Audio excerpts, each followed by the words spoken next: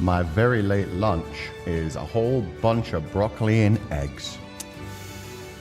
Been so healthy recently. It's making me sick.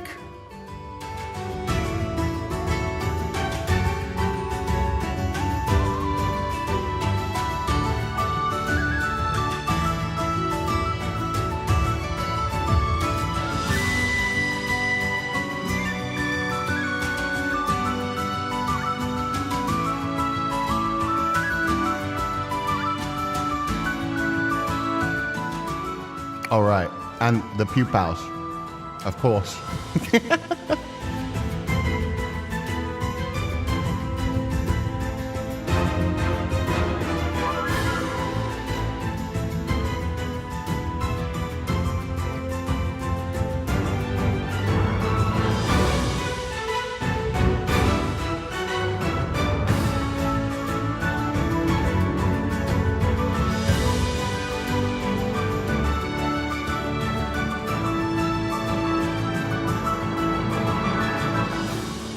Broccoli is a carbohydrate.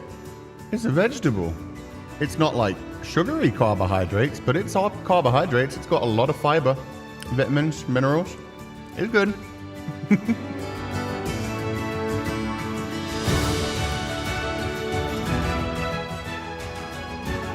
My eggs!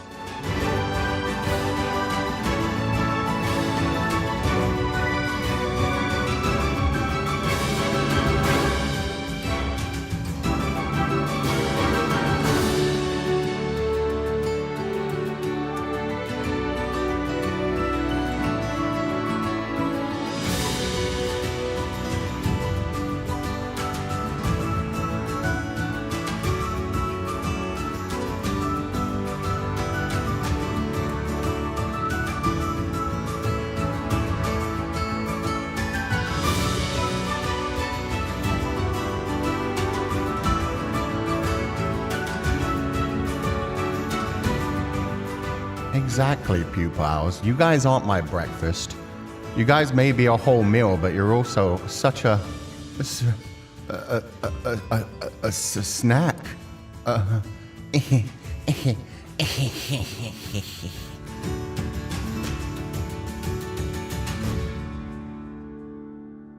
Okay, the music ending there was embarrassing.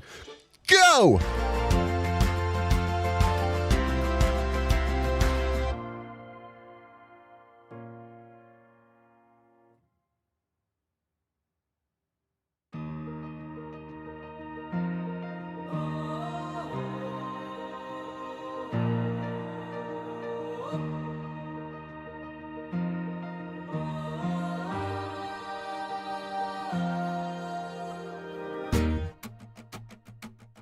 Oh, that's really sweet to hear. Thank you so much for donating the flowers to get that scene.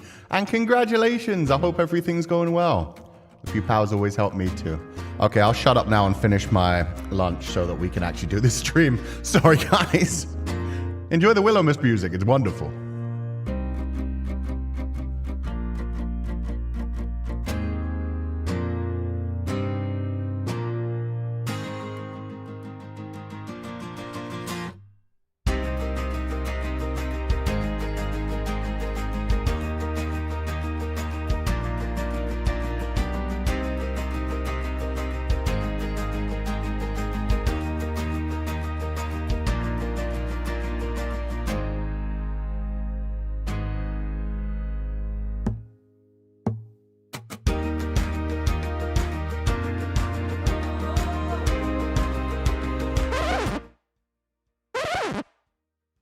What do you mean by that?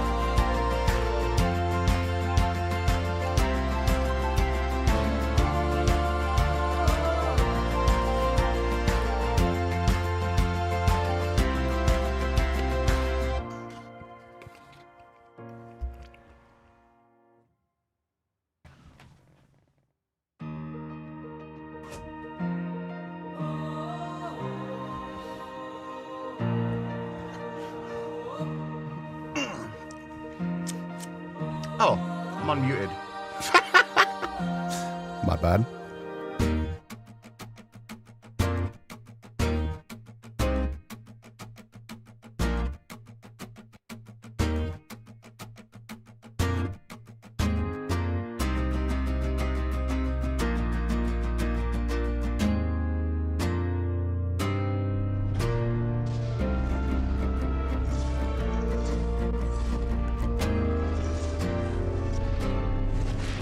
And there was me preparing the best Jad joke of all time. I thought I was safe to make old man groans while I moved around too. Guys, what do you call it when the witch from Buffy the Vampire Slayer doesn't manage to hit the target?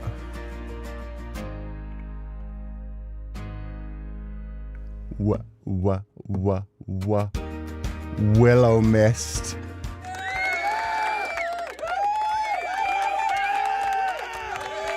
Thank you. Thank you. Thank you. Yeah, it's good to hear the appreciation. Boo! How dare. I thought about that one for 3 solid moments. 0 out of 10.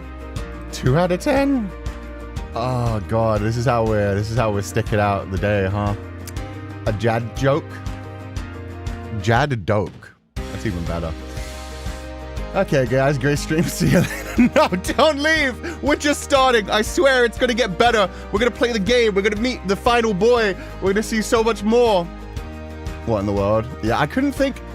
It was either, yeah, a Buffy the Vampire Slayer reference or Willow, the fucking, like, 1980s, maybe even 1970s movie. There haven't been many, like, famous Willows recently. Maybe Willow Smith, but yeah. Don't give up your day job. It's okay, I'm at my day job. This is my day job, making a fool out of myself. Day job, I don't know why I said it like that. Is it too late to unkami-oshi? It's never too late to unkami-oshi. You can unkami-oshi at any time, but then you'll be lonely. Thought you were gonna say sucker? I don't quite get that one, but I like the way you're thinking. Is it bad that I don't even think it could be in your new short, Sensei? No, that was terrible. For one thing, I didn't even mean to press the applause button. I meant to hit the record scratch again. That's why the volume went down. I was going to be like... and then do the crickets again. But I accidentally pressed the applause button, so I was like, okay, we're running with applause. That's my bad. Rapidly Oshiing and un-Oshiing every other minute based on Kuchan's line of dialogue. This is why I should just play games and shut up. Play the game, Let's Player. What is up, everybody? Good morning, good evening, good afternoon, good night, whatever time it is for you. I hope you're having a wonderful day. We've just had 2 days away, so I'm going to blame that on me being full of dad jokes and silliness. And yeah, it is what it is. Kami-oshi-ku will be forever alone. No, it would just take like maybe couple hours to find a new like thing to Kami-oshi and to slip into the community, and you'll be fine. Don't worry about it. I'll be the lonely one. But either way, we're going to continue this game. I really hope I saved. Suddenly realizing 3:58 p.m. Yeah, I guess number 1. I didn't save scum too hard. Let's go. So if you don't remember what happened last time, we met a bunch of characters at the Willowmist Emporium of Antiques and Curiosities. We met a whole bunch of people, including what seems to be a emo vampire, a knight in shining armor from the past who's been sent to the present, a werewolf, big bara buff guy who's sexy with gray streaks in his hair, who is probably dating our auntie. No, not really dating our auntie. It seems like him and our auntie were just kind of smashing occasionally and teasing a relationship that hasn't quite come to fruition yet, but I hope will in the future. It sounds like they both have commitment issues.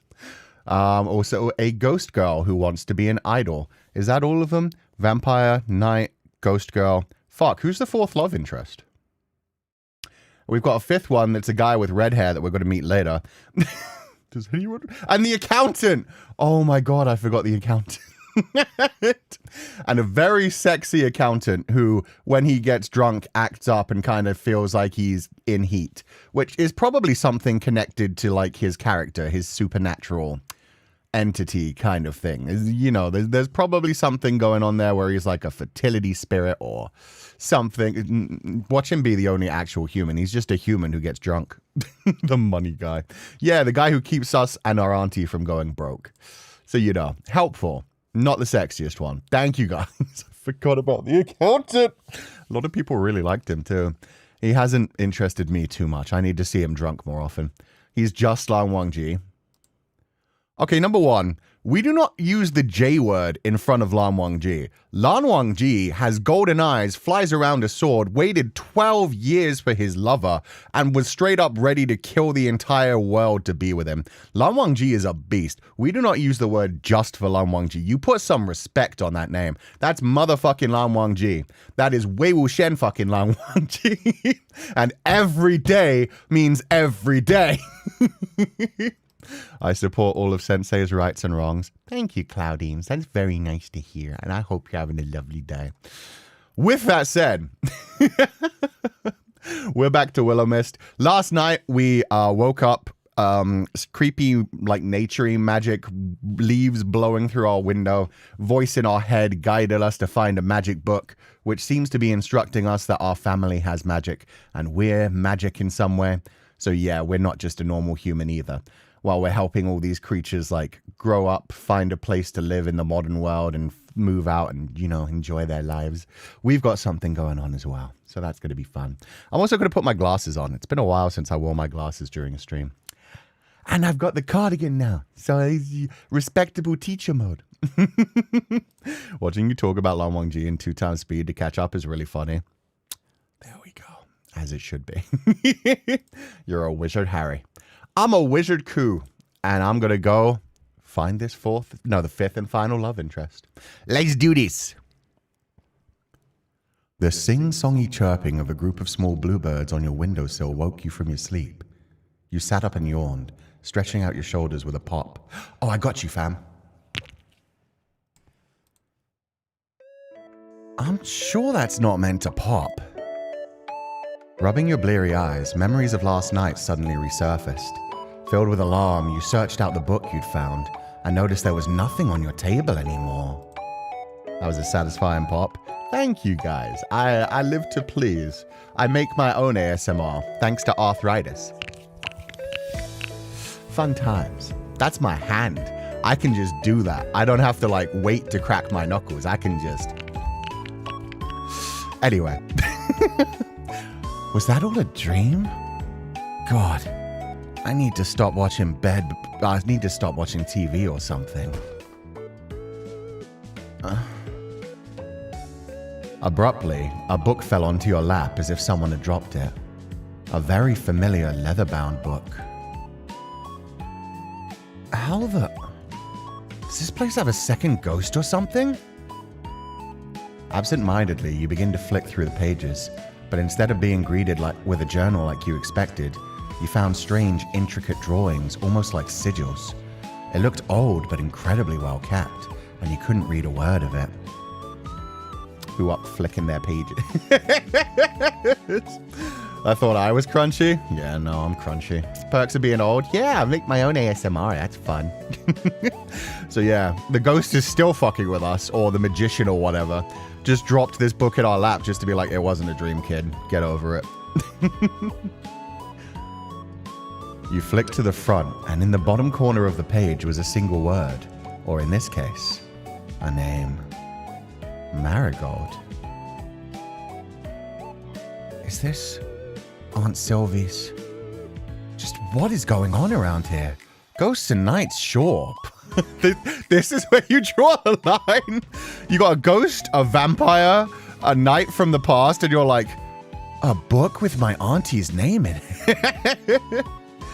People around here are different. Does that mean she was too? It did make sense to you, kinda. Your aunt was a little strange in a curious way. Okay, Mr. Book. I'm gonna leave you here, but I'll come back to you later tonight, I promise. There's no need to follow me around the store, alright? I've got work to do. But trust me, you and I have a date tonight, all right? Don't go anywhere. So from a date with death to a date with a book. That's too far. How dare. I thought that was a silly little joke. Fine. You set the leather-bound book carefully on your desk, taking note of exactly where you leave it. All you wanted to do at the moment was find answers, but instead you turned to your door. There was work to be done. Inventory needed sorting, bills to be paid, and customers waited to come spend their hard-earned money. And talk to you, apparently, since that's what your aunt did. Helped people. Oh, okay. I can sort through... Oh, yeah, I can sort through storage to find new stuff, man the counter to sell stuff, or clean the store. I think the store is clean enough. So, let's sort through storage. Let's try to find one more item, and then in the evening, we'll man the counter. And then we'll clean tomorrow. Honestly, why the fuck doesn't the vampire clean anymore? That's supposed to be his one job. At least the book will not judge by the cover. Good, because I am wearing a silly shirt. It's kind of growing on me, though. I'm not going to lie. The shirt is growing on me. Watch the book be the last love interest? Oh, maybe. Maybe he's like our familiar. Maybe as we get our witch powers stronger, he'll become more real. I love the music in this. It's so gentle. You begin searching through your aunt's collection. Never search your aunt's collection. That's between her and Jesus. Unfortunately, you don't find anything worth selling today. Really? Man. What sort of silly shirt? Oh, the silly shirt that like the main character is wearing. I kind of made fun of it the other day, but now that I've got fan art of me wearing it. Thank you so much for the wonderful thumbnail. Rain and I did such a good job. It's kind of grown on me. You had just stepped away from the counter to grab lunch when the door opened and Florian came waltzing in, covered once again with his sunglasses and bucket hat. Florian! Hey. Oh, we have to move. We're in Florian's way, guys. Okay, I'm gonna come over here. You guys can come over here. You guys get to be up above today. It's a nice shirt. It's a pretty nice shirt. It's a pretty nice shirt. Hey.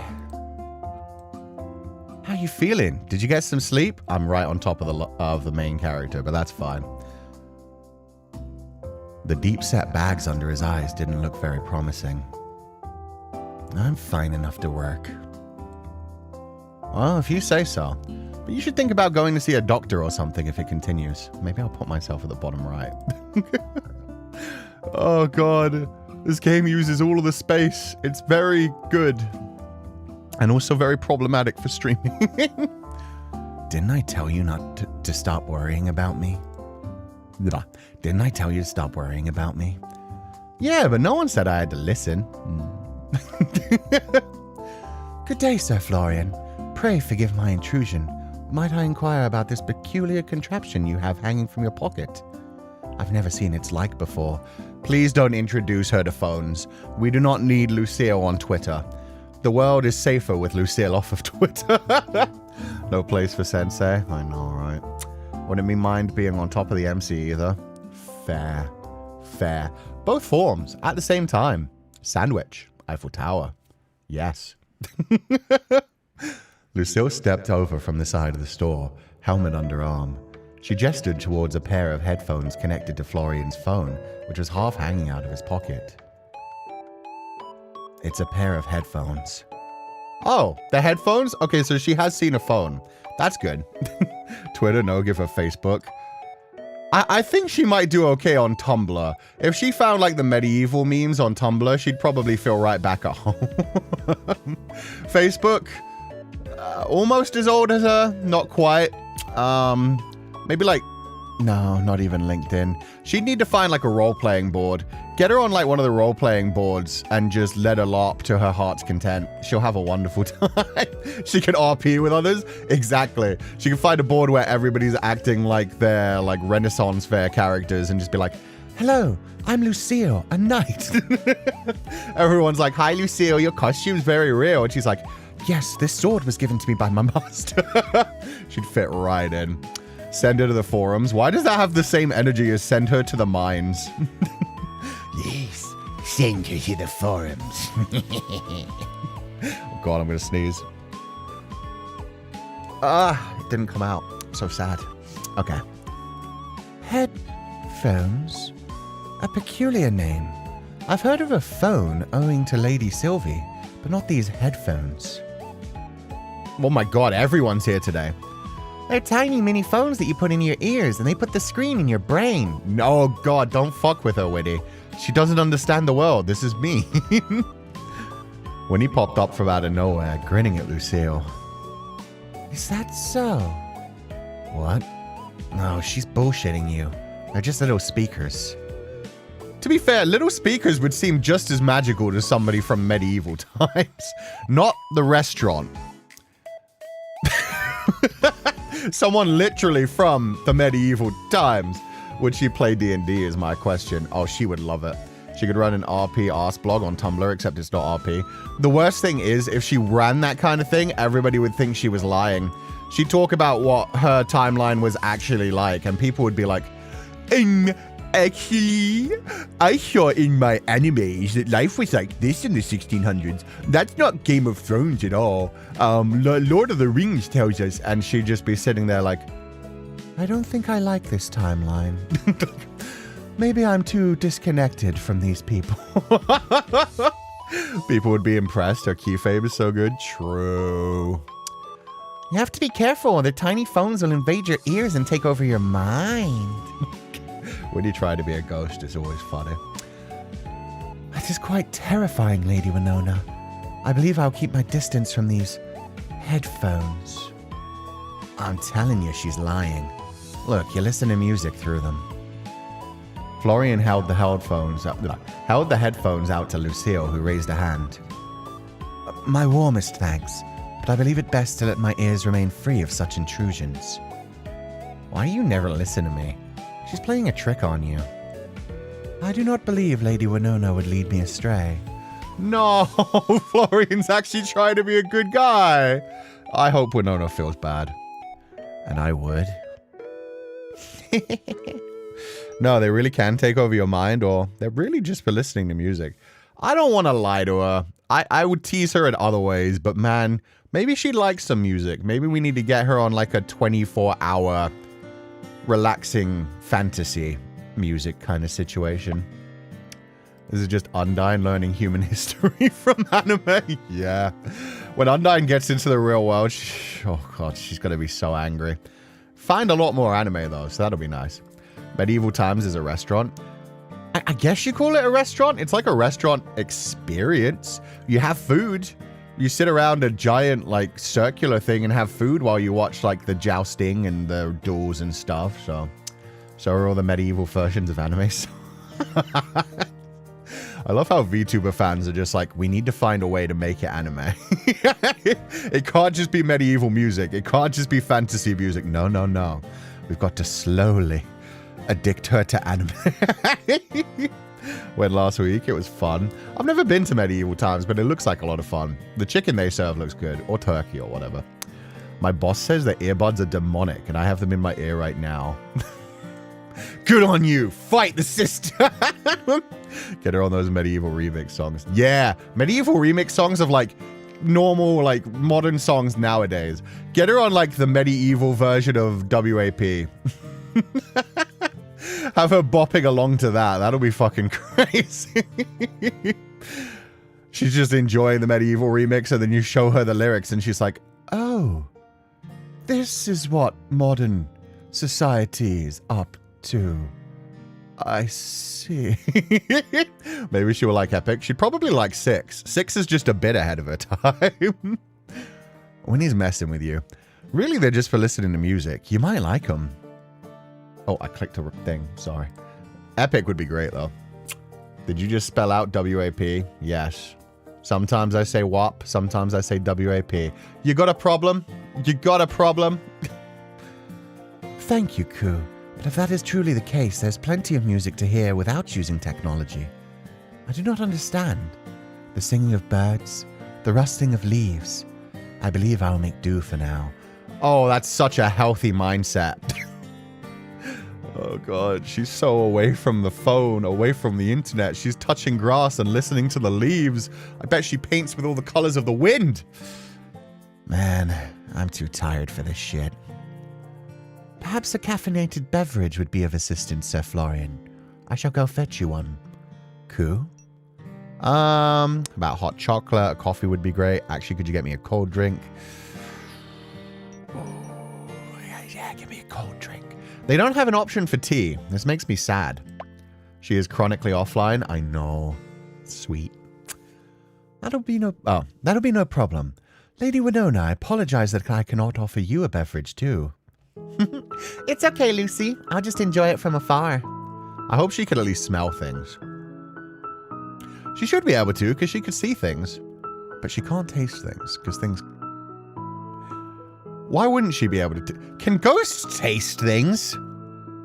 When they, like, go through things, do you think they taste the substance they're going through? Because their tongue is making contact.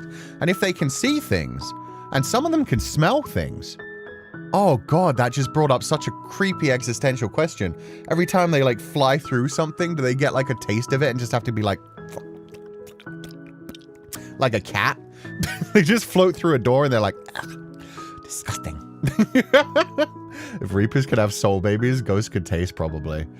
Is their tongue making contact though? If they're flying through a thing, then yes, at some point, every one of their taste buds is touching it. When it's offered, they can eat something. In like Irish and Celtic mythology. Fuck it, cedar again. Even worse, when it's like fake wood, they fly through a wooden door and it's like, it was plastic coated. They've treated me. It's fake. Fly through stone expecting some nice minerally taste and it's like, it was just the plastic shit that looks like stone from the outside.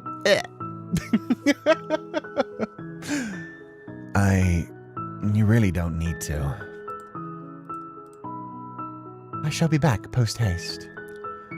At that, Lucille left for the front door, a spring in her step. I'm gonna keep practicing. Bye-bye, lazy bones. Hey, you don't sleep. You kind of got an advantage over us. When he floated back up and through the ceiling, you weren't sure you'd ever get used to that. I wonder what the dead stuff between the ceiling and the floor upstairs tastes like. Seriously, though, are you doing all right? It's just personal shit. It has nothing to do with work. All right, but don't overwork yourself too much, yeah? Actually, I'm glad we have a second alone. I wanted to talk to you. Why? I guess you're kind of the person I know best in town. Is it time to ask about the whole, like, book floating around thing and my auntie being a witch? Because that'll be fun. Probably tastes like blue cheese. Ooh, that's pretty bad. Technically, they go through it. The molecules don't touch, I suppose. I guess so, but then technically they shouldn't be able to see stuff either. It's ghosts, I guess. Oh, how do the Dia de los Muertos ghosts eat the food? I don't think they eat the food. I think you just kind of offer it to them, right? They take it to the underworld, so it's more like they break it down. Why? I'm not the kind of person that people confide in. I disagree. You're really easy to talk to. True. Anyone who doesn't talk too much is actually the easiest to talk to, as long as they don't actively attack you when you talk to them. What is it? Aw, he didn't seem sad about that. I found something. Congratulations. Would you prefer a ribbon or a medal? I'll take a medal. Is both an option? There we go. Maybe a warm hug too. No. Damn, you got me all excited for no reason. But seriously, I woke up in the middle of the night and there was a tornado in my room. Right. A tornado in your room. Florian is just like ghosts, knights from the past, werewolves, vampires, demons. These are all fine. You having a big gasp of wind in your bedroom? Nah, bullshit. I call bullshit. You're not taking me seriously right now. No shit. You're telling me there was a tornado in your room. Okay, listen. Not a tornado exactly, but a lot of wind and leaves. They were swirling around me. Uh-huh.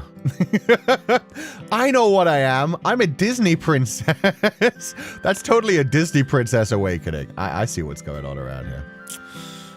And they led me to a book I can't read, but that doesn't matter right now. As soon as I touched it, it all disappeared. What's going on here? Are you an idiot or something? Whoa, where's that coming from? And yeah, probably. Jesus. Yeah, just roll with it. It's okay, Cú. Just don't have a thought between those eyes. It's just fine. I told you, this town is full of all kinds of people. That includes your aunt. There's probably a reason she wanted you to come take over. She always has her reasons. She just never actually tells anyone about them. I think she gets off on leaving people confused.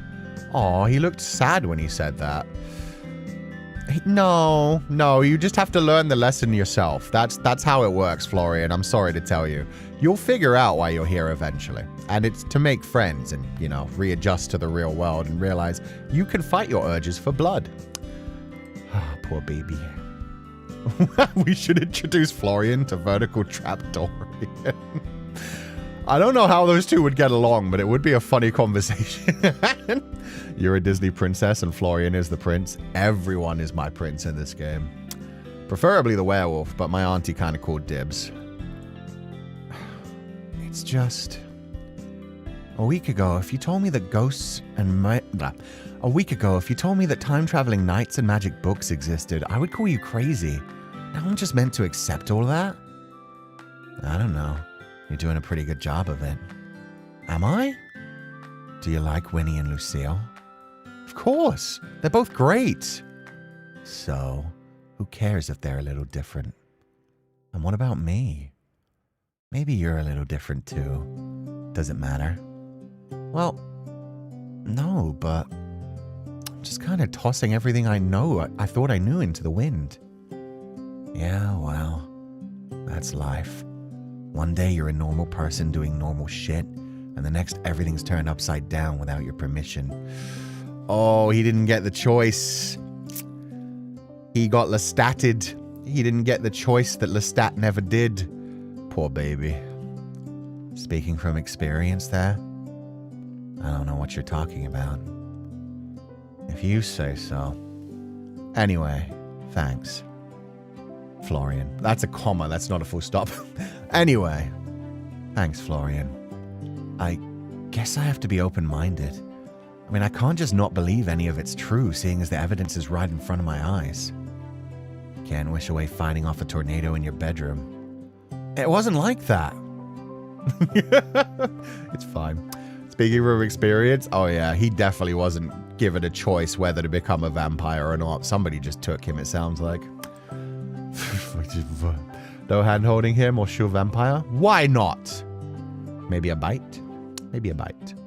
They do look like Clans. From Voltron?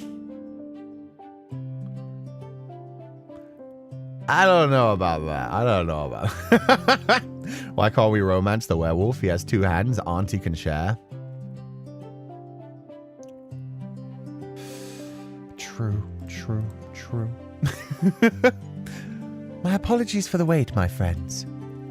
Oh wait, you were gone for all of 5 minutes. It just felt like 15 minutes because I kept yapping my ass off. A midday jog helps me clear my mind. Please enjoy. She actually went jogging? Okay. She placed down a small tray. Wow, she is really showing us how to live life. I don't listen to music in my ears. I go out and listen to the sounds of nature. I just felt like clearing my mind, so I went on a nice healthy jog. And I brought you back tea. Lucille's perfect. Holy shit. She placed down a small tray on the counter with 3 drinks carefully tucked into it. You quickly took yours, glad for it, and Lucille picked up something floral smelling. Oh, actually I just realized. What she was saying is she jogged back with the drinks. She ran to bring them back to us. Oh, that's cute.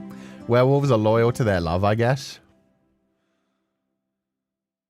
I mean, they do, imprint for life. Sometimes an entire life, according to Stephanie Meyer. Christ. What do you got there?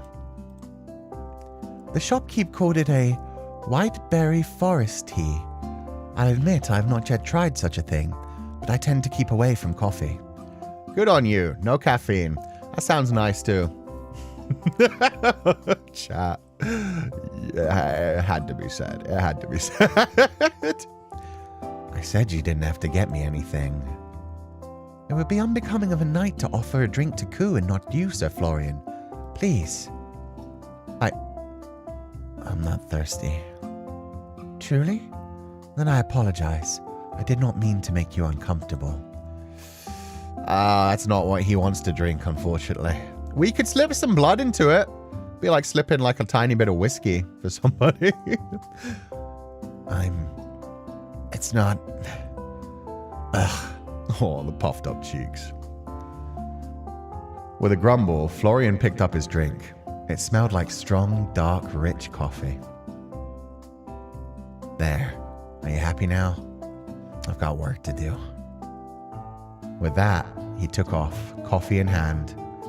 Aw, he's always so cute. He's like, I don't want to just say no to it. I don't want to turn it down. I don't want to hurt her. Twilight watch along when hell freezes over. I have only ever watched the first Twilight as far as I remember. I've seen clips of every other one. No way. I think I've seen little bits of the final one as well. I think I caught a little bit of the final one when it was on one time.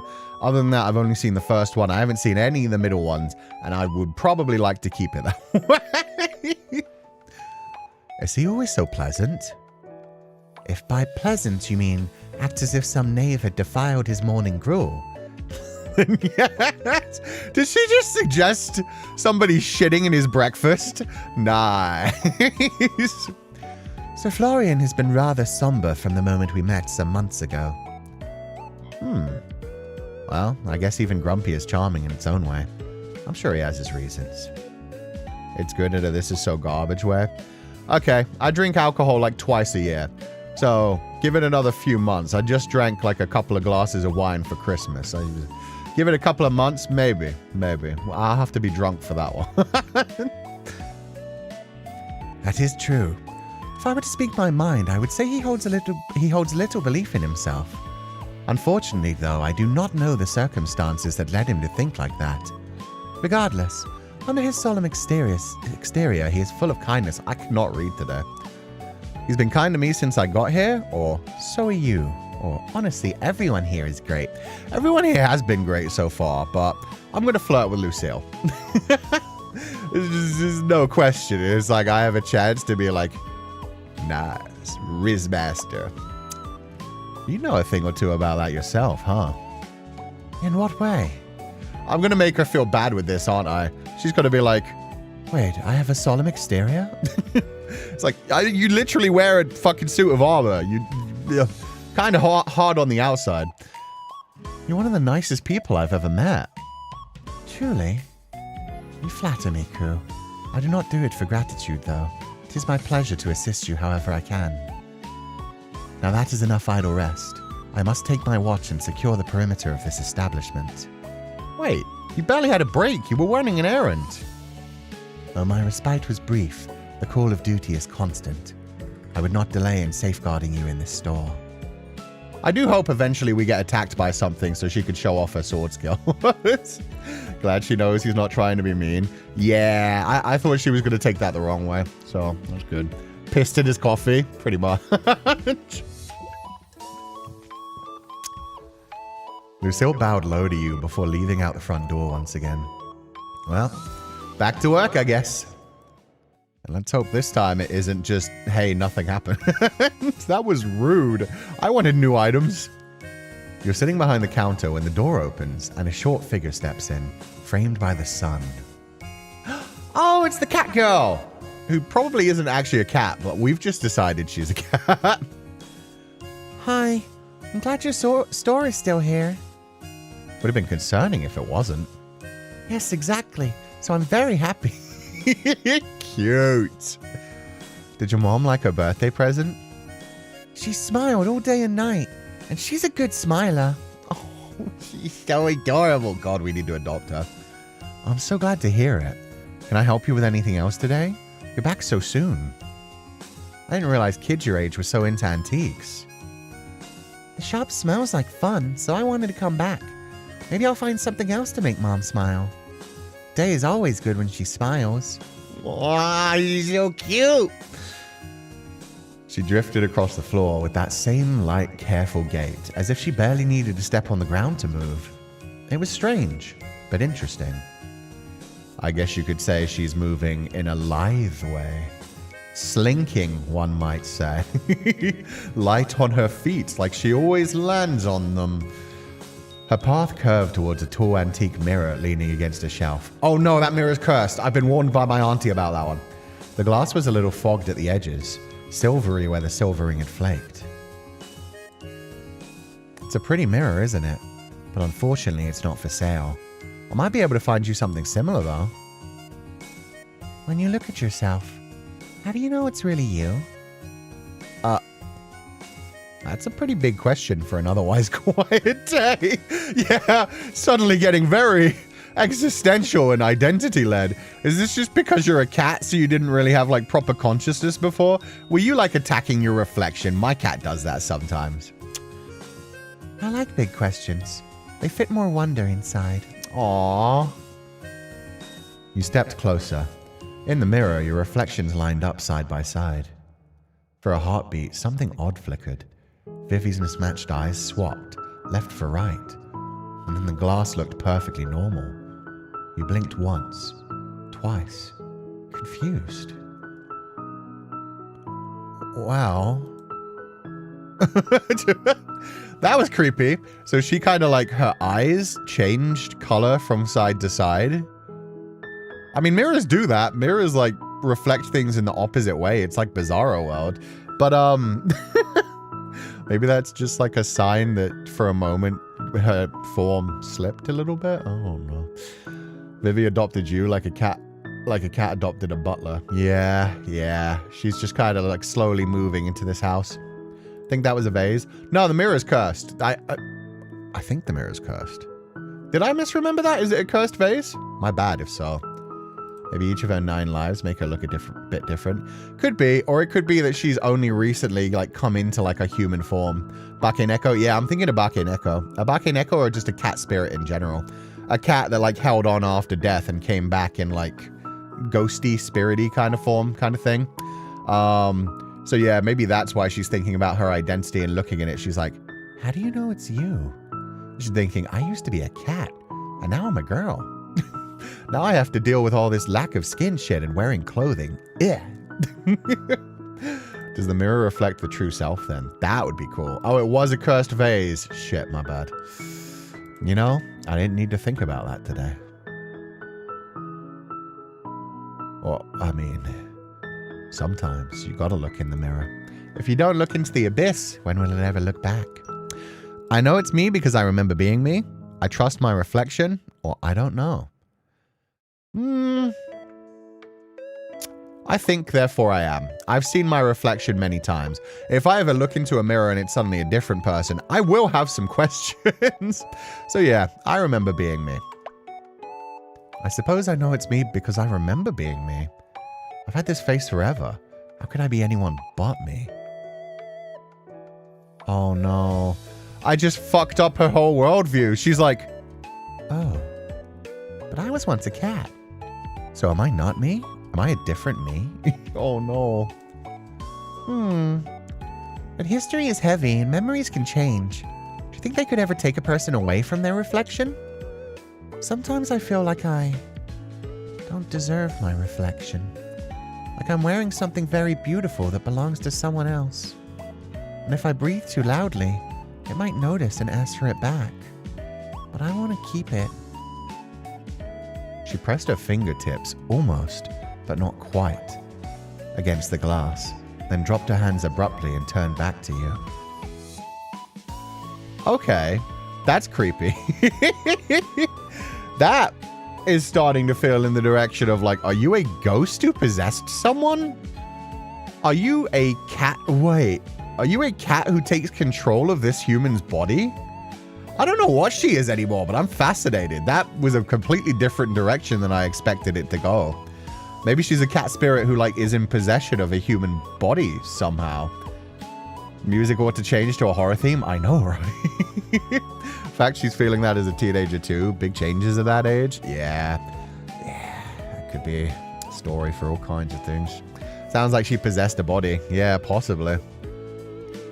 Maybe that's why she has one green eye and maybe one blue eye. Maybe it isn't just a reflection of who she was as a cat. Maybe the human originally had blue eyes and she had green eyes as a cat.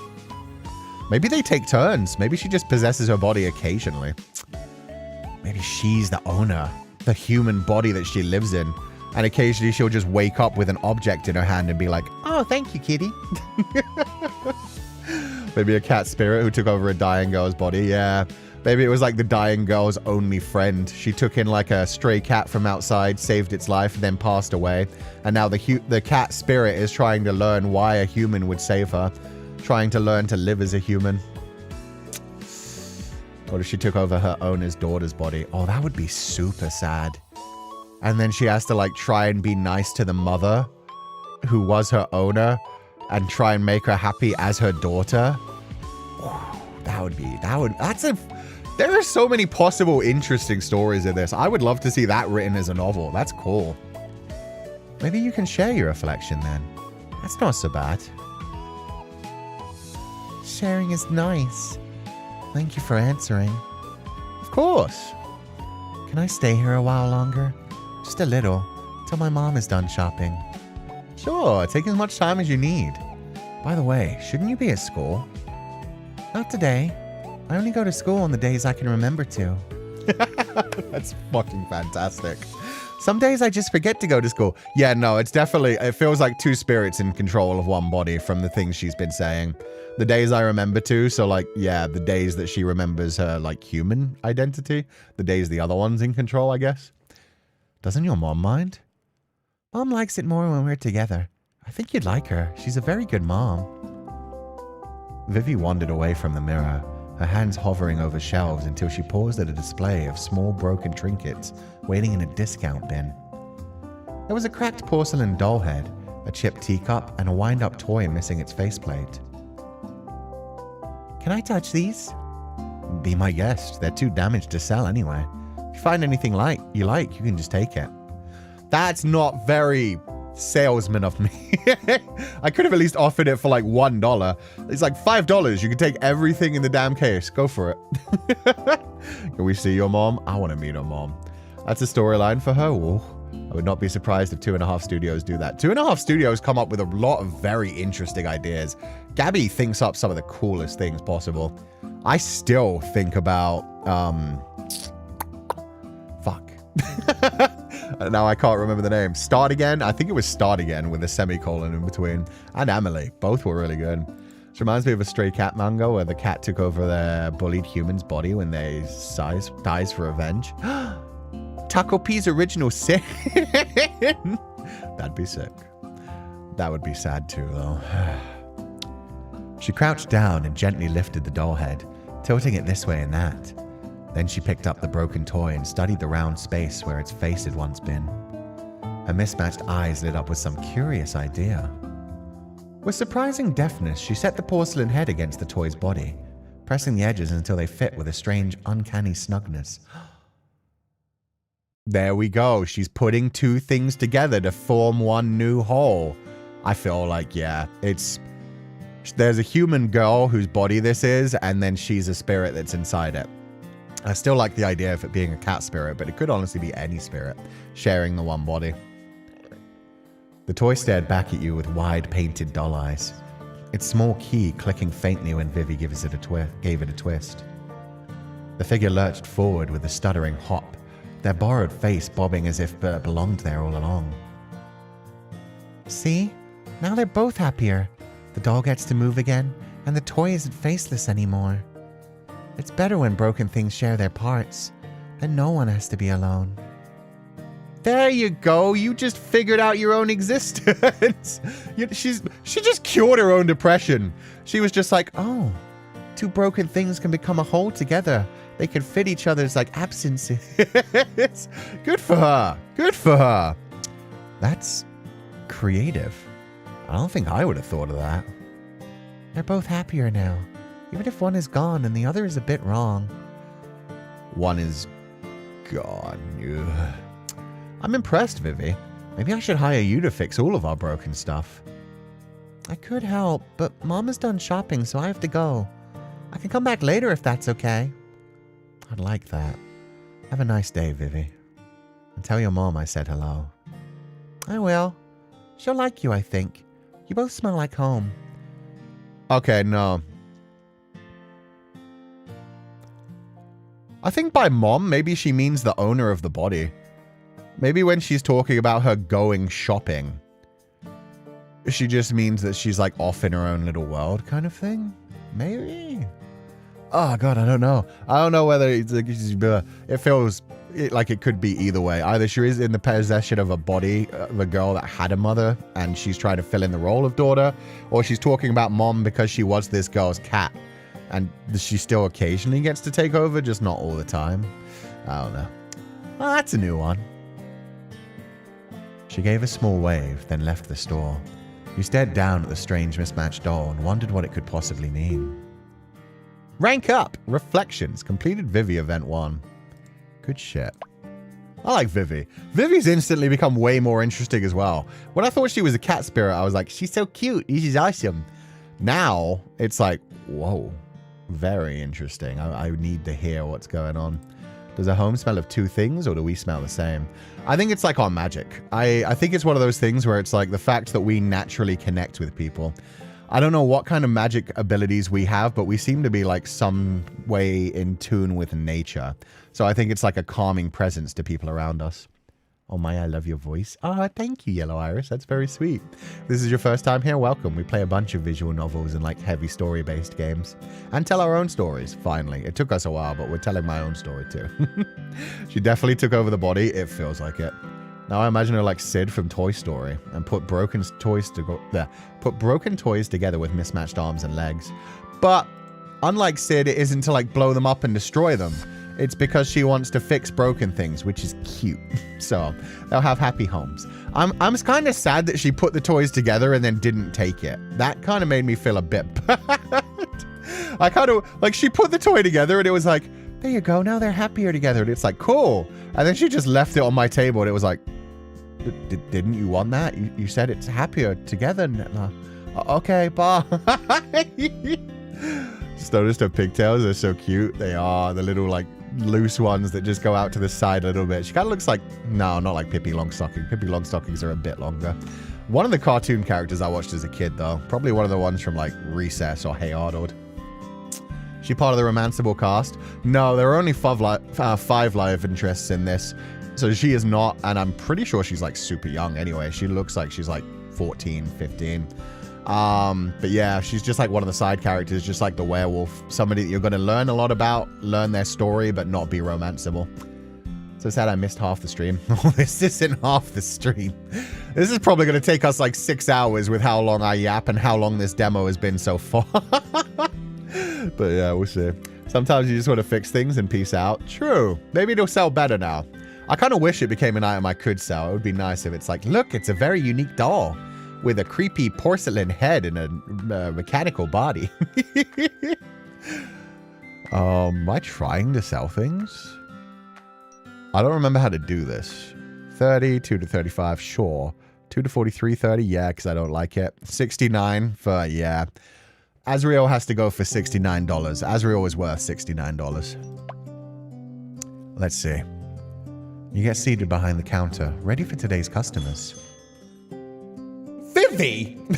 You were just here! You must stop this! The bells chime and a customer comes inside. Hi, Not Granny Sylvie. Welcome. I'm not reacting to this. I can't buy anything now, but I'll dream about them and maybe that's enough. That doesn't help me at all, Vivy. You're a very cute child and I will give you head pats. Here. Now get the fuck out of my store and come back when your mom gives you an allowance. Bye-bye. See you next time. The customer leaves the store. Oh, thank God there's someone else. That's so cat-coded. It is, but it doesn't help me. Why not 6'7"? Skywing. I'm pinning that message because this is on the wall of shame right now. How dare you? 103 of those. They're so cute. Bunny brooch and axolotl. I don't like the brooch. I like both the bunny and the axolotl. The bunny is actually incredibly cute. It looks like it would go really well with like a gothic Lolita outfit. Mimi, we basically started. Yeah, exactly. We've barely got into this so far. But I hope you enjoy the stream or the VOD. Yay, big man. A fantastic day to you, Cú. And a fantastic day it just became, Quinn. Welcome. Christmas bells brooch is giving me inspiration for a new dish. $30, quality normal. What say you to the humble sum of $10? My dude, you have a very high-scale restaurant that's doing incredibly well. You can't spare more than that. Counter offer. How about $21? How about that? I will double it. How about 21? Fuck. Alas, my purse is not as deep as my heart. Parting is such sweet sorrow, but I shall sweeten it with anticipation of my return. See you next time. I fucked up. I don't have the charisma yet. I need to level up. At least 15. Come on, old man. I know, right? If I could... I wish I could counter offer at least. That's how haggling works. The customer leaves the store. You saw 2 customers today, but no one else is coming now, and I made no money. It did say 2 to 43. 11 would have been fair, but man, I wanted to try. It's a little past 5 p.m. and you're sweeping a few stray leaves from the floor when the door is pushed open once again. And then 5 more leaves join you, awaiting their inevitable sweeping. Whatever magic I have is now just fucking with me. Every time I clean the store, it's just going to be, and here's more leaves. Remember your magic. And it's like, thanks. Can I make the leaves go away? Can I Disney princess this shit? Can I sing at them and have a bunch of magical animals come clean the store for me? Florian isn't cleaning the store. And even though I'm sweeping, the cleanliness hasn't gone up. This is BS, man. Think you would pay the 15? Oh, it's too late to know now. Greetings, Sir Emmett. You've arrived at a most fortuitous time. Sir Florian and I were just debating over whether Cú would neglect to pay the bills or not this week. Rude. You're not supposed to tell anyone that. It was just between us. Do I look that forgetful? Yeah, you don't look like you have many thoughts in that cute little head. To be fair. Do you want me to answer that honestly? Now I'm not sure. Emmett adjusted his glasses, pushing them up from the center with his fingertips. God, he's so tall. I always forget that too. Cú-sensei, you have enough to pay the bills this week, right? I have enough to maybe buy myself another week if he, takes a different form of payment. Against the table, maybe. Or upstairs. Either way works. We'll see. No bills will go unpaid while I'm still contracted. What's that supposed to mean? Everything would fall apart if I fired you? I didn't say that, but you're free to assume what you will. Careful. If you speak to me so nicely, people will think you actually enjoy my company. My apologies. We wouldn't want that, would we?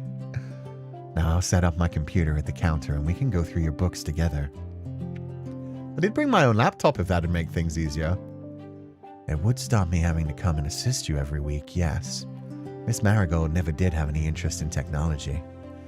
I was gonna say, I miss out hanging out with you. Maybe I shouldn't bring out my laptop. I don't even have a laptop. I don't know what you mean. Actually, maybe I don't have a computer. Is that common? The top one has a love heart on it. So yeah, I have to specifically say, and miss out hanging out with you to do the romance option. I mean, we're doing the demo, so fuck it. We go harem route. Even though Lucille is #1, everybody gets their chance to shine. The smile, the banter, I know, they're clicking. I also really like the little tiny pink streak in his hair. I miss hanging out with you? Perish the thought. I would be happy to show you how to digitize your accounting yourself, and then there would be no need for me to come here every week. You would save money, and I would save time. That sounds like a win-win to me from business owner to business owner. But what about your wonderful company? It could be used on another client, I assure you. Oh man, you're so uncaring. Fine, it's upstairs. Should I break it down, or do you want to come up to the bedroom? Oh shit! Upstairs is adequate. A quieter location might be a good idea. We need to get some alcohol in this man right now. Emmett looked sideways to where Florian and Winnie were currently discussing a new movie that had just been released, and then towards Lucille, who was sharpening her sword. Probably a good idea. The two of you headed upstairs and into your apartment. Lucille's already turning yandere. The plan is working. She's like, shh, shh, be careful. That is my master. Shh. Home sweet home. Can I get you something to drink? A coffee would be fantastic, thank you. You crouch down to look at the back of your aunt's cupboard. There are around a dozen different kinds of tea in beautiful little embossed tins with handwritten labels. Your aunt's handwriting? Sure looked like it. She makes her own tea? Let's go. Pushing those aside, you found what looks like a 20-year-old container of instant coffee. Fair warning, I think this coffee is older than I am. Would you expect anything less from the owner of an antique store? True. Touché. I'm just saying, if you get poisoned, please don't sue me. All I have to pay you with is buttons and pocket lint. Don't tell our accountant that. He'll figure that out in about 5 minutes. It's just, let him discover it. Be a mystery. Make him work for it.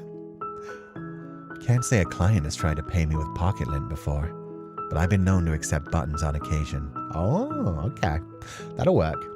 That sounds magical to me. You peered up at him. He'd sat down at your kitchen table at some point, scrutinizing his face. Seriously? No. Why would I accept buttons? It was a joke. God damn it. I love that he's just saying that all as deadpanned as possible. They paid you in 80 other ways? Exactly. That's my question. Orku has to pay. Exactly. I got no money. And if you won't take the buttons, you could just rip the buttons off. Get them out of the way. Oh my god. Wow, we have a lot of new people joining in today. Hello, everybody. I've seen a lot of people saying, hey, first time on the stream, just wandered in here. Thank you guys so much for being here. I hope you're having a lovely day. So yeah, don't worry.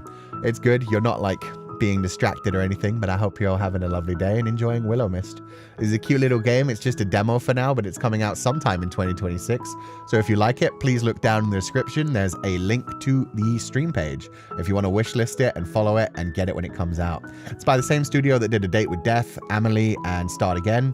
2.5 studios that are really good. So I hope you guys enjoy it. Thank you guys so much for being here. Wow. It's kind of impressive how you can keep a completely straight face while joking. I thought maybe you worked with a button factory.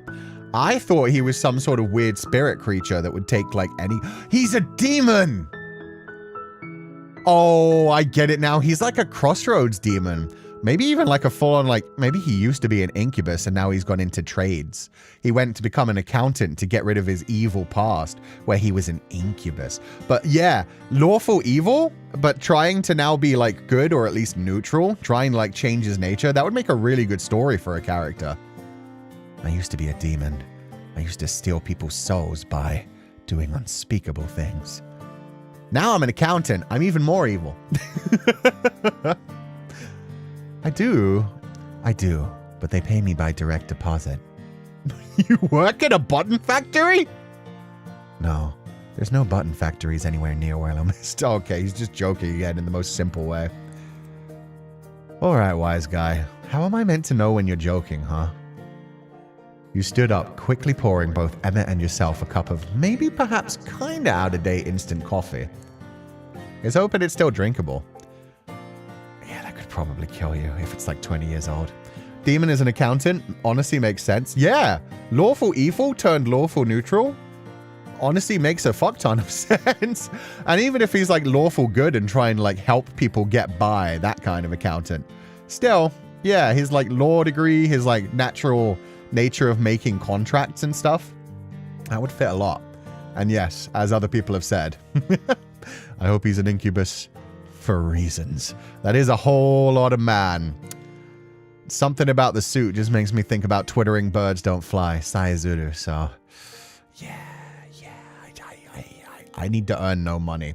I need to earn all the money, but pretend to him that I've never been paid in my life. See what happens. You handed him a cup and placed your own down on the spot beside his, then collected your laptop, which was still open to Winnie's idol page. About that, I'm working on a side hustle. I'm now the manager of an idol who currently makes no money, but she's totally got to kick off someday. It's a business thing. A fan of idols? I used to be an idol back in the day. Well, this is for Winnie. You know what? Yeah, screw it. I used to be an idol back in the day. Back in my day, I happened to be an idol, you know. Is that so? Yep. Big into singing, dancing, all that. And you decided to pack it all up and move to the countryside to sell antiques? Well, the spotlight isn't for everyone. I just shine too brightly. 'Twas the opposite for me. It's fortunate you have something to fall back on if this doesn't work out then. Putting aside the non-work talk, please navigate to this website and download the software. I'll give you a license to use it under my business. Aww. Okay, we had our fun time. Now it's back to business. He got serious. Here comes the arrow to the knee. Yeah. We're old now. We're almost in our 30s in this game. I don't think the MC even is. I think they're only like in their mid-20s. They're just feeling kind of lost in life. Emmett pulled out his own laptop. And I wonder if he actually was an idol now that I think about it. That would be a crazy lore drop. Like, yeah, I used to be an idol. I just kind of like fell out of it. MC is 27, right? Oh, are they? I thought they were like 24 for some reason. But yeah, 27 would fit as well. Coming like up towards your 30s is a good time to like feel a bit lost. Emmett pulled out his own laptop, then showed you the download page for some piece of accounting software, which you promptly downloaded. It's a rat. He just wants to look through my webcam. I understand demons. I understand possessive men. I'm okay with this. Have you ever used a program like this before? What if I said I had? I would inquire whether you were lying or not. You know me too well already, Emmett. I haven't. Really, I'm new to all of this. Any guidance you can give me is appreciated. Not to worry. It's rather beginner-friendly. And your aunt's business is quite simple. It's all cash in, cash out. I'd suggest continuing to use the book downstairs for keeping track of sales, as Miss Marigold will find it more comfortable when she returns. But once a week, you can copy the numbers in here. He leaned over slightly, pointing towards the screen. And I leaned back slightly, checking out that booty. Miss Marigold chooses to pay off her bills weekly. I had suggested monthly or even 2 weeks, but she was adamant about it. The bills will cover water, power, the usual.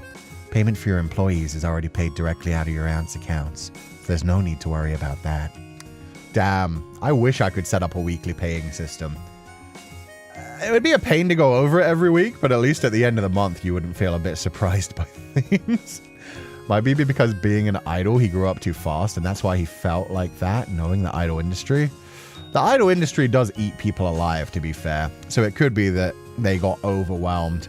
Maybe that's why they were living in the city as well. They were like making a lot of money, doing a lot of like hotshot shit, and then they retired, and it was just like, I don't think I like city life anymore. I want to go somewhere quiet. Would be good. Sensei's taking the free viewing. Hell yeah. Any chance I get. 1 second, I'm going to blow my nose.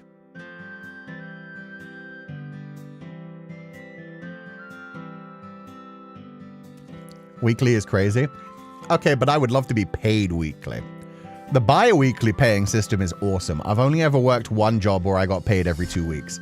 Every other job has always been paid monthly, and it's always been like, I would prefer 2 weeks. That would be great. Also, Lulu24, welcome to the...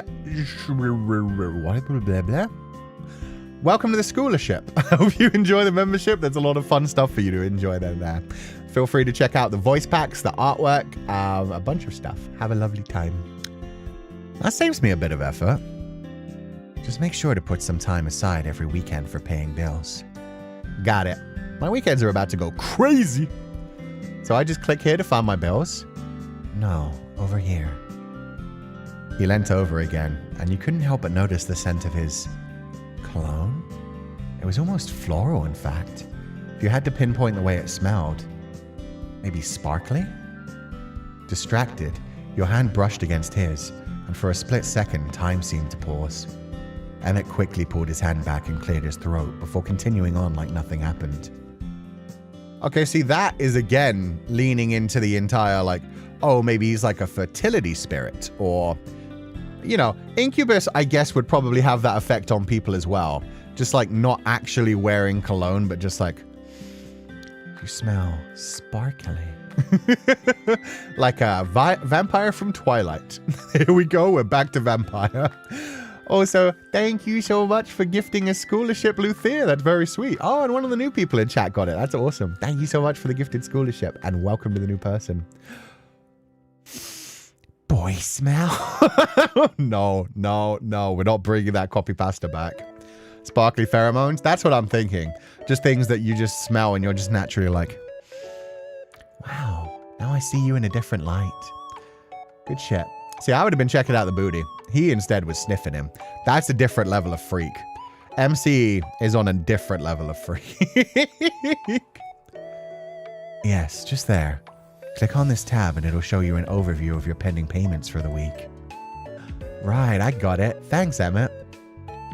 From here on, it should be straightforward. However, since it's your first time, I'll stick around and assist you with filling in some sales data from the book downstairs. Really? It's awfully kind of you. At that, he let out a rare laugh. I'm paid by the hour, Cú. I wouldn't call it kindness. Oh, you are a devil. Oh, I see. Looking to fill up your bank account, huh? That's the point of running a business. Yes. I appreciate the help nonetheless, even if it comes from a selfish place. Want another coffee before we start, numbers boy? Numbers boy? You like numbers, don't you? Yes, I suppose so. And no, one of those coffees was enough to last me a lifetime, thank you. If I ever have to drink another, it'll still be too soon. I'll grab the book then. Feel free to make yourself comfortable. Oh, you're so cute.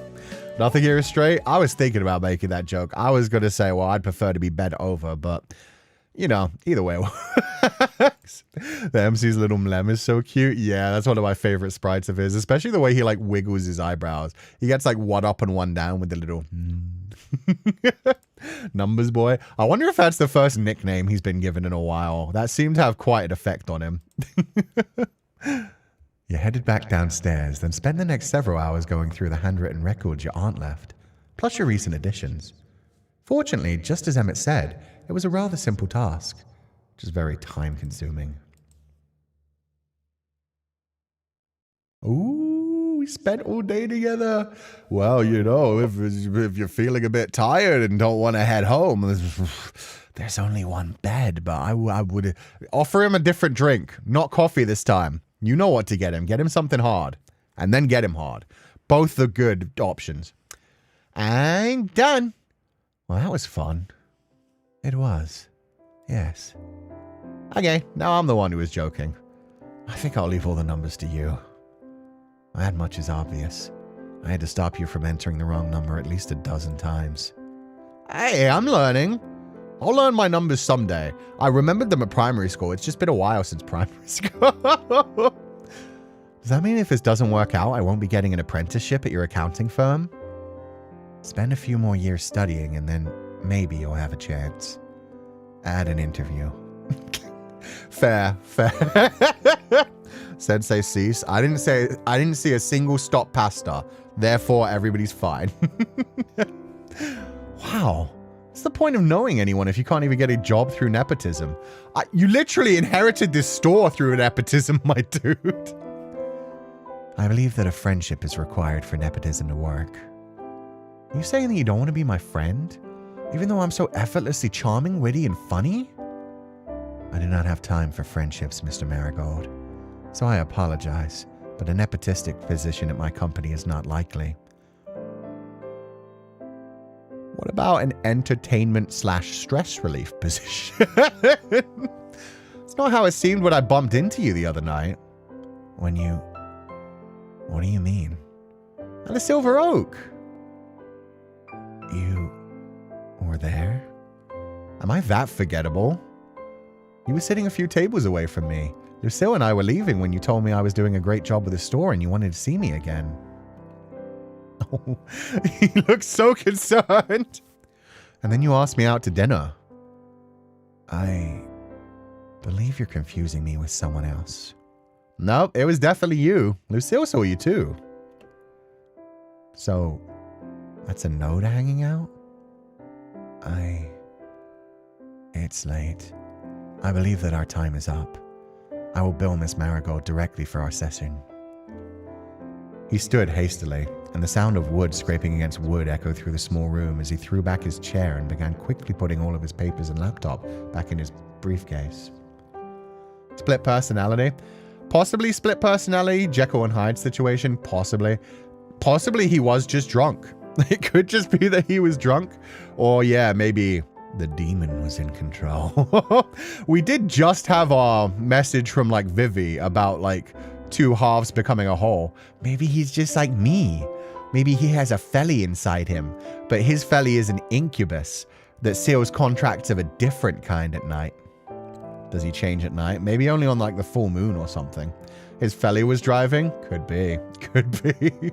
His Feileacan that's inside him all the time, just sizing up everyone he works with like, oh, I hope this one defaults on their payment. I'm gonna have fun with that. Oh shit, I didn't silence my phone. Sorry. There we go. Then maybe we could... I should really be on my way. Good night, Cú. Don't forget to brush your teeth tonight. Brush my... In a hurry, Emmett rushed out the door and down the stairs, leaving you staring at the empty spot where he'd been just a moment ago. He's the Tooth Fairy! Imagine that this is this world's version of a Tooth Fairy. Excuse me? Yeah, no, that was a strange moment. Don't forget to brush your teeth tonight.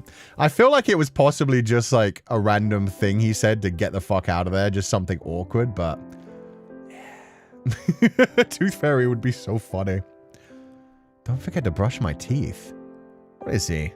My mother? Or my daddy? Wait, what's that? A folded up piece of paper remained on the table. You unfolded it to see a letter addressed to Emmett. Resisting the urge to snoop, you instead folded it back up, then found your hands covered in sparkles. What the? You brushed them off on your shirt, then touched the paper again.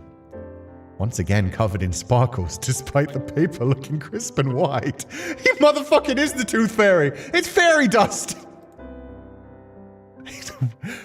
He's like an ancient form of the Tooth Fairy. You guys see the vision, right? He's like a fae that would collect children's teeth for coins. And now people don't believe in the Tooth Fairy anymore, and parents put coins underneath instead, so he's out of the job. So he had to find a new thing to do. You believe in... He's just outside the window, palms against the glass. Let me in. You believe in fairies, don't ya? Come on, let me in. We meet him in like a wooded grove. I know what you are. You sparkle. You take coins for services. Say it. Tooth Fairy. And then he says, okay, Cú, you figured it out. Now open your mouth. Emmett will probably want this. Taking the letter in hand, you dash downstairs.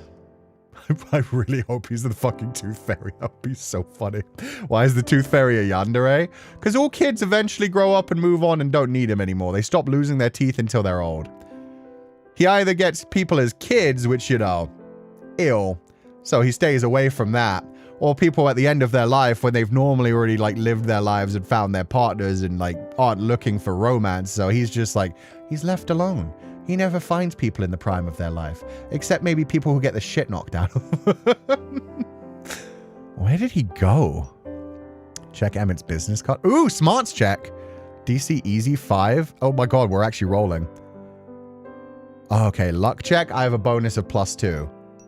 So yeah, I can either check Emmett's business card, which is a smarts check of 5, but I have a DC bonus of 1, or wander around and hope for the best, which is DC 5, but also a bonus of 2.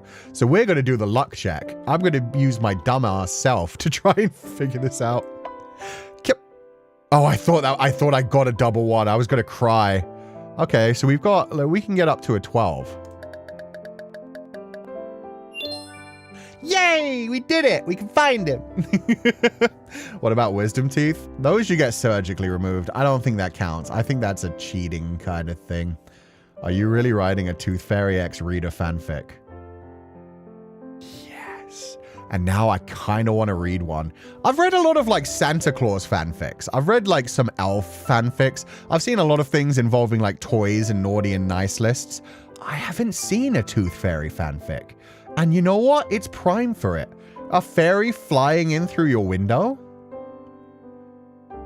What nice teeth you have. You have such a nice smile. I just couldn't leave without saying hi. People love the Tooth Fairy. Okay, I can't imagine that one getting a fanfic. Tooth Fairy for Rise of the Guardians is so adorable. You can't have gone far. Trust in yourself, Cú. You set off on foot, walking through the darkened town. It was a clear night, and the sky was full of more stars than you could count. It was certainly different to back home. You were walking like this in search of Emmett, but slightly distracted by the sight above when you heard a meow? Then another. And another. Where's that coming from? Following the noise, you turned into a side street and saw a group of kittens huddled together and surrounding a certain man.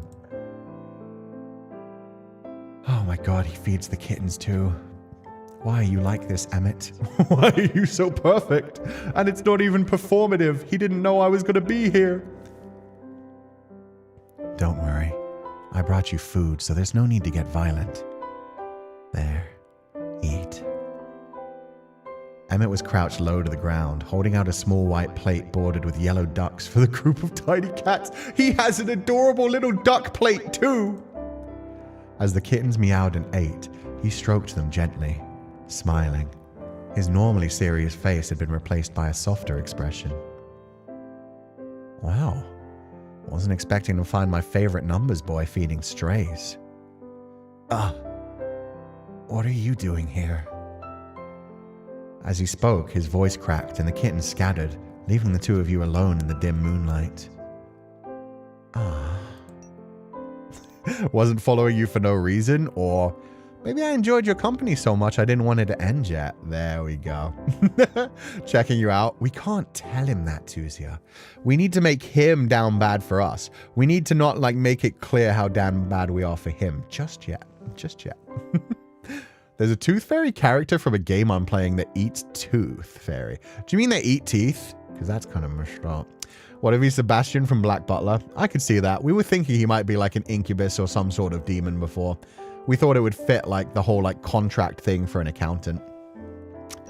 Maybe I enjoyed your company so much I didn't want it to end yet. You... What? Shit, we cannot raise this man. Is that so unlikely?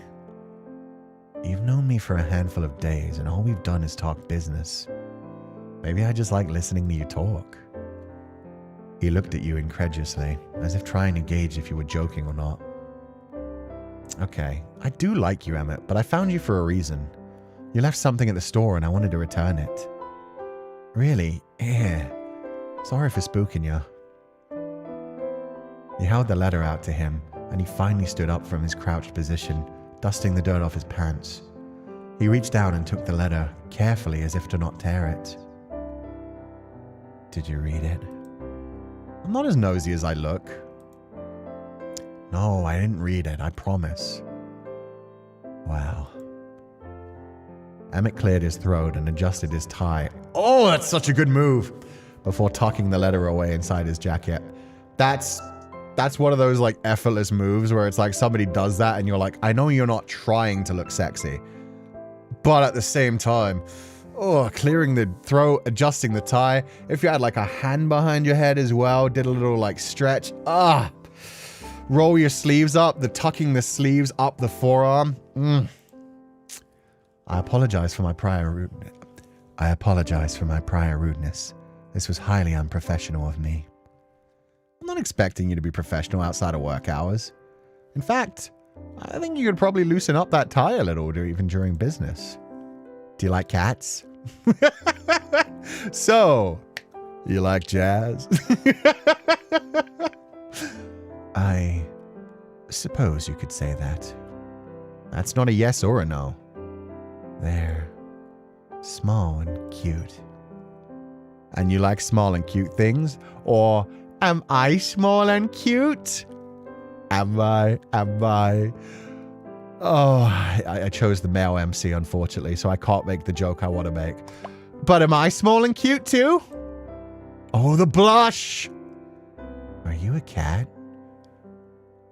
Meow? Thank you, MC. You get me. That would have been my exact answer. If somebody asks me, are you a cat? I'll just be like, meow. I can be what you want to be. I mean, what do you want me to be? You got a collar? You got some of the ears? I can... Whoa. I can be a cat. Don't worry about it. Do I need to be a cat? I could meow if you'd like. You have no sense of humor, do you? You know what? You don't deserve the ears. I'm joking, Emmett. You don't have to take everything so seriously. He let out a sigh and shook his head. You're an overwhelming person, you know that? We hardly know each other, and now you're trying to meow at me in an alleyway. Okay, when you put it like that, I sound like a weirdo. Are you into weirdos? You're still blushing. You look uncomfortable, but you're blushing. Did this unlock something in you? If the shoe fits, then what can I say? Maybe you just need someone to help you let loose a little. That could be me if you'd like. What exactly do you want from me? I just want to get to know you. I can't do that if you're always running away. Overwhelming and persistent. It's part of my charm. Thank you for returning my letter. Thank you for returning my letter, Mr. Marigold. But it's late and I really should be getting home now. You should too. Then what about letting me walk you home? There's no need for that. It's hardly a 10-minute walk from here. I know there's probably no need, but can I do it anyway? At that, he sighed and his shoulders drooped. Fine. If it makes you happy. That doesn't mean I consider us friends. Buddy, come on. I liked that exchange. Yeah, no, this was very cute. I am coming on very strong, but I think he needs us to come on very strong. And then we get him drunk and his incubus side takes over. And then he comes on us really strong. But he's blushy? Exactly. He was imagining you with the cat ears and the collar. You got to remember the collar. Even though cats don't wear like collars with a lead. Probably a lead too.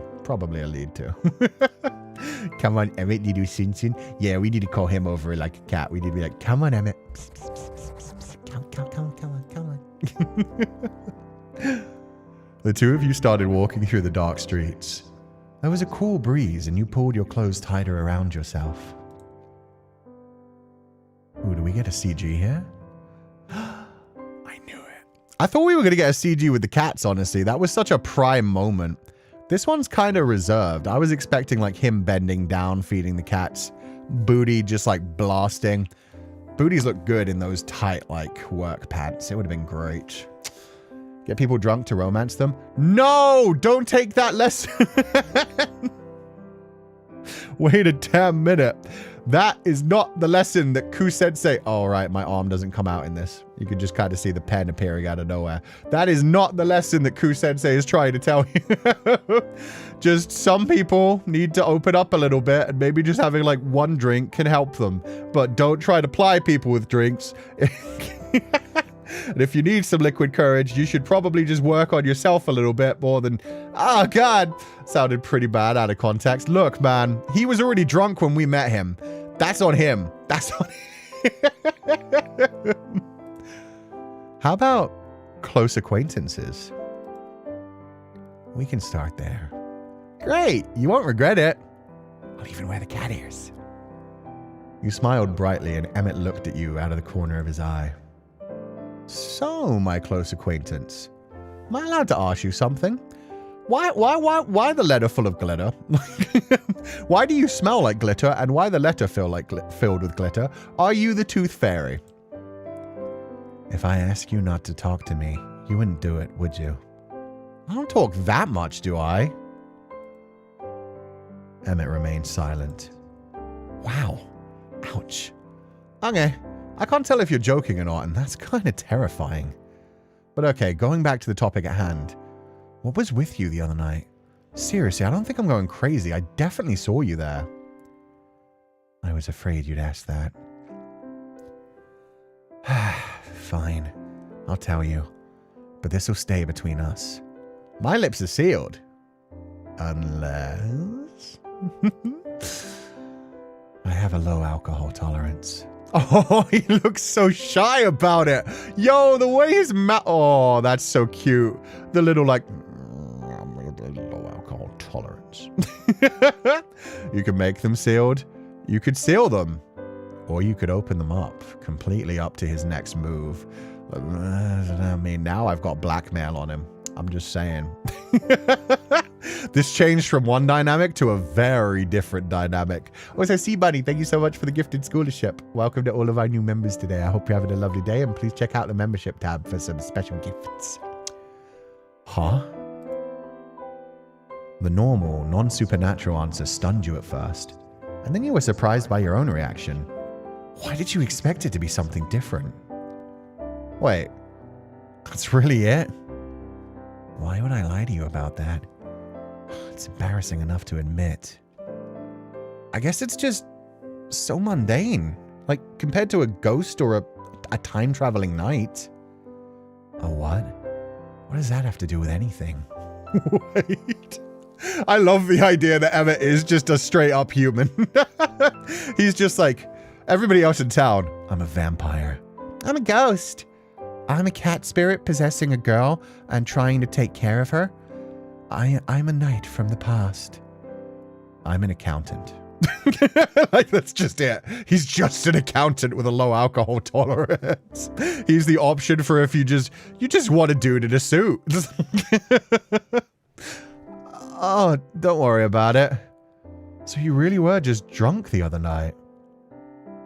Quinn offered me some of his homemade cider, and I felt embarrassed to turn it down. There was only one drink, but that's all it takes. I apologize that you had to see me that way. He straight up is Lan Wangji. This is amazing. It was actually kind of adorable, seeing you act so nice, sweet, talkative. Adorable. A 31-year-old man is hardly adorable. Oh my dude. Little do you have any idea. Mads Mikkelsen is still adorable, and I'm pretty sure that man's in his 50s. Pedro Pascal, daddies can be adorable. Don't you worry about it. You are young. And yet there you are. How strange. This is why I try to avoid alcohol. How much does it take to get you drunk exactly? Like one sip? Please do not test that. I mean, you could tell me all that. You could tell me all that, and you can't tell me all that and not follow up with a number, Emmett. Where's the fun in that? God, I've already told you too much. Yes, even one sip will do it to me. It's not something I'm proud of. He's 60? I need him in general. But yeah, I need whatever he has done. Like, whatever deity he has, like, pleased in order to look that good at 60 is crazy. If it helps, I'm not much of a drinker either. That's what the early 20s are for. Now I'm old enough that my bones are creaking. You can't be more than 25. Oh, are you complimenting me, my dear accountant? Trying to get on my good side? Oh, dear accountant. Hardly. I'm 26, actually. But you were close. Oh, there you go. We got an actual age. Let's go. Ah, man. This is so cute. The blush, I know. It's working. It's working. We're rubbing off on him. What are you doing out here in the middle of nowhere at 26? What are you doing out here in the middle of nowhere at 31? That's still young, my dude. What's this I hear? Someone wants to get to know me. You want to be more than just acquaintances? Oh. It's only simple curiosity. To tell you the truth, then, I have no clue. You have no clue? I was getting a little burnt out working part-time jobs. I thought maybe some time away from the city would do good for me. Running the store was just a lucky opportunity. I haven't even seen my aunt since I was a kid. It would be like Miss Marigold to leave a near stranger in charge of her business. I don't think she had much of a choice. My grandparents passed away and my mom... Well, they don't talk for some reason. What about you? And you can't weasel out of my invasive questions this time. You asked first. I moved to town a few years ago. With your business? I came after. I arrived in this town with only the clothes on my back. Sounds to me like you are a spirit like the rest of them. Maybe he is like some sort of like fertility or party spirit. Like a Bacchus kind of coded character or just like a fae. Like when he tastes the alcohol, he goes back to who he used to be, but he's trying to be like more serious and normal. Messy divorce or something? Are you on the run? Or, well, at least you had clothes. Well, unfortunately, you had clothes, but he looks very sad. Satyr, he's not horny enough. He only gets horny when he's drunk, so I don't think so. Plus, I don't see hairy legs. Could be, though. He's very tall, so who knows? Tooth Fairy is still my favorite. I would love Tooth Fairy. Well, at least you had clothes. Let's go with that one. Imagine turning up here naked. That'd be embarrassing. I would totally hate if you were naked in front of me. Oof. I doubt I'd be the first person. This town attracts all kinds of people. Like you, my non-nudist friend. You didn't answer my question, by the way. Why did you move here? It's complicated. I needed a new start, and I didn't have much else. This town just seemed quiet. I'd have to agree with that. My previous job was quite intensive. I lived within the same building as I worked and rarely had a day off. I didn't really have a life beyond that. When the opportunity presented itself, I took it to leave. Was it accounting related? Kind of. Wait. Maybe this is the connection to A Date with Death. We know this is in the same universe. Maybe he's a Grim Reaper who ran away. Maybe he snuck out like the one in the webtoon. A Reaper? Yeah, maybe his whole thing. Like, that's kind of accounting. That's like, you know, working with number. Didn't I call him Numbers Boy? So he would have only had numbers while he was a Reaper. He would have been assigned just a number. His name would have just been a number. Emmett would have been a name he picked up himself. Oh. But the sparkles? Shit. You're right. The sparkles don't quite connect. A Grim Reaper? Yeah. The studio that made this game made a different game called A Date with Death. In A Date with Death, there's like a whole like society of Reapers living in like the underworld that occasionally come up and like take human souls. There's also a webtoon. It's a really good game. I like the sparkly Tooth Fairy theory. Me too. It's cute. I just was like, accounting? And living in a place where he never leaves. No, they go out to take souls. Yeah, okay, he's not a Grim Reaper. Damn it. Maybe, yeah, back to the demon thing. Thank you. That's very specific. Emmett suddenly stopped outside a small 2-story high apartment building. It looked to be a sign hanging out in the front. Finch Advisory. What are you? Some kind of workaholic? Yes, but I live above my practice. It's just easier. Even if it was greatly unnecessary. Thank you for seeing me home. You really didn't have to. Seriously, you didn't. I know I didn't. I just wanted to. You're incredibly strange. Thank you. I did not intend it as a compliment. Well, I'll take it that way. I would go with unique. Meowing in alleyways, that's just how I live my life. Unsurprising. Thank you for returning my letter. And the walk. Good night, Mr. Marigold. He gave you a curt nod and then walked toward the building before stopping in his doorway and suddenly fishing around in his briefcase.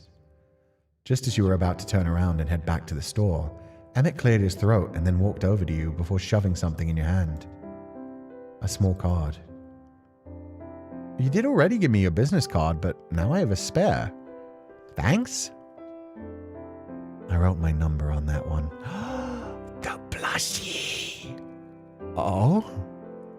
For emergencies only.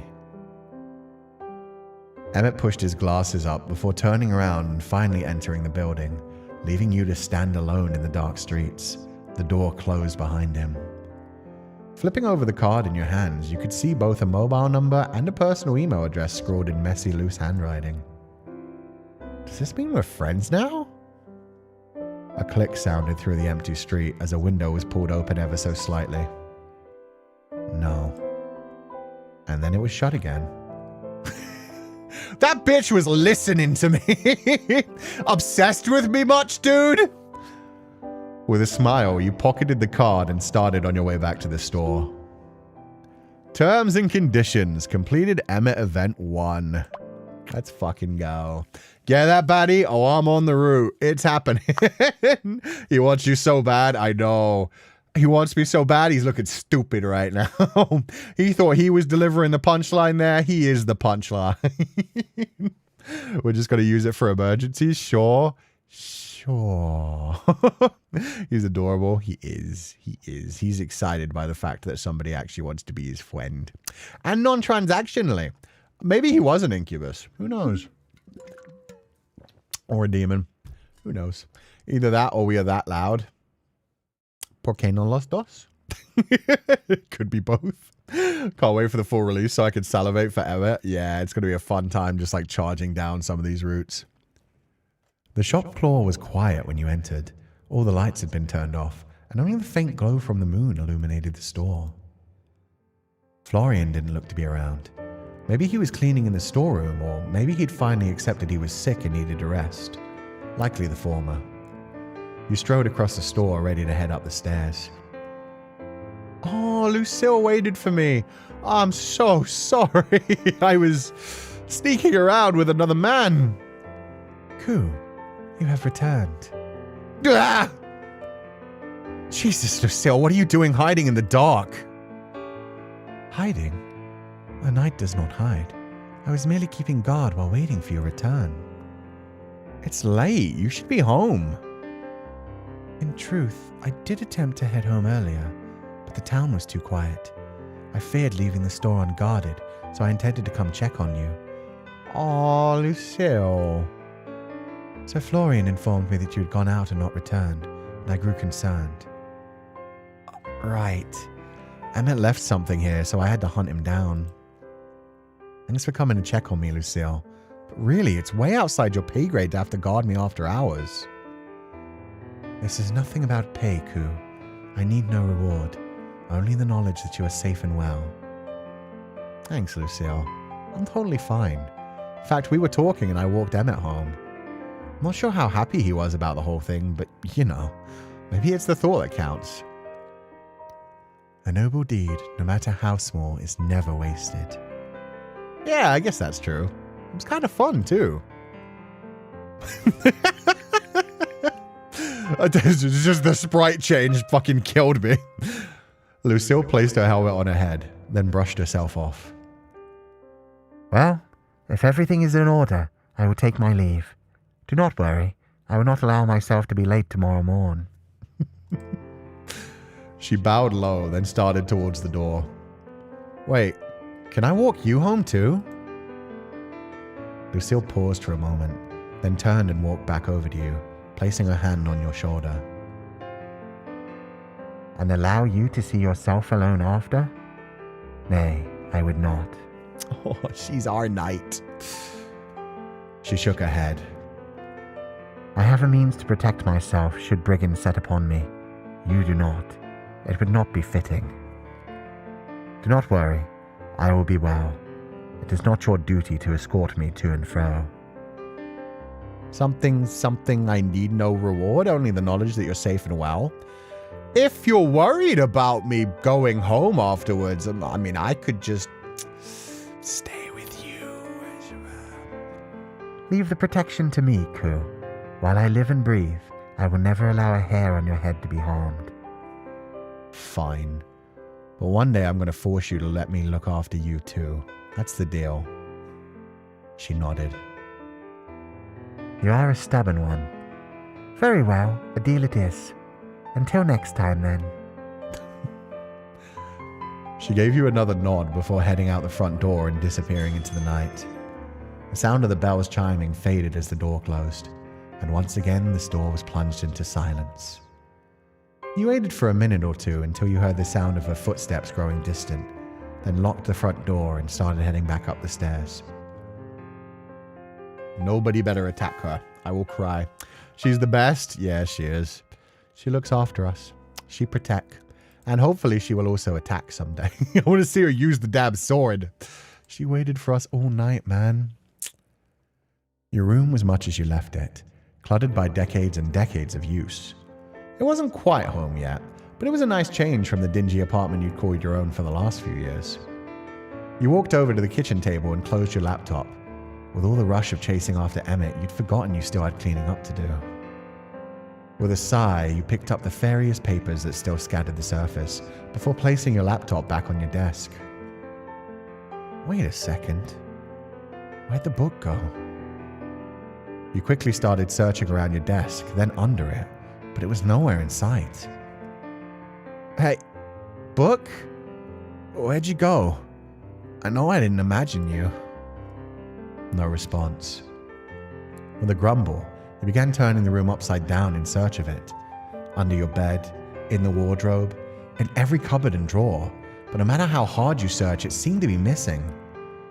Finally, exhausted, you sat down at your desk and found it sitting on the surface as if it had never gone missing in the first place. Okay, yeah, that's gonna fuck with me. That's just what happened with me in Fight Club.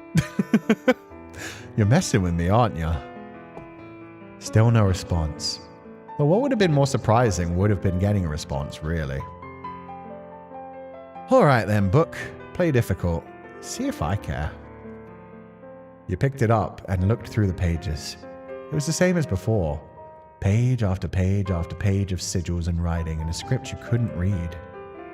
One page at a time, you painstakingly searched from high to low for anything you could read. An hour later, you slammed the book down onto your desk, frustrated. Nothing. You wanted me to find you, didn't you? Why are you being so difficult now? At that moment, a cloud drifted lazily by in the star-filled sky outside, and the moon shone through your window, casting a beam of light onto the desk. The light shone on the open book, and as if a switch had been flipped, the entire book began to glow. The brightness burned your eyes and you covered them, turning away and squeezing your eyelids shut.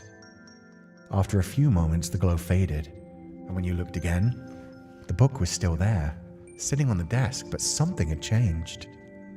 Where before you saw plain, used leather, now you saw beautiful, gilded edges and intricate embossing. It looked like a piece of art more than a book. But suddenly it snapped closed as if caught in a strong breeze. I'm sorry, the book is talking. Why do you have leaf ears? You're now so cat-coded. Book is now bonita? Yeah. Oh, well, I never. A voice echoed from the book, and slowly it began to float off the table, hovering just a few inches in the air. First you ignore me for an entire day, as though I was some common dime-a-dozen grimoire. And now you have the gall to pour through my pages with all the delicacy of an ogre cracking walnuts? Appalling, simply appalling. It let out a long, suffering sigh. I was created by the finest scribes imbued with the wisdom of archmages, long since reduced to dust. And this is how I'm treated? handled like some sordid cookbook filled with peasant recipes for root stew and boiled turnips? If a book could glare, you were sure the book was glaring at you in this moment. Well, have you anything to say for yourself, you crude, tome-mangling barbarian? You're a book. A book? A book? Why, you wretched, foul-mannered... Whoa, no need to get worked up. God, what am I saying to a book? How are you talking? I am far from a book. I am an archive of the ages, a collection of arcane lore, a repository of incantations, so a book. Oh, the sheer depths of your ignorance around me. One would think even a mind as tragically mundane as yours could grasp such rudimentary concepts. And you must be a so-called wizard or witch or whatever tawdry moniker you humans are calling yourselves these days, yes? No, I'm just... And now you'll drool upon my pages and mutter incantations with all the grace of a toad gargling mud. What a joy. I suppose there is a positive side to this. Soon, you will likely turn yourself into a particularly stupid-looking beetle, and I will no longer have to deal with your ignorance. Though truth be told, I doubt anyone would notice the difference. Wow, damn, he's hitting us deep. What's going on here? What is going on here is that you are an imbecile and an inconsiderate lout. I have been here patiently awaiting a proper spellcaster for years, only to find myself stuck with some dim-witted oaf who doesn't have the common sense not to handle my pages with their sweaty, sticky hands. Who? What? How are you? Oh, well, at least I asked him how he is. That's one thing. So, the peasant finally decides to address me as something other than a measly book. Congratulations truly on the progress. I am Barnabas, the magnificent, eternal chronicler of magic most high and patron saint of arcane perfection, linguistic superiority, and the grossly underappreciated art of proper book handling. Okay. Something you sorely lack. You're a talking spell book. Oh, the ears got curled down. That was cute. They do act like ears. Barnabas. Barnabas is a nice name. I bet he's a big buff barrowman back in his human days. I feel like he was a human that got turned into a book rather than a book that speaks. Oh, certainly. If you wish to diminish my grandeur to the mere status of a talking book, then by all means, wallow in your simplistic understanding of the arcane. How someone like you is fit to be my master, I will never understand. Oh, the fates must truly despise me. I'm your master? That is how it works. I, the glorious and sublime Barnabas, was created by a powerful magician to assist her in the mastery of to assist her in her mastery of her craft. However, when she died, she bound me to her bloodline. Long have I been passed down from generation to generation, waiting to find a master worthy of my knowledge, and somehow, despite all odds, I have ended up in the possession of a clueless dunderhead. Wow. I mean, fair, though. Maybe they should teach us magic before we get the book. I think you're getting confused. I'm not a witch or a wizard or whatever crazy fantasy you've got in that head? Pages type thing of yours? Preposterous! Only a magic practitioner can open my pages, even if that magic practitioner is the least adept one to ever have lived. You know what? I think I'm going to put you away in a drawer. The top drawer. That's for the special toys. Put me away? As though I was some mere object? Oh, the audacity! Well, be my guest. At that, you stood, walked across your room and threw open the top drawer of your dresser. Yeah, it's going in with the toys. You stuffed them in there with your underwear and slammed it shut. Perfect. This game gets me. This game understands me so well. How dare you! This is an affront to the very notion of my being! I say, let me out! Let me out immediately! You're a really cool book, aren't you? Just teleport out. Teleport? I'm not a mere parlor trick. I'm an object of arcane beauty, a masterpiece of craftsmanship and... Yeah, you're a really cool-looking talking book. Fine. Have it your way. Or you languish in your mundaneness, never to know the truth of your potential. I will begin reciting the first 5,000 volumes of the great encyclopedia arcana. Barnabas began to loudly, obnoxiously, recite the contents of a series of books you'd never heard of, despite your attempts to cover your ears. Finally, unable to take it any longer, you ripped open the drawer, pulled the book out, and placed it back on your desk. Instantly, Barnabas stopped. Yeah, everybody's talking mad game until they get slammed down on the desk. The voice is perfect. Thank you. I feel like somebody was saying like this feels like a chuny like cat girl. I feel like a chuny cat girl would have worked for this book as well, but this is what I'm doing. This is what we're doing. All right, enough already. Look, I'm sorry, okay? Look, you're a book. A talking book. It's a little overwhelming. A little overwhelming? Try having someone lick their finger before flicking through your pages. Ah, the old lick and flick. We know it well. My bad. The book sighed. Yes, it is very much your bad. Now listen here. Whether you like it or not, we are stuck together. I am yours and you are my master. Barnabas floated up into the air. It is now your duty to continue the line of Marigold spellcasters and use the powers I have to offer you to become the most powerful being this town has ever seen. I'm not sure if I want to become some magical overlord. Hold up now, Cú.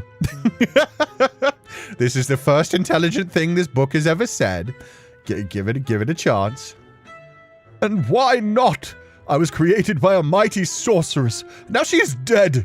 It is your destiny to continue her legacy. Look, I run an antique store. That's kind of what takes up all my time at the moment. Unless you have some spells in there that'll make me super successful and rich. Right. I keep the Give Me Vast Fortune spell right next to the one for turning people into beetles. You're really sarcastic for a book, you know. I have to be, considering my current circumstances. And as you're my new master, I'm afraid that sarcasm is likely here to stay. Ah, goody. God, what happened to my life right now? I'll have you know I was flipping burgers a week ago. A burger flipper? Oh, no wonder you handled me so roughly. I have spent years and years in the care of some of the most talented wizards and witches in history. Now I'm handed over to a grease-stained fry cook. Oh, the shame.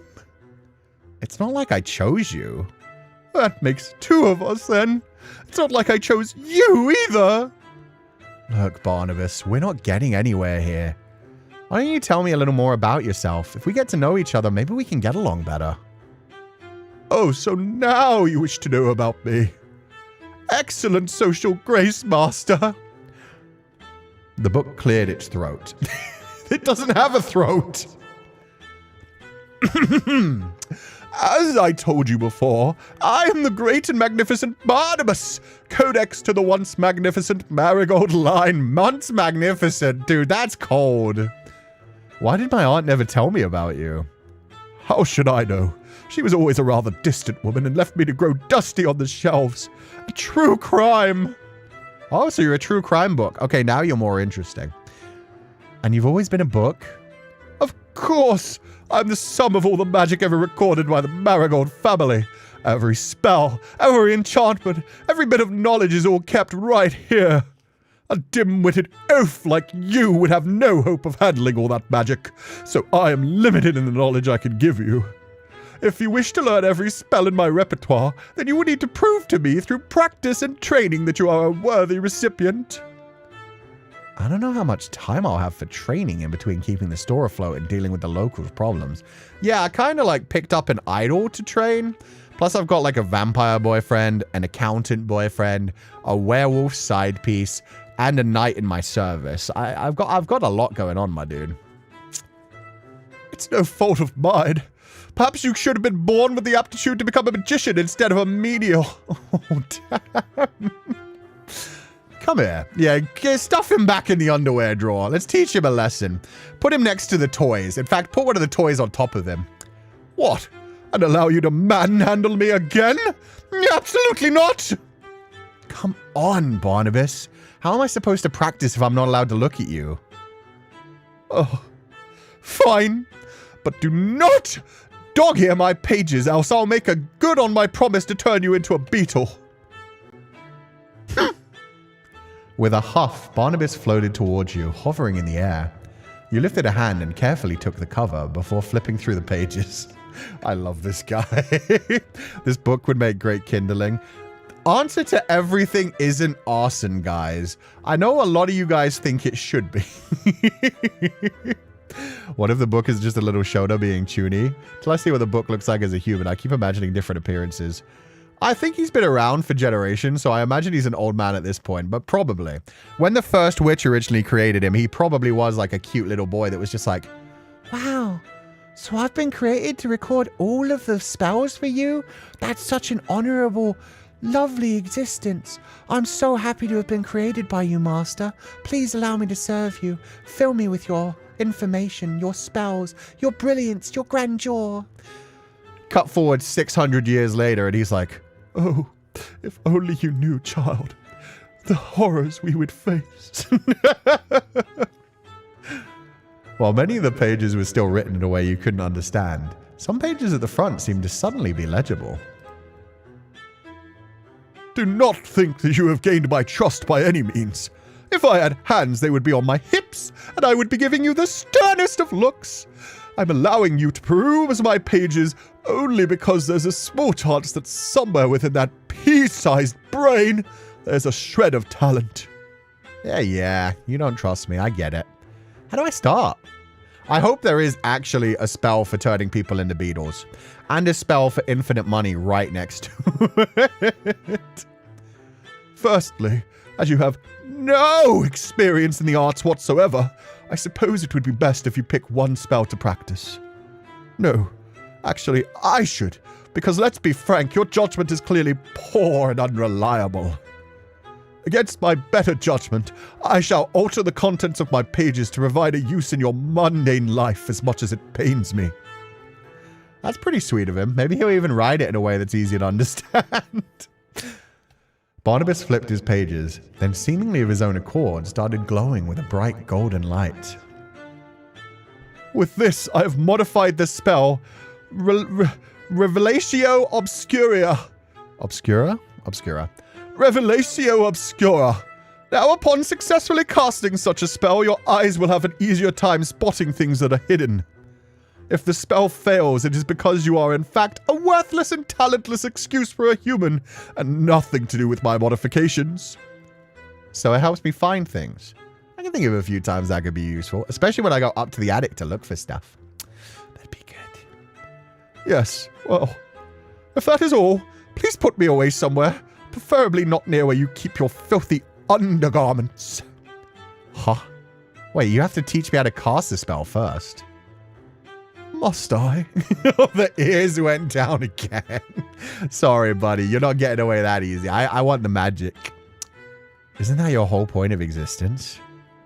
My point is to hold information, not hold your hand. Figure it out yourself. Fine, but if I accidentally set the store on fire, it's on you. You pulled out the chair at your desk, sat down, then reached out and grabbed Barnabas. Please don't let my pages be burnt. It would be terribly inconvenient. There we go. See, arson, not always, guys. Not always. I'll try, but no promises. Ignoring him, you start studying the page. It detailed how to cast a spell with various diagrams, drawings, and words. As you read, the letters and images seem to float off the page and into your mind, until finally everything sunk in. You pulled out a notebook and began scribbling sigils left, right, and center. If this was what magic was like, it was going to be a lot easier than you thought. I do have the aptitude. Get fucked, Barney. Once satisfied, you put Barnabas back down on the table and pushed the chair back. Time for a little field testing. You placed the notebook down on the ground in front of you, stuck out your hand, and... Revelatio Obscura. Nothing happened. Revelatio Obscura! Nothing. With a groan, you tried one more time, waving your arms about wildly. Revelatio Obscura! Utterly hopeless. Yeah, you're not really helping, Barney. Shut up, I have this. You are far from having this. Your pronunciation is that of an illiterate stable boy. Try again. Slowly this time, if you please. Okay, he's actually helping us. That's nice. You took a deep breath, feeling the way your lungs filled with air, and focused on the spell. Imagine an accent like Hermione. Oh, you know that's what I'm doing. Revelatio Obscura. A lamp in the corner of the room began to flicker on and off, and the hanging plants near the window swayed gently, despite no wind that night. It's obscura, not obscura. Congratulations, master. You are truly a master of the craft. The world shall tremble before your might. Hey, I can't make lights flicker. Give my boy his props. Look at that. I did it. Yes. Congratulations on making a lamp flicker. That does mean it worked, right? Yes. This store sits on a magical ley line. There are often side effects to spells cast here. What spell can I learn next? Ha! What spell, the fledgling asks, as if the entire process was so easy. Please continue to amuse me. What? I cast it right. You must practice! Even simple spells are fiendishly difficult, and I will not stand idly by while you butcher them with your lack of skill. When you have some more experience, perhaps then I will teach you another. Perhaps! Okay, geez. I'll keep practicing whenever I need to find something then. All right? It would be the smartest thing you've done since I met you. For now, though, I suddenly feel wiped. Oh, I drained all my MP. Yes, well, casting a spell will drain your magical reserves, and until you are more proficient, even the simplest of spells will require significant focus. Well, I'm too tired for this. I'm going to bed. What should I do with you? I'm perfectly capable of looking after myself. You want to be hugged? You want to become a hug pillow? You want to be stuck under my pillow? You want to keep my feet warm? Are you capable of yapping less while I try to sleep, or do you need to go back in the drawer? Oh, do not even suggest such a thing! Good night, Barney. Oh, he started calling him Barney too. Barnabas! Barnabas! Not Barney! Close enough. You slipped into bed and shut your eyes, waves and waves of tiredness washing over you. As you drifted off, the last thing you heard was the sound of a disgruntled book complaining. You've learned a new spell. Searching the attic now has a higher chance of finding items. Good, because I fucked up yesterday. Bada boom, and bada bing. The game said yapping. This game gets us. Gets us. I heard Bardy. Definitely Bardy. You had hoped to awaken to the gentle chirping of birds or the sound of a breeze rustling leaves in the world outside your window. Instead, you woke up to the sound of a very grumpy, pompous book opening then shutting his cover, repeatedly, as loudly as possible. God, no, he's my alarm now. Good morning, master. Oh, I apologize. Did I wake you? Are you doing your exercises or something? What?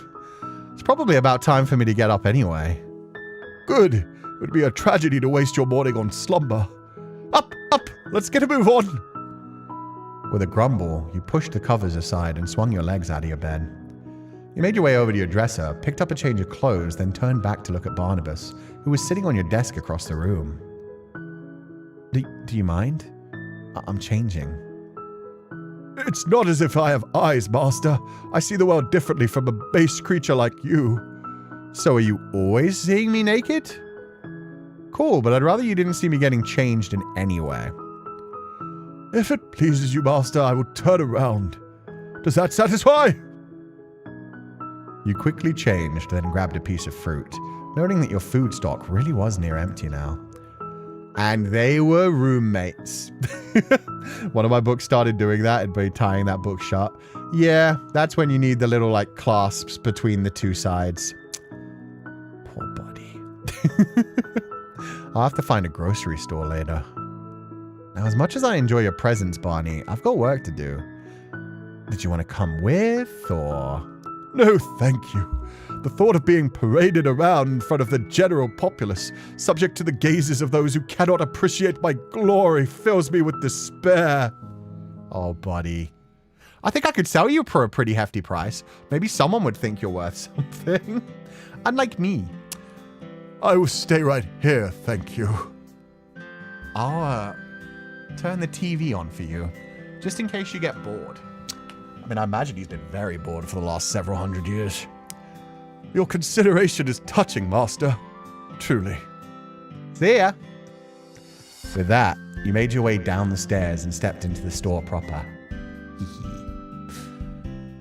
Ku-sensei was the milk all along. Excuse me? No, I'm the fruit, apparently. Which is kind of offensive of the game to say. What the heck, Mizu? Okay, now I saw what you wrote. Go to sleep, child. Go to sleep. You were halfway down the stairs when you heard voices talking back and forth.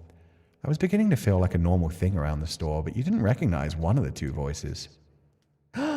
He's finally here! I'm afraid that is not possible. Ku requires their due rest, and besides, it is my duty to protect them. Why are you covering every part of your body? There's something up with that for sure. And he is kind of hot.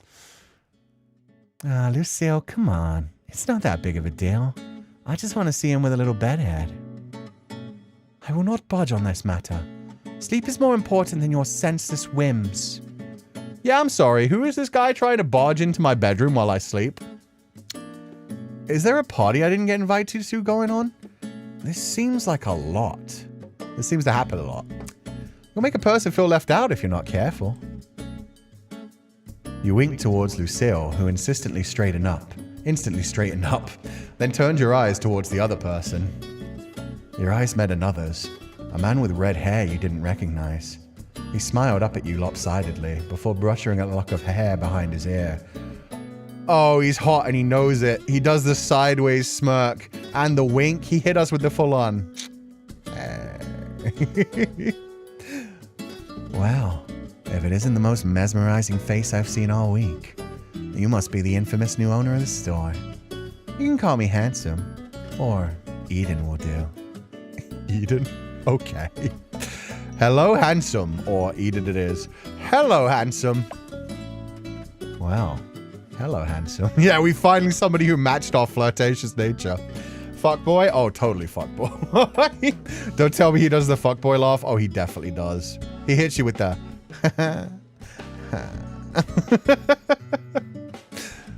It's nice to meet you. I'm... Ku, right? I've heard a lot about you, but it looks like the rumors are selling you short. Rumors? Well, color me curious.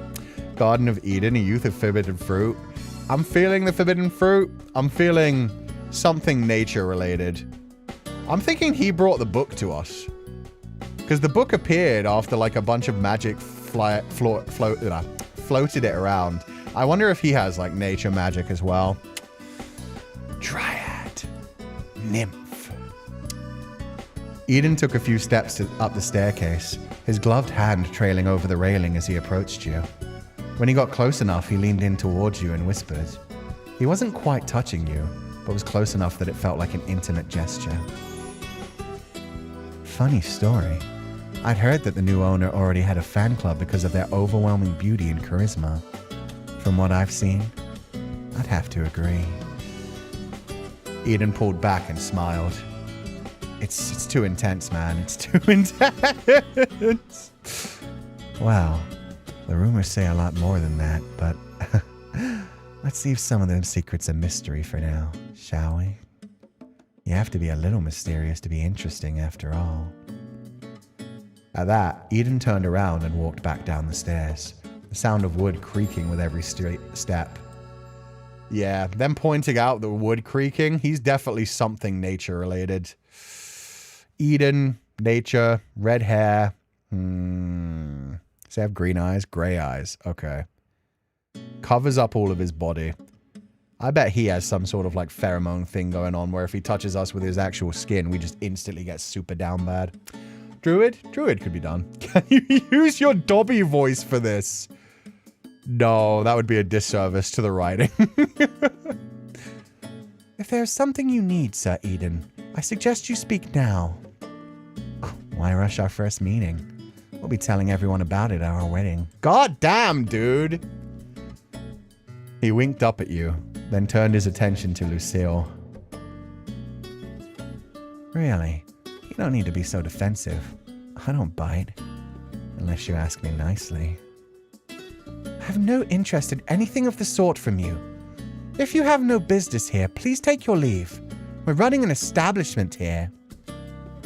Lucille moved her hand towards the hilt of her sword, but didn't draw it. Eden raised his hands and backed up a step. All right. I'm going to note that down for next time. Lucille isn't a fan of jokes. My deepest apologies, my lady knight. Eden gave a half bow to Lucille while she just shifted to stand a little straighter. She's squaring up. She's ready to fight. He's kind of giving masculine poison ivy. That's what I was thinking. Just like, yeah, nature control kind of stuff. He speaks to the trees. I just wanted to introduce myself to our lovely new shopkeep. Believe it or not, I'm actually Willowmist's most famous carpenter. I fucking knew he was the carpenter that was mentioned before. People do not like this guy. He has like a mysterious feel to him. And he works with wood. You know who else was a carpenter? Jesus. This man walks on water. I believe you are Willowmist's only carpenter. Ouch. That may be true, but the point stands. A carpenter? He looks more like a model. I was expecting someone who looks more like Quinn. True, though. Man is good at working with wood, though, so that's a favor in his point. I was going to say God is a carpenter. Technically, God is just a craftsman in general. I happen to be acquainted with your aunt. We work together on occasion, so I'd like to extend the same offer to you. Oh, you're going to make me things to sell? If I remember correctly, Sir Eden, a Lady Sylvie would also refer to you as a flirt and a liar. Ooh, charlatan. Let's go. What can I say? There's so much beauty in the world. Should I not celebrate it? Lady Sylvie would say that you are incapable of taking anything seriously. That I can accept. You're such an honest person, Lucille. It almost makes me jealous. Why would that make you jealous? Huh? Such an honest person, it makes me jealous. I wonder if he literally can't tell the truth. Can he only lie? Are you like a trickster god? Or a fae? Maybe he's a fae that's not allowed to ever tell the truth. Jealous of somebody being honest is a crazy thing to say. Anyway, I'm getting distracted. I'd love the chance to get to know you properly, Cú. How about dinner and drinks on me tomorrow night? Tomorrow night? Well, maybe I'll be able to shift around my incredibly full schedule if you ask nicely. Oh, is that how it's going to be? Well then, pretty please, may I treat you to a night of fine dining and wine? That was actually pretty good. I'm impressed. What if he's the snake? He's laying the charm on thick. Yo, the snake would be great. Or just straight up Lucifer. Lucifer was the snake. Could be Lucifer. I'm an actor at heart. Kinda. Then I shall accompany you as a bodyguard. I don't think that's... Actually, you know what? Why don't we just invite everyone? Could be like a housewarming party. Here I thought I'd managed to snag a date. What a shame. Still, that sounds like fun. I'll leave it to you to invite whoever you'd like. You seem like you have good taste.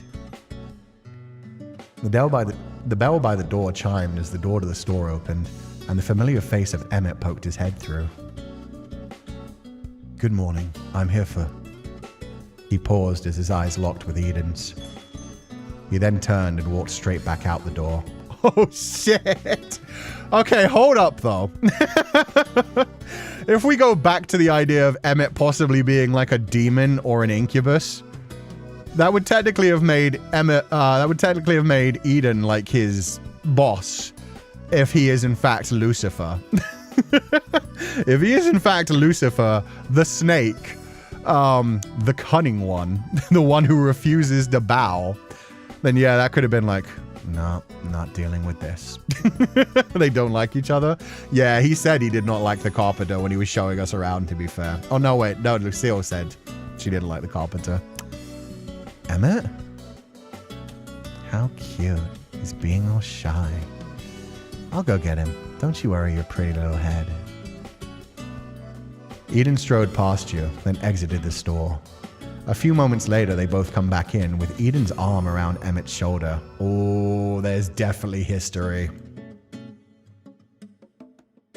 Where are you off to so quickly, my friend?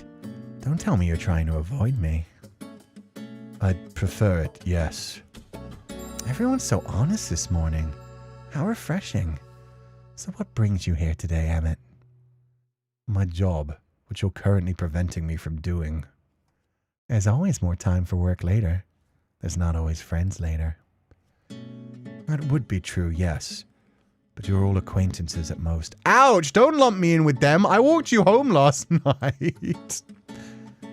Hey, you're meant to think of stuff like that, not say it to our faces. You're such a stick in the mud. Oh, he's genuinely so happy with that too. I ship them. I feel like they had a thing in the past, possibly. Oh my god. Pretty sure the feeling's mutual between these two. I mean, if he doesn't like telling the truth and he's basically showing off like how much he does like him, then yeah, maybe he doesn't. If Eden is some kind of fallen angel / demon, him flirting with the MC would be an interesting detail since we're like a witch in training. You know what they say about demons and witches? Yeah, or maybe he just needs our magic to be released from some sort of curse or to get more power. Who knows? Sandwich?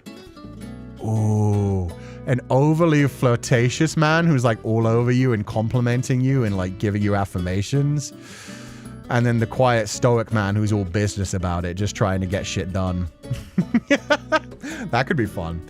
Maybe Emmett ran into Eden one time while he was drunk and shit got wild. And you're a thorn in my side. Unhand me. You'll run away. I might just have to hold on to you tighter. Oh, I've got like the long tongue. I've got like the bleh tongue. He's just got like a little tiny, like a teasing one. A thorn, huh? I know. They're keeping up the nature imagery. This is one thing I really love about 2.5 Studios writing every time. The words are never wasted. I might, yes. And please don't. You two are friends then? We absolutely are. We absolutely are not. It's more like I happen to bump into him no matter where I go, and he takes it upon himself to bother me non-stop. You're too stubborn for your own good. One day I'll get you to agree we're best friends. Hell will freeze over before that day comes. Hell? So cold. And I thought we had such a beautiful relationship. You're breaking my heart over here, Emmett. Emmett, a famous heartbreaker. I like the sound of that. Don't encourage him. He'll never stop. Please encourage me more. I'm like a puppy. I thrive on attention. Yes, exactly. Just like a puppy. Desperately in need of discipline. Hey, Emmett, you're heading the right direction. I like that. Feel like it's a case of Eden is saying his truth. Lies about everything, but his feelings and how he expresses them are true. Maybe Emmett is upset about it because he has trouble with his. Oh, maybe. Since you're here, Emmett, I was wondering if you'd like to come out for dinner with us tomorrow night. No, thank you. Scared that Eden will bite? He's going. Yeah, so far it's me, Eden, and Lucille. I'd like to ask Florian and Winnie, too. Really like you to come if that makes a difference. Fine. I will make a spot in my otherwise packed schedule. I hope you appreciate the effort. What a gentleman, Emmett. How very unlike you to change your mind. Maybe you have a soft spot for Cú, eh? I have nothing of the sort. I'm merely agreeing so that everyone responsible can be on hand to keep things under control. If anything, he has a hard spot for me. Emmett shrugged out of Eden's grasp and then brushed him off. He brushed himself off. Oh, he literally like got away from him and then was like, yuck, cooties. Now, if that is all, I need to speak with Cú in private. Well, when you put it like that, I can't help but wonder about your relationship. Do tell me what happens. Nothing is going to happen. It's a simple discussion and nothing more. Is that a blush I see on your cheeks? Maybe you're the one who needs glasses here. Stop making things up. Allow me to escort you out, Sir Eden, so that Sir Emmett and Cú may talk in peace for the moment. I forgot we convinced her not to call me Sir Cú anymore, Master. Damn it. What a noble way of throwing me out. Well, it was nice meeting you, Cú. I hope to see you around town. Definitely, it's been a pleasure. Cú is so clueless. Everyone here is like, stay away from this guy. Red flag. Do not go near him. And Cú's just like, it's such a nice time meeting you. You're so cute and flirtatious. I love it. I'll let you know more about my services later, but drinks first. I'm a very hands-on worker. I like to get to know my business partners before we work together. Ugh. Yeah, Emmett's like, Jesus Christ, that's... Oh, he's laying it on way thick. Sounds great. See you tomorrow, Eden. Can't wait to feel that hands-on experience. Lucille put a hand on Eden's back and saw him out to the door, where he finally exited the store, the bell twinkling as he did. Pardon the intrusion. As I said, we need to talk. Oh, Netherlings, thank you so much for the raid. What is up, Zaddy? How did your stream go today? I was actually watching you play Netherlings to me. Holy shit. I was actually watching you play the zombie game the other day where you got like super far. What up, everybody? Netherlings to me sounds like the Avengers call. Netherlings to me. But thank you for the raid. We're playing a cute little game demo called Willowmist Emporium of Curiosities and Antics, or Antics and Curiosities. It's a visual novel made by 2.5 studios, the same ones who made A Date with Death, Amelie, a bunch, Dreambound, Start Again, a bunch of really cute visual novels. I'm this guy with the red hair, and this is Emmett. He's a big lawyer who may in fact also be an incubus, just like Zanny. Saw this the other day and knew you'd play it. Yeah, this is our second playthrough of just the demo. The demo's huge.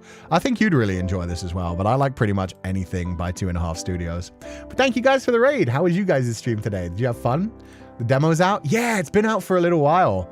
It's been out for a couple of weeks now, and they're already like teasing A Date with Death 2 nowadays, which I'm super fucking excited for.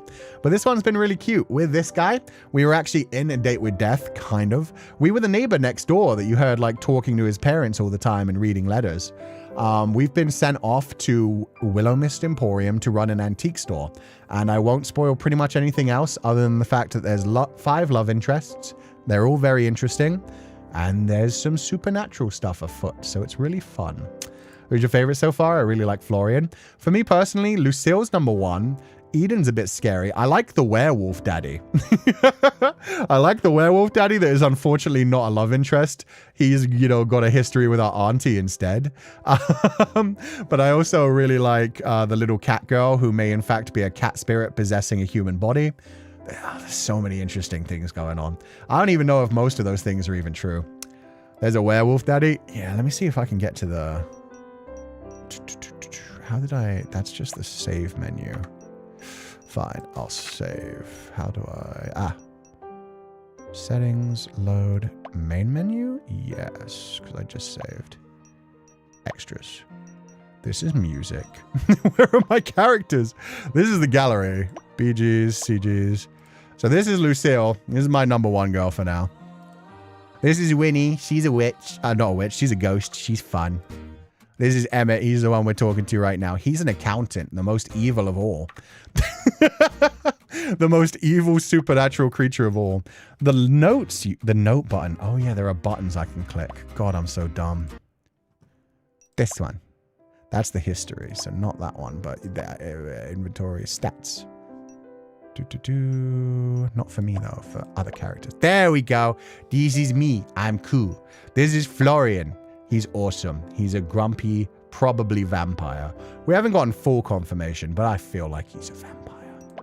This is Emmett. He's an accountant. He's very hot, very tall, very stoic. He feels like Lan Wangji from Mo Dao Zishu, the vampire, the Grandmaster of Demonic Cultivation. This is Lucille. She's a knight from the past who got sent to this time. She's wonderful and protects us, and she, most of the time, wears a helmet. Very wonderful. This is Winnie. She's a witch that wants to become an idol. Kind of feels like that one character in Date Everything, the one that is a ghost as well.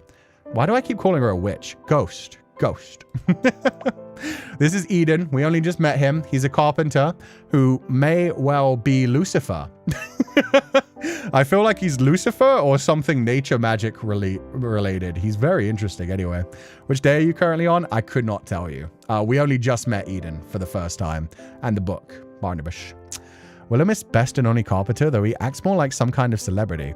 A shameless flirt who likes to keep his cards close to his chest. Him and Emmett have a history. My thoughts are that Emmett was either like an incubus or a demon in the past, because now he's an accountant and talks about liking numbers and like fact sheets and stuff. And then Eden, I feel like might be Lucifer. I like Eden. You would very much like Eden. He's flirting all the damn time. Everything that comes out of his mouth is like, oh, I'm so good with my hands. I like to be very hands-on. I'm good at working with hard things. You would really like him. Also, thank you so much for the 5 gifted scholarships, Secret Life of Anna. For anyone who's new here, please do check out the membership tab. We have a whole bunch of like silly little fun things in there. But he's really fun, and he definitely has some sort of connection with Emmett, which is, I feel like possibly Demon and Lucifer. So, you know, King of the Demons, Demon. And this is Vivy. She's my daughter. I think she might be a cat inhabiting a human body. Either way, she seems like she's some sort of spirit possessing a body that isn't necessarily hers. She just comes in sometimes, looks around at things. She bought one thing one time and talks about how much she loves her mommy. This is the werewolf daddy, Quinn. Oh, he's so awesome. The owner of Willowmist's most well-loved restaurant and a poet at heart. Affectionate, flamboyant, and perhaps slightly enamored with your aunt. He has a history with her aunt. He's been sending her like romantic messages. It's very sweet. When the full game comes out, surprisingly, him and Vivy, I'm more interested in their stories than some of the other like main love interests. The main love interests are these 5. Eden, Winnie, Lucille, Emmett, and Florian. These 2 are just like bonus side characters that you don't actually romance, but you'll like get to know and explore more throughout the thing. But both of their stories are very interesting as well. Quinn, yeah, Quinn's so big. And Demon Stray, welcome to the scholarship. It's lovely to have you. I hope you're having a wonderful time. Disclaimer, not actual in-game daughter. Yeah, no, I personally, Féileacán and Cú has adopted her. She's not the MC's daughter, but she is my daughter. Quinn is a chef. Yes, he is. And a werewolf. Big buff barrow wolf man. Hairy all over. You gotta fucking love it. Probably smells amazing too. But yeah, if anybody wants to check out this game, please do look at the description in this video. There is a link to where you can wishlist it on Steam. Currently, it only has a demo, but the demo is long. This is our second playthrough of it. Our first one, we played for 6 hours and didn't get to the end of the demo. So this is us trying to finish the demo. It's coming out sometime in 2026, but yeah, feel free to wishlist it, check it out, and whenever it comes out, you'll be the first to see it if you wishlist it early. Quinn is the perfect man. I know, he's so romantic. He writes so nice. He pines so good. He cares so much about like the auntie. Ah, it's so nice. Okay, we're going to keep going. But again, thank you so much, Zanny, for the raid. I hope you're having a lovely day, brother. Thank you so much to all the Netherlings who joined in. If you want to watch these streams from the beginning, you can check out part 1. It's a lot of fun. But if you don't want to and you just want to head out without getting spoiled and play the demo by yourself or play the game yourself someday, feel free to. All good. I'm going to continue with this. We're having a fun time flirting with everyone. This is us probably failing to finish the demo. No, I'm sure we'll get to the end. Totally. Quinn's a yearner. Yeah, Quinn has got to be one of those men who talks about nothing except for his wife. He just hasn't quite gotten his wife yet. The aunt has got to be his wife. She just doesn't know it yet. And he's totally got to be the type of person who's like, everything I do is for the woman I love. This recipe, inspired by her. This drink, inspired by her. The reason I wake up in the morning. The reason my heart beats. The reason I choose to take another breath. All for her. He's amazing. He's a wife guy? Yeah. He's just a wife guy who's still currently yearning for the perfect woman. The demo has 7 days. Oh, okay. So yeah, we're totally going to finish it. We've only got 1 day left. We're good. Sure thing. What's up? Did you miss me so bad that you came to see me first thing? Don't be absurd. Did you give my business card to anyone? No, of course not. Why would I? I'm keeping your number all to myself, thank you. Damn it. If you're not responsible, then that's even more concerning. How did they even find me and get a hold of my number? Who? What's going on? It's my previous employer. What would they want? Wait. Did you do accounting for a criminal organization or something? Oh, that'd be a sick twist. I worry about the fantasies that are going on in that head of yours. Forget it. I'll deal with it myself.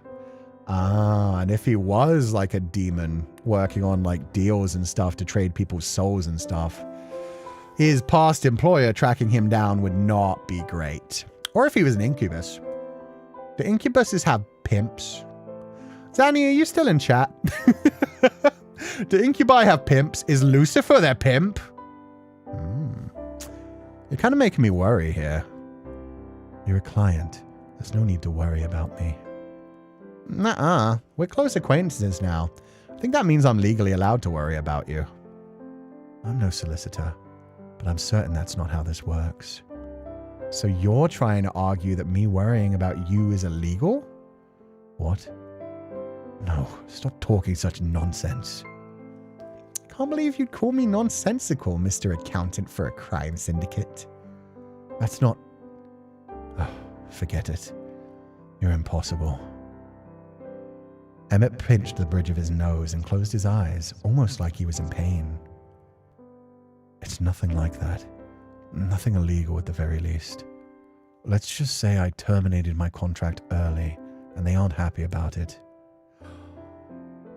Okay, now I'm going back to the whole Reaper thing. Maybe he is connected to a date with death. Maybe he is a Reaper and it's just like, oh shit, they found me. They're coming for me. Think that makes us the Johns Netherlings? Oh god. Lucifer, aka a pimp named Lucyback. Lucyback! That's a terrible... I don't like that. I don't like... But yeah, he could still be Lucifer. Lucifer doesn't necessarily have to be like his boss. Like Eden could still be Lucifer. This guy could still be a demon, and it could just be that, you know, Lucifer don't work there no more. Lucifer's busy doing his own thing. He let the demons take care of that. Well, they can't force you to go back, can they? I'd like to say no, but they're so obsessed with their rules and regulations that they might have some obscure way to try and make me work for them again. And that would be a bad thing, right? I left for a reason. Oh, what a terrible start to an otherwise good morning. At least you got to see me. As I said. Ouch! Thank you for your concern, Cú. It's not necessary, but, well, thank you anyway. Aw, that's cute. What if not Lucifer, but Satan? Doesn't Lucifer punish? I don't know much about biblical stuff. I would say Lucifer and Satan are the same person. There are some other stories where like Lucifer, Satan, and Beelzebub are like 3 separate people. But I think they're just, in general, like mostly names for a similar entity kind of thing. Lucifer was the angel who refused to bow to humanity. Said like, no, you created us perfect. Why do I have to bow to them? And then was cast out of heaven and became the king of hell. Did the whole, it's better to rule in hell than to serve in heaven kind of thing. And then tried to like poison humanity against God just to be like, see, they're evil. They're wicked. Thought Lucifer and Satan are separate entities, but they kind of melded in together with time.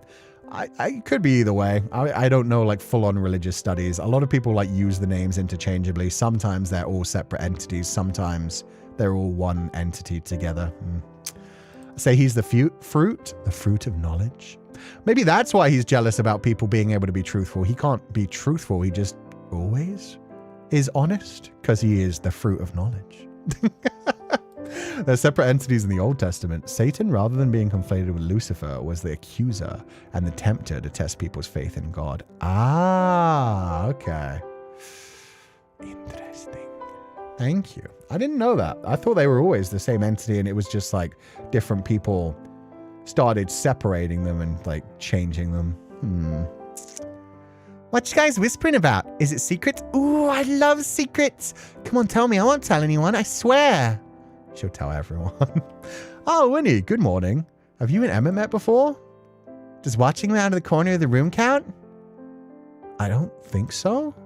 Then nope. My name is Winnie. Nice to meet ya. So what's happening? None of your business, Miss Winona. Oh, you know Winnie? Just Winnie's fine. Yeah, no, excuse me. You knew her name was Winona. Are we gonna just glance over this? I didn't say her name was Winona. Fine. Miss Just Winnie. No, I mean I'm just Winnie. As I said, Miss Just Winnie. And serious. Mr. Finch will suffice. Mr. always looks like he's got a stick up his butt. I feel like that one might be a little bit long. Oh yeah, he did look at the idol page. That's true. We had that open. Maybe he got interested. Maybe he went home and immediately went to the website as well and watched the music video. Maybe he's a fan now. Thank you for noticing. It takes a lot of effort to maintain. I like you. You're funny. Funny isn't the word I'd use. But if you prefer it, then be my guest. Now, if that's all, I have other things to attend to. Hey, Emmett? Yes? This all could have been a text, you know. And I'm just saying, I feel like you stopped by just to see me. You would be incorrect, as I gave you my number, but you never gave me yours. Good day, Mr. Marigold. Miss Just Winnie. Miss Just Winnie is so cute. At that, Emmett turned on his heel and walked out the door, the bell jingling as he did. Winnie turned and waved her hand, watching as he left. So, what was that about? A romantic tryst? A secret rendezvous? The beginnings of forbidden love? Do you read a lot of romance novels or something, Winnie? Well, it does get boring around here sometimes. Wasn't anything like that? Emmett doesn't realize it yet, or I'd rather have a romantic tryst with you. I don't know, no. Emmett just doesn't realize it yet. Let's go with that. Winnie might be one of the only routes that I don't go down when we play this game. I want to know all the knowledge about her, so if you have to do that to go down the route, I will, but yeah, Winnie's great. She is. She's cute. She's so little sister-coded. Emmett just doesn't realize it yet. It's a romantic tryst. Maybe it was a secret rendezvous, but Emmett just doesn't realize it yet. I knew it! Oh, Emmett and Cú sitting in a tree. When's the wedding? I could text him now and spring it on him. Do it! He might kill me. Or worse, block my number on the spot. Anyway, no. It really wasn't anything like that. Just boring work stuff. Oh, by the way, Winnie, I wanted to ask you something. Would you like to go to dinner with me tomorrow night? Dinner? With you? Ooh, are you inviting me on a date? Sure. A date with me, Emmett, Lucille, Eden, and hopefully Florian. It's time for the poly route. We're all going to be one big happy family. Who you know. The family who lays together stays together.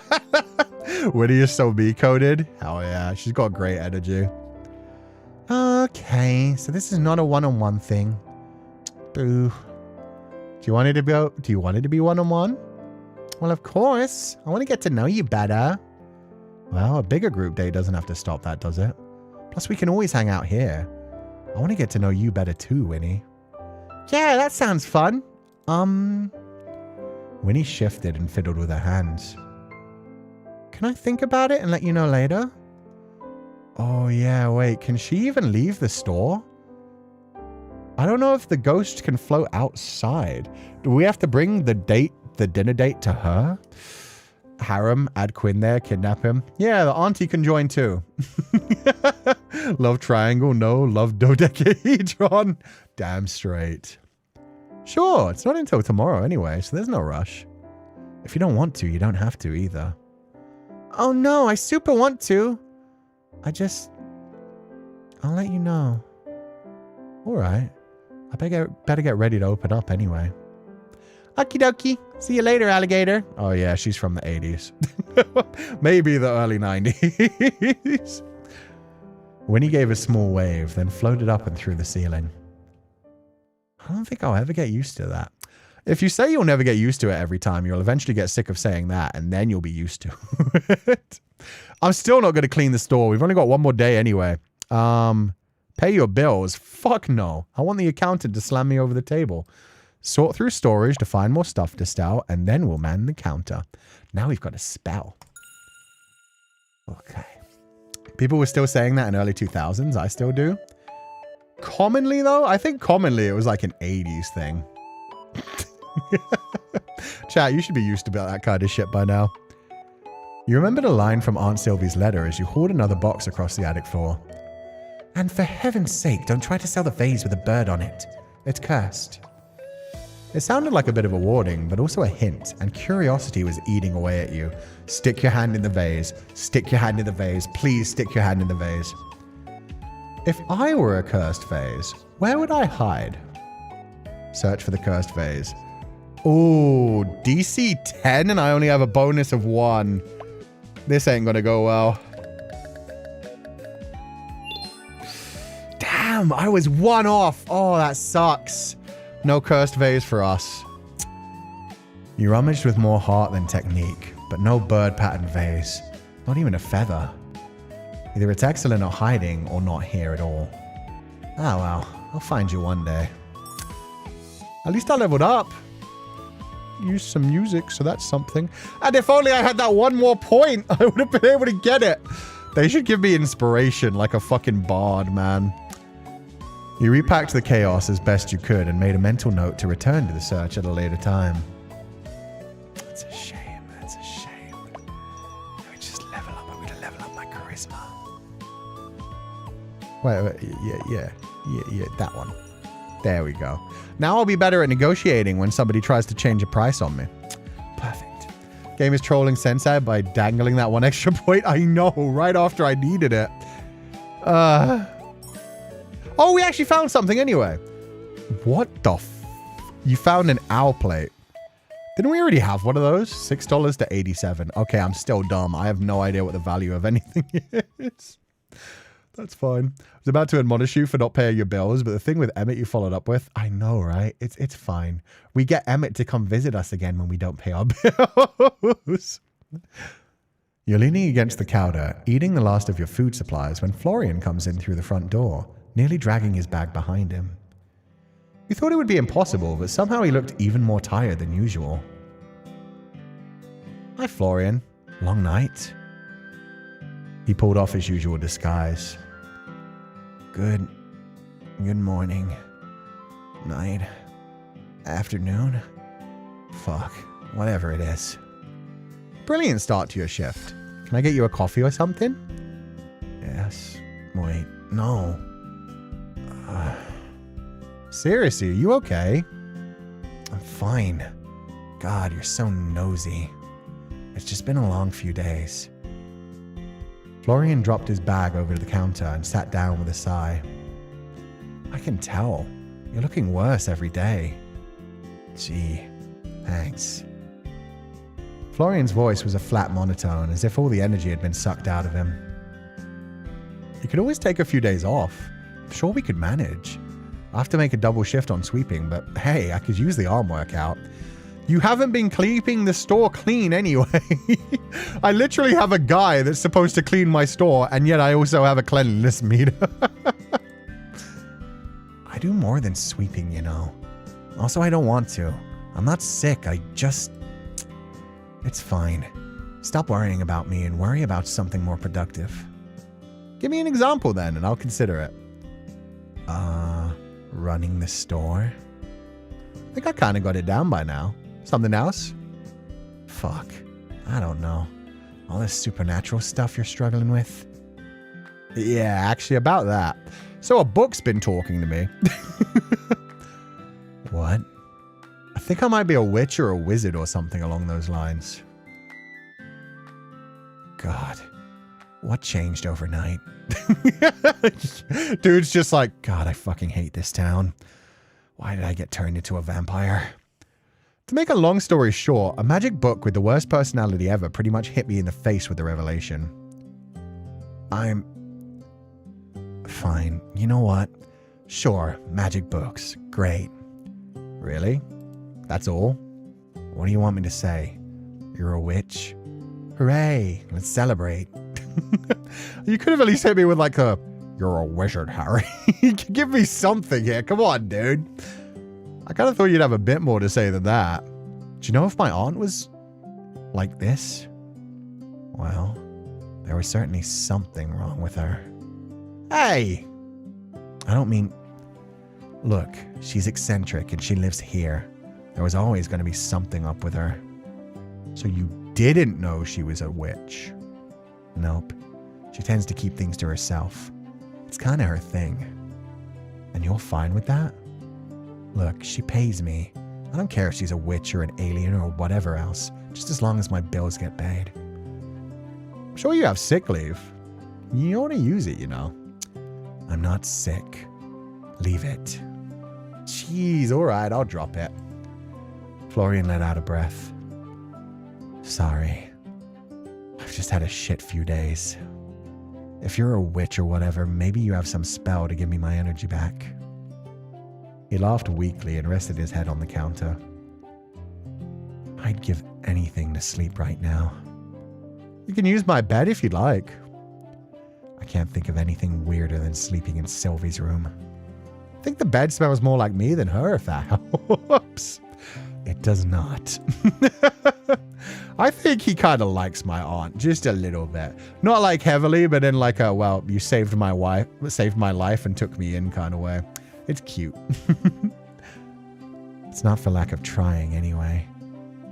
Thanks for the offer, though. Leave him be, or give him a pat on the head. Yes, give him a little head pat. You reached down and gave him a pat on the head. His hair was actually very soft. What are you doing? Oh, the blushies! Sorry, really. It was kind of a force of habit. You reminded me of my mom's dog. Great line. Great line. You are very dog-coded. Your mom's dog? Yeah, when she's grumpy, she puts her head down like that too. Oh, my bad. Hey, if it makes you feel any better, you're much softer than her. He's still blushing. Whatever. I have work to do. He practically flew away from the counter, cheeks turning bright red. Sorry, Florian. With that, you finished up your lunch break and got back to work. Somehow the dog riz is working. Well, I'm very cat-coded in this game, so... yeah, you gotta have a cat for a dog. You were standing behind the counter, double-checking the amount of change currently in the register when you heard the bell next to the door chime. You looked up with the brightest, most show-stopping smile you've ever mustered, just in time to see a full-sized llama walking in through the door, then turning around and facing you. It didn't seem to care that this was an antique store, not a petting zoo. It just chewed on some grass. What the... Florian? A mess of dark hair popped out from the storeroom. Yeah, I'm sorry. What the fuck? There's a llama? What is it? Did you buy a llama? Probably one of the best questions you could ever ask. Man just walks back into the storeroom like, why is there a llama? Again, why do I live in this town? Why do I work in this store? How did I not know the owner was a witch? Why would I buy a llama? I don't know. I'm just making sure. I did not buy this llama. Do you usually have a llama problem around here? No. There was one time a cat walked in, but I've never seen a llama before. Never seen does not mean there's never been a llama here before. Lucille? Lucille approached. This is my favorite gal. She's a knight from the past. Lucille approached, armor glistening in the sun, then stared down at the beast. It stared back.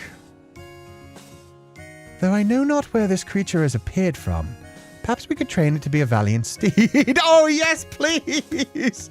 Please ride the llama into battle, Lucille. That would make me so happy.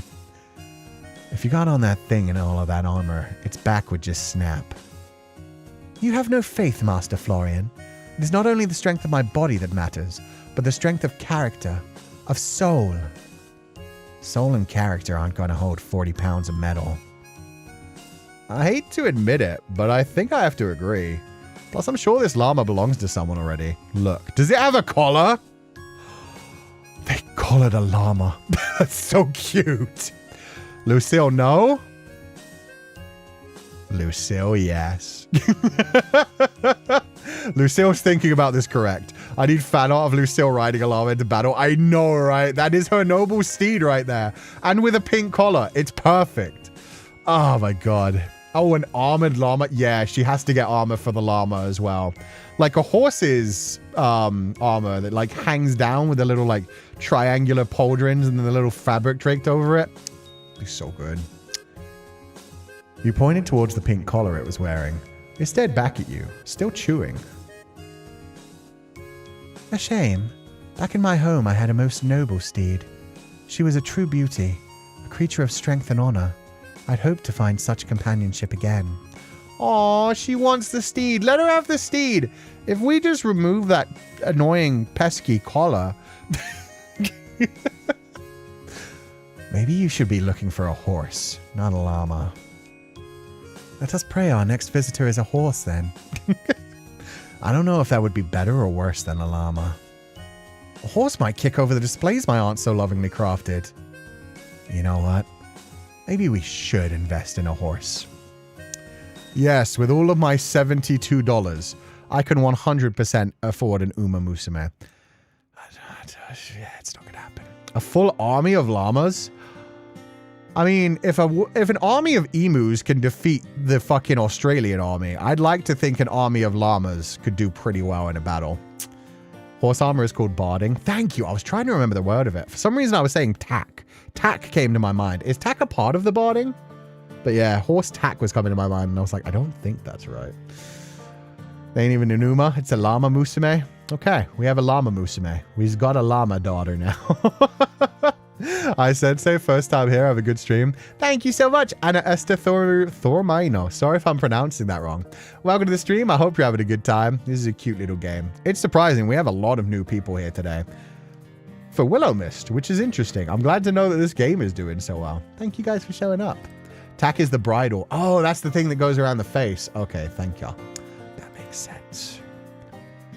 Sir Florian, this establishment is a wondrous place filled with treasures of the past. We don't truly wish to see it destroyed, surely. Destroyed? Nah, but we could lose a few of those treasures and nobody would notice.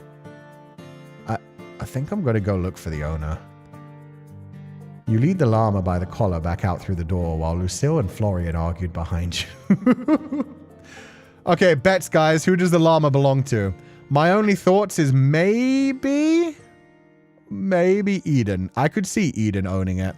I could also possibly see the big old werewolf man owning it. Also, I just realized I read that comment, but thank you so much, Ana Esther Thomaino, for donating to the Feileacan as well. I hope you're having a lovely day, and I hope you continue to enjoy the streams. You found your way back to the center of town. Unfortunately, the llama didn't put up any resistance. You stroked its fluffy orange-brown fur, then looked around for someone who seemed like they were missing a llama. Look for the llama's owner. DC medium, and I only have a +1. Oh, God. This ain't gonna go well either. Maybe I should have saved. Yeah, I can still say. Okay, let's see if you could just keep re-rolling until it works. I need to find out who owns this damn llama. Okay, we're reloading. Total 9 again. They're trying to hurt me. Load menu. Yes. Roll again. That went down 1. Okay, that's fine. We load again. Roll! It's getting worse. It'd be funny if they had a mechanic built into this game that straight up like made it worse each time you try to reroll. The save scumming begins. Yay! I totally naturally got an 11! Doesn't matter that I'm stupid as fuck. It's good to know that you can just save scum if you really want to win. It worked. It worked. It didn't take you long to find an older gentleman with weathered sun-kissed skin and a kind face. He wore his silver hair tied back loosely, and his short but full beard was peppered with white. He had the look of a shepherd. When you approached him, you noticed he wore a multicolored stone necklace, vaguely in the shape of a llama. I wonder who owns the llama. Bingo. Excuse me. Vega? My sweetest...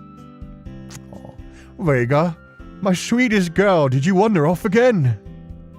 So, she is yours. I'm sorry, we just noticed she came in through our store door. She was very well behaved, though. Urku, what a cute name. Yes, she is quite the good girl. The best, even. I'm glad she was no trouble for you. She's always had a curious mind and likes to explore. She's attracted to those with good energy. Which is how I'm guessing she found her way to you. The Riz? Oh, to me? You are Cú. I know, the name. Vega is an excellent judge of character. I can see now why she brought me to meet you. I suppose she's something of a matchmaker then. Of the sort. She's a guardian too. A guide. I've spent many years traveling and met many wonderful people along the way. And she's helped each and every one of them. You are no different. You can call me Urku, by the way, though it is but one nickname of many. I'll call you the Shepherd. I'm Cú. It's a pleasure to meet you in Vega. She feels the same, and thank you for keeping her safe. He leaned forward and patted Vega's head, and she made a gentle sound, nuzzling her head into his hand. Now then, Vega. Are you ready to continue our journey? Please ride him. Ride him, ride him, ride him. You've got to ride him. Do it, do it. Oh, no, he led him away. I was so expecting him to just jump onto the back. Is Urku romanceable? The dialogue is rising hard. I know, right? That just immediate, like... She has a good thing about finding people with good energy. I'm assuming that's how she found you. Vega's a girl, right? Yeah, Vega's a girl. Vega seems to be named after the star as well. One of the 3 stars in the triangle. The Altair, Vega, and fuck, I forget the third one. But the summer triangle. So that's a cute little thing. Vega gave a loud bray and started walking, leading the way. I must thank you again, young one. Your energy is strong, and your kindness is apparent. Perhaps we will meet again someday. He waved as they walked away, both a little surprised and confused at the entire encounter, when you noticed something left on the bench. A large bunch of wildflowers and a very crisp $50 note. Mine! You pick them up quickly and rush in the direction that Urku and Vega left a moment ago, but don't find any trace they were there in the first place. Even asking around nearby, no one mentions even seeing them. Confused, you find your way back to the store with the money and flowers, and wonder if the whole encounter had been a dream. Damn, he left me freaking flowers too? The third star is Deneb. Thank you. Deneb, Altair, and Vega. They make up the summer triangle in the summer sky. Urku, I will find out what you look like. They gave you a description. Loose, white ponytail, old man with gray hair. Draw it. Draw the man with the llama. Just go back and I'm really hoping Sensei is talking about a llama and not a person. I mean, if Urku needs something to ride. You don't say no to a shepherd. They never lead you astray. I'll play $6 to $87. I'm gonna try and sell you for 40. I sold you once already. 400 and no 409. $40. I believe we can make that. We can do that. I'm up to 122. I'm glad I got the 50. I don't know how much my weekly budget is supposed to be. Love that even the characters without a sprite are hot in this game. I know. You get seated behind the counter, ready for today's customers. Yay, Vivy! Hi, Nut Granny Sylvie. Welcome. Christmas bells brooch reminds me of my mom's laugh, but quieter. What if I give you $8? Oh, Vivy, you drive a hard bargain. Counter offer, how about 9? I just want a counter offer. I'll buy it. That way I won't get lonely here. Okay, you earned that. I'm not going to be good at this game. The fact that Vivy can be one of the people that comes in and buys shit is going to be a problem for me. The other characters I could be like, no, you're giving me like double that price. For Vivy, it's like, I mean, if it'll make you and your mother happy. Sure, kiddo. Bye-bye. See you next time. The customer leaves the store. You saw 1 customer today, but no one else is coming now. Shit. That's fine. Just waiting for Vivy to knock something over and walk away. Everyone fawns over. Yeah. She's so cat-coded. She's going to do it. She's probably going to knock over the cursed vase at some point. If I ever find it upstairs.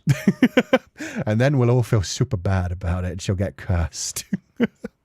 It was a little past 5 p.m. when you flipped over the sign on the door to close and let out a drowsy sigh. Ugh, what a day. You say that every day, you know. Like a broken record.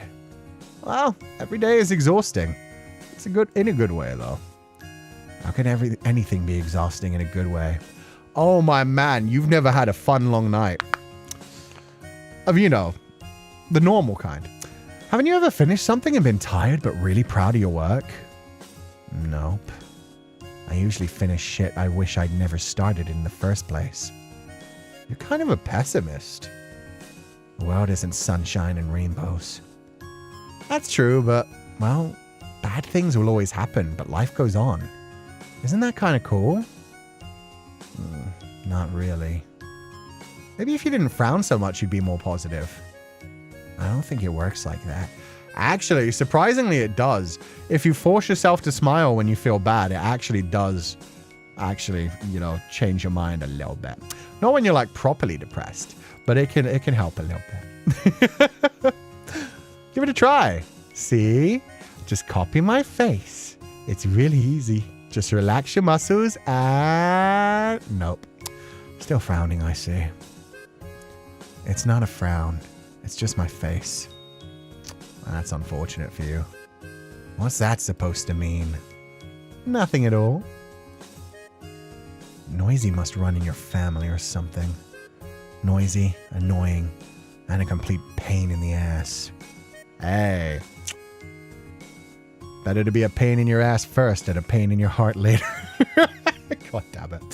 You forgot gorgeous, charming, and funny. No, trust me. I didn't. You grinned, and Florian turned away from you, looking around the store. It looked as it always did. A mess of knickknacks and clutter, but a clean one.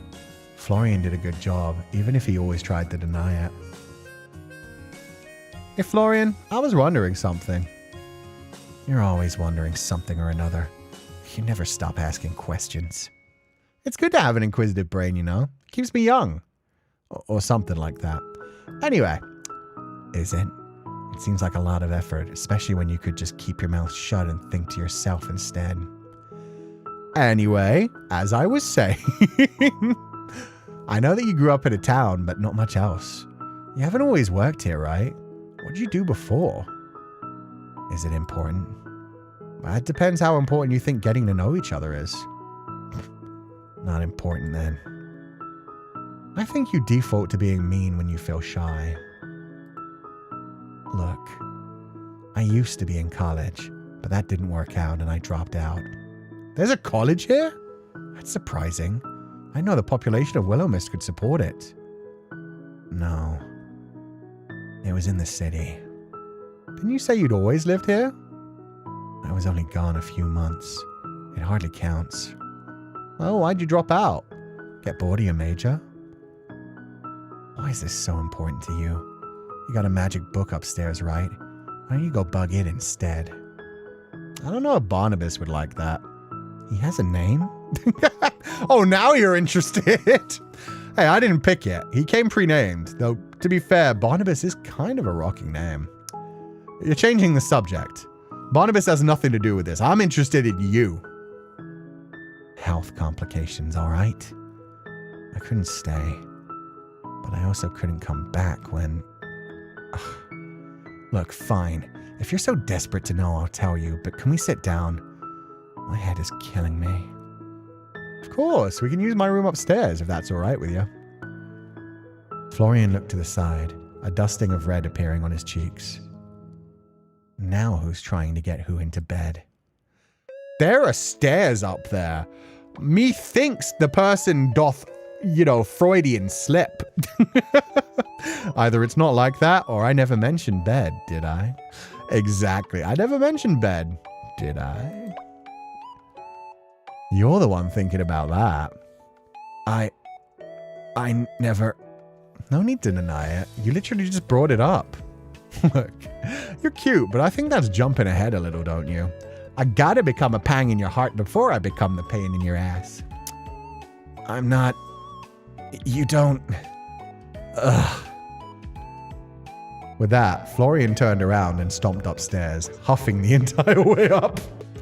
He's angry about it, but he's still going up to my bed, so this works for me. Welcome to my humble abode, Sir Florian. God, shut up. You sound like Lucille. Is that a bad thing? I know you two are pretty different, but I hope that's not a problem. One Lucille is enough. That's all. It's not like I hate her. She's just... a lot. Alright, I'll keep the chivalry to a minimum, my fair liege. He flopped down on the couch, sinking into the cushions. Florian followed, though much more cautiously, perching himself on the opposite end. He looked around the room, his gaze lingering on a photo frame. It had been there when you arrived. A picture of a much younger Aunt Sylvie holding a baby. It must have been you. Must have been you? Or did she at one point have a baby? Yeah, they moved. That's a hint. They wouldn't just slip that in there out of nowhere. Are we sure he isn't the real cat around here? He's very cat-coded too. Florian reminds me of in high school. Homie is hitting too close to home. Brother, let people love you. I promise it'll make you feel better. Yeah. This place is weirdly empty. You think? It's packed with all kinds of stuff in here. Sometimes I wonder where my aunt got it all. No, I mean... Sylvie has a big personality. She kind of filled any space she was in. I'm trying my best over here. I guess it's alright with you here too. He blushy. Hey, I'll take second best to her. She's amazing. Anyway, what were we talking about? You dropping out of college. Right. Florian blinked a few times as if his eyes were trying to stay open. Are you feeling okay? Stop asking me that.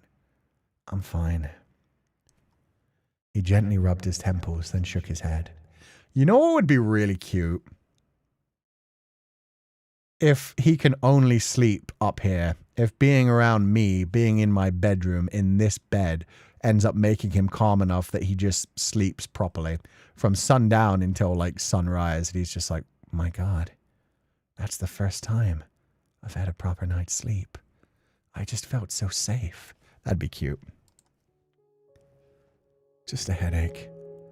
It's no big deal. Anyway, college. I just had some health shit and I left, but look, I won't sugarcoat it and I'm not asking for your pity.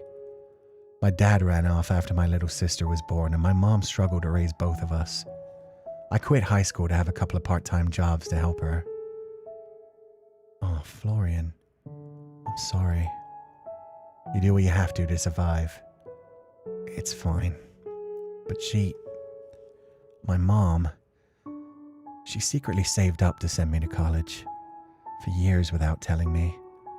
Then she just sent me off. She wanted the best for you. Yeah. But why should that best not include them? But fine, whatever.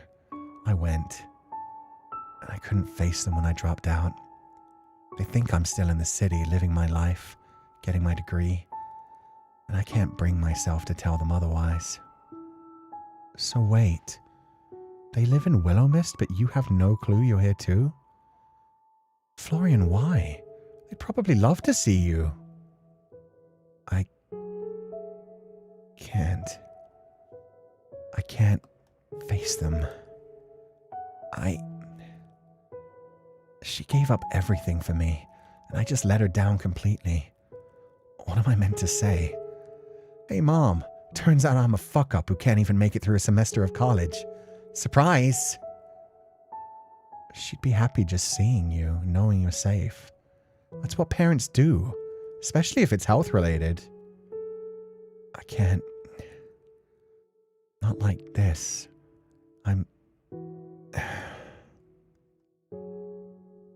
Florian's head sank down in his hands, his shoulders trembling. I'm not who I was when I left.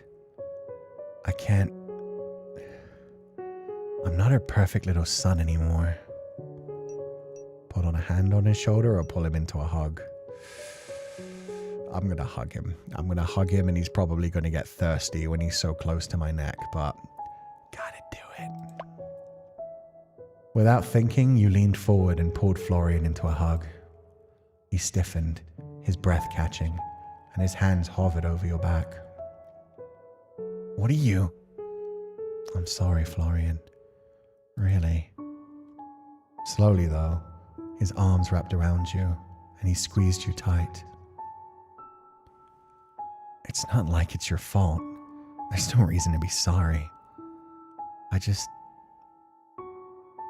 want to go home. Feel like things are normal again. Aw, baby. Everyone wants that.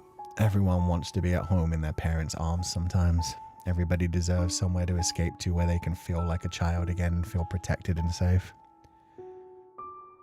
Can't you? I truly, honestly believe that your mom would just be happy to see you. It's not just that. I don't deserve it anymore. I can't trust myself around her or my sister. Trust yourself. Even you should be keeping your distance. God, you're so fucking naive. I'll just mess things up for you too. Everything I touch just falls apart. I don't think that's true. I'm right here, and I haven't fallen apart yet. This store hasn't fallen down around us. You're not destroying anything. Yet. Ugh. I didn't want to share any of this shit, you know that? It's embarrassing. There's no shame in feeling emotions. Isn't that just proof we're human? I know that it's difficult for you, and I can't just magically make it better. But if you need someone to talk to, or anything else, you can rely on me. You're too nice, you know. You're gonna end up getting taken advantage of. By who? You? I don't think you have the energy to take advantage of anyone, even if you wanted to. Ugh. Thanks. I guess.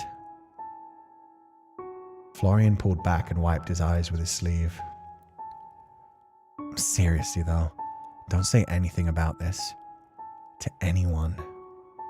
Our secret. I'm pretty good at keeping secrets, you know. Oh shit, Barney! Barney shows up. Winnie appears from the corner. Like, hey, about that secret. When was this a tear? It kind of is turning into one. I like the way they've written this character as well, because it's something that's very human and very simple. A character dropping out of college and not wanting to disappoint their parents. But then tie in the whole like vampire thing and he's scared to be around them because he's not their good little boy anymore. It can tie it into like so many things where like I've done something wrong. I don't know if I can go back there. It's better to just let them believe a lie, where really you just have to step forward and admit to what's happened because, yeah, his parents aren't going to mind. His sister isn't going to mind. Like his mother and sister are just going to love him and want to care about him again and be like, you went through all of that? God, we missed you so much. We're so glad you're home. It also like ties it into like a bunch of different things, like his addiction to blood, his fear to be near his family and ruin their shit as well as his own shit. Adds into like so many things that could be a reason for pushing people away and thinking that you just ruin everything you touch. But what it hits me the most with when it comes to this writing is possibly like an addiction kind of thing. Like if you tie this in not to vampirism, but instead to just somebody who fell into the wrong crowd, got addicted, dropped out of school, and is terrified of telling their parents and going home and ruining their shit and just trying to deal with their own thing and survive each day without giving in to their addiction kind of thing. It's written in that kind of way really well. And so, yeah, he just needs to realize like you're addicted to blood now. You're going to have to deal with that. You're going to have to find ways to manage that while at the same time being around people because you want to see your family again and you want to actually live a life again rather than just hiding yourself away and deciding that this thing defines you. It doesn't define you and you can always come back from it. But yeah, I guess that's why he's in this town and Auntie Sylvie's looking after him so closely. Can't just surprise him with a college fund. You got to mentally prepare him that he's going to college. It's a nice surprise though.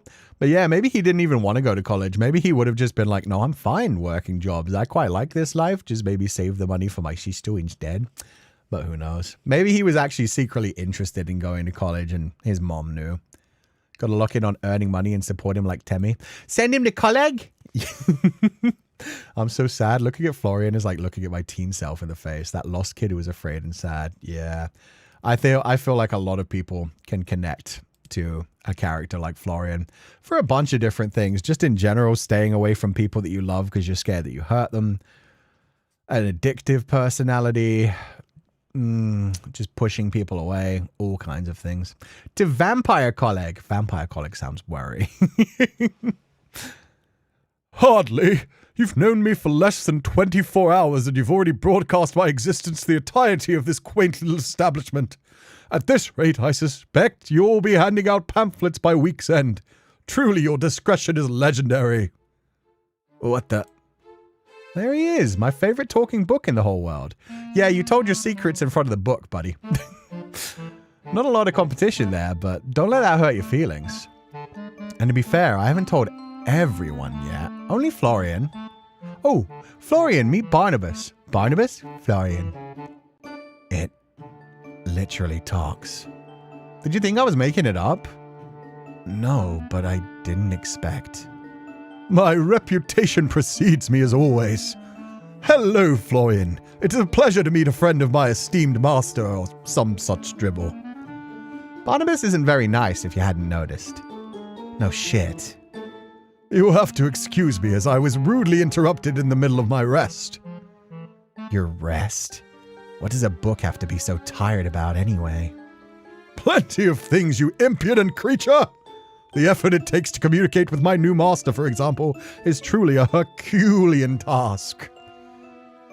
At that, Barnabas floated across the room and landed on the desk. It just flies? God, I'm too tired for this shit. Now I've embarrassed myself in front of 2 people. Great. Fortunately for you, I have the displeasure of being in service only to my pitiful master, and as such have no one to share your shame with. Just ignore him. I'll put him in the drawer if he keeps it up. He looks so sad. Aw, Florian. The audacity! Fine, silence me, but mark my words, you will soon regret it. I could mark you quite literally, my dude. I could just get out one of those felt tip markers, go to town, draw all kinds of scribbles. I could just ruin hundreds of years of work, just so you know, buddy. This must all be a lot for you, too. Just a little bit. I like to think I'm pretty good at running with things, but sometimes, I'll be honest, I don't even really know where to start. But I've got all the time in the world to work it out anyway. Aren't you going home in 3 months? Okay, I got 3 months to work it out. Thanks, Florian. Sorry, I wasn't trying to make it worse. Yeah, that could have been rough. Could have been like, wow, you really do always make things worse. Oof. I'm just kidding. Really, I'm having fun. I'll be fine. I wish I had a drop of your optimism. Change fucking sucks. Yeah, but sometimes it can be really great too. I've only been here a week and it feels like I've made a whole bunch of friends. It's really, really great. Yeah, well, you're easy to like. Am I now? For some people. Not me. You don't like me at all? Aww. Well, I like you. Or, damn, I've already planned out our wedding and everything? Holy shit. You'll come around eventually. Naturally, I'd do this one, but I'm just going down the harem route, so anything that has a heart gets chosen. Damn, I've already planned out our wedding and everything. What? Our 3 kids, Alexis, Jasmine, and Michael, a white picket fence, and a dog named Bobo. And you just throw it all away? Throw it all away. It doesn't exist. You're delusional. So that's a no to my proposal? No. So it's a yes. No, I mean, God, you're so frustrating. I love you too. Don't say stuff like that. And seriously, Bobo?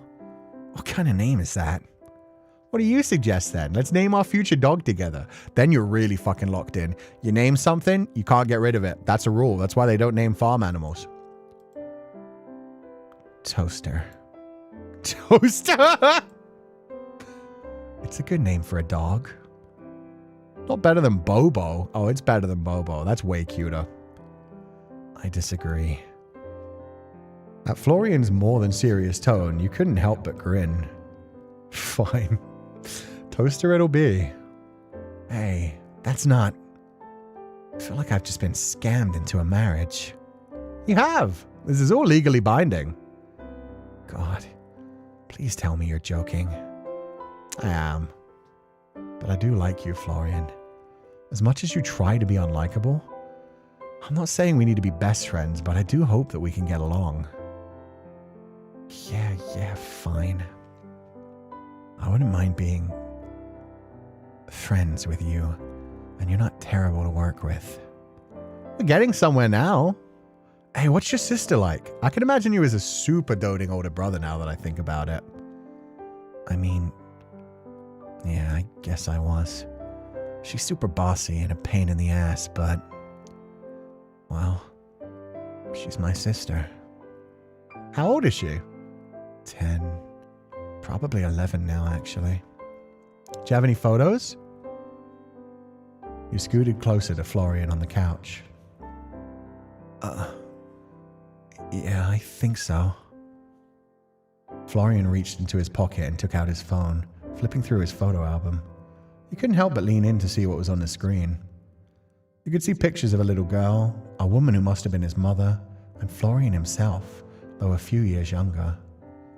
It was hard not to notice how much brighter Florian looked.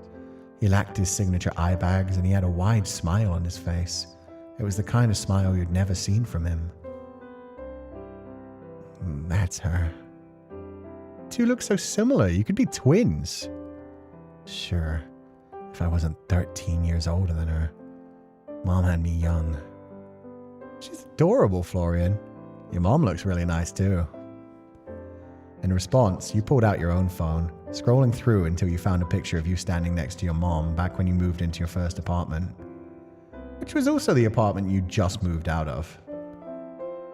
This is my mom a few years ago. Wow. Your genes run strong, huh? Yep. My aunt and her look pretty similar, don't you think? This was back when I moved out of home. I lived in this little apartment right in the middle of the city. Sounds noisy. Yeah, I didn't sleep a lot. You let out a soft laugh before locking your phone and placing it back down on the table. And to be fair, you made enough noise that I always heard you from across the room. I want to see a picture with Florian. I know. I want to see happy, smiley Florian without the eye bags and probably more color in his skin as well. It'd be cute. That apartment was so weird. Did you know that the elevator fell like a dozen times? There was an earthquake localized to just the building, and a crane rammed in the first floor, all in a single year. Seriously? Yeah, but not a single person got hurt.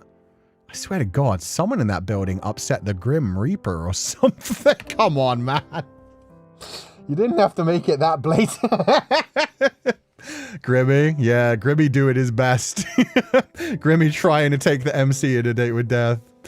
Oh my God, they literally said Grim Reaper.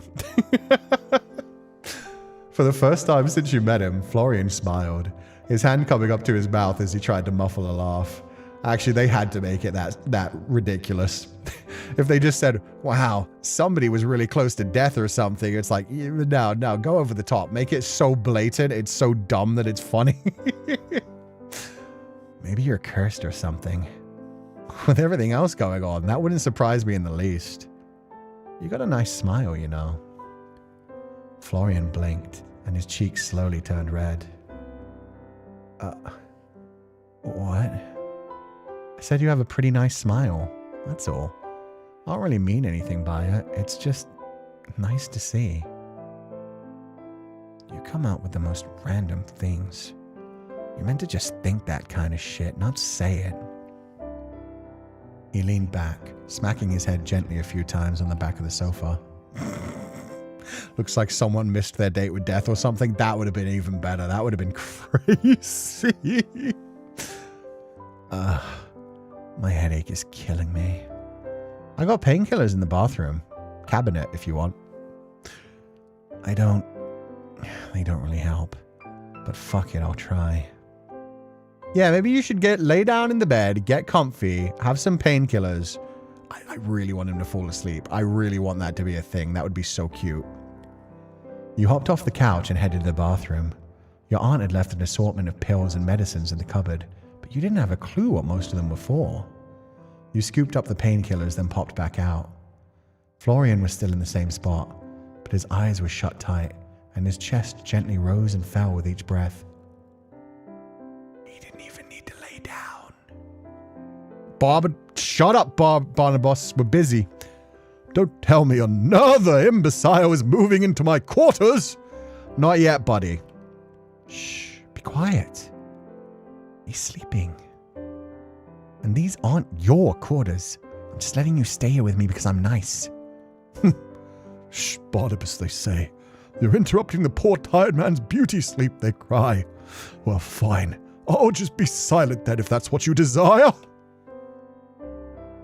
Carefully, you draped the knitted blanket over Florian's legs, then settled in next to him, watching his sleeping face.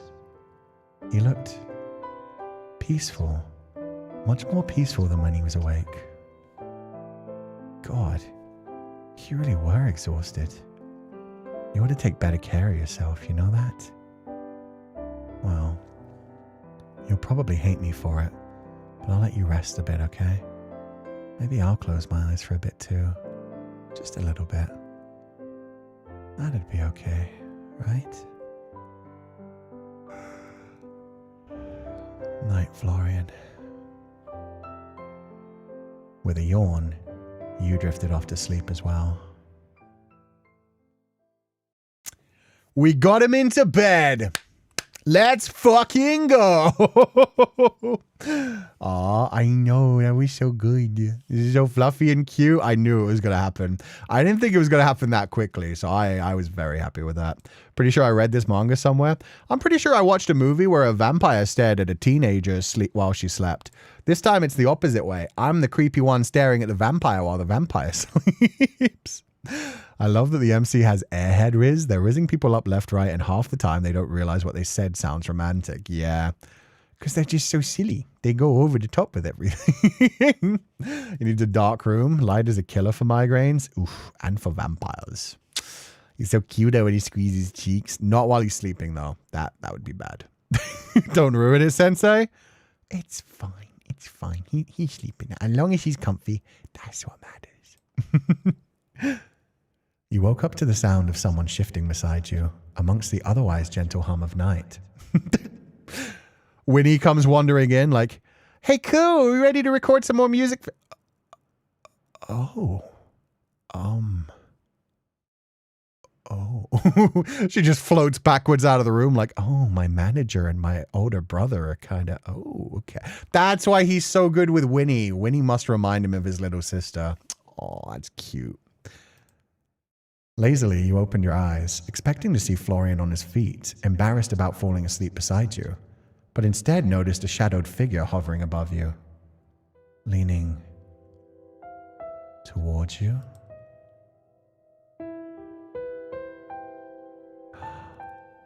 Oh, I get the vampire bite. Let's fucking go. You blinked, trying to wake up your sluggish mind, and finally realized it was Florian? He was close to you, and his eyes were half-lidded, his expression dazed and unfocused. One hand was down beside you, and the other braced against the couch to the side of your head. A sudden chill ran through your body despite the warmth still lingering in the air. Florian? No response came from Florian. He remained completely still, staring at you. No, not at you, but your neck. His head dipped lower. The faintest brush of his nose against your skin sent a jolt through your nerves, and suddenly, the sluggish fog in your mind cleared as his mouth was inches from your neck, his breath hot against your skin. Your eyes went to his face, and then you noticed something. A flash of something pointed and sharp between his parted lips. Fangs. Your body tensed, your heart hammered in your chest, and his breath hitched like you could hear it. Florian? No response. It was almost as if he wasn't truly himself. His posture was wrong, like he was acting on instinct alone. And in the dark, with a glint of moonlight reflecting off his eyes, his gaze looked almost empty. You felt the faintest graze of his teeth against your skin, a breath's distance from sinking in now. A shiver ran down your spine, but you managed to keep a lid on the panic threatening to break through. Reach up and touch his face, call his name louder this time, or push him away. Oh, I'ma touch his face. I'ma pull him closer. I'm gonna cradle his head while he bites me. You lifted a hand and reached out, cupping Florian's cheek. The movement caused his eyes to open wider, and his lips paused. Slowly, and ever so gently, you brushed your thumb against his cheek, expecting warmth radiating from his skin, but instead finding him as cold as a corpse. Your hand shook slightly, and your breath was ragged and shallow. Florian? Are you there? At the sound of his name, he blinked a few times, and then looked down. When he saw where he was, he recoiled as if burned, falling off the sofa and landing heavily on the floor. His breathing was erratic, and his hands were shaking, but he couldn't bring himself to look up. Shit, fuck! I didn't mean to. Florian, it's okay, calm down. You pushed yourself off the couch and crouched next to Florian. Don't come near me! Florian, seriously, it's fine. It's all okay, just take a breath. You tried to put a hand on his shoulder, but he backed up, his face twisted in a pained grimace. Just don't come near me. Fuck. I can't believe I'm a fucking idiot. I shouldn't be here around people. Fuck! You didn't hurt me. But I wanted to. I wanted to so badly. But you didn't. You inched forward until you were next to Florian again. He turned his face away from you but didn't protest. His breath was coming fast and ragged like he couldn't quite catch it. You're Don't say it. I'm not a vampire. You could see Florian's body trembling, even in the dark. I have to go. Is that what all this sickness has been about? You're hungry? I can't do this. Not again. I can't do this to anyone. As quickly as he could manage, Florian pushed himself up and ran for the door. Florian! He was fast. Faster than he should have been, especially given how weak and shaky he had looked. In moments, you heard the door downstairs slam shut. You jumped to your feet and rushed downstairs, knowing full well that Florian was long gone, but wanting to try anyway. Damn it. Are you looking for Florian? Oh, Winnie. You turned to see her sitting on the counter, transparent legs hanging over the edge.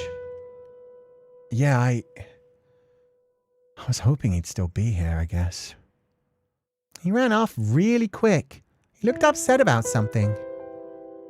It's complicated, but I think I might have hurt his feelings. You don't happen to know where he lives or his number, do you? No. Florian doesn't really share that kind of stuff. Right. I'll have to talk to him tomorrow then. Moonlit Fangs. Completed Florian Event 1. Damn, it took me that long for number 1. Let's fucking go. By the wording of our MC, he was right to be wary of it. It was ambiguous from a neutral standpoint. I mean, yeah, getting your throat bitten was bad. Did he think you were going to call him a monster?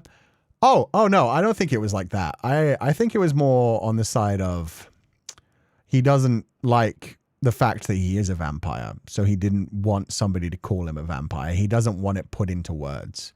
So I don't think it's necessary. I mean, vampire, monster, same thing. Close enough to the point where calling him a vampire probably makes him feel like you're calling him like a slur, insulting him, revealing the thing that he hates most about himself. The fact that he has already, got the addiction to blood, that he wants to actually be connected to people, but at the same time also wants to rip out their throats and drain them to death.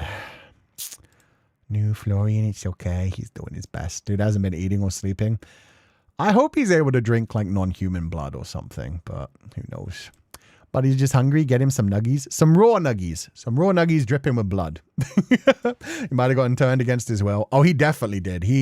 I forget what he said earlier, but he said something that I was like joking about and pointing out the fact that it's like, oh, so you're saying the same thing as Lestat, like give you the offer that I was never given. He was definitely taken against his will and transformed into a vampire.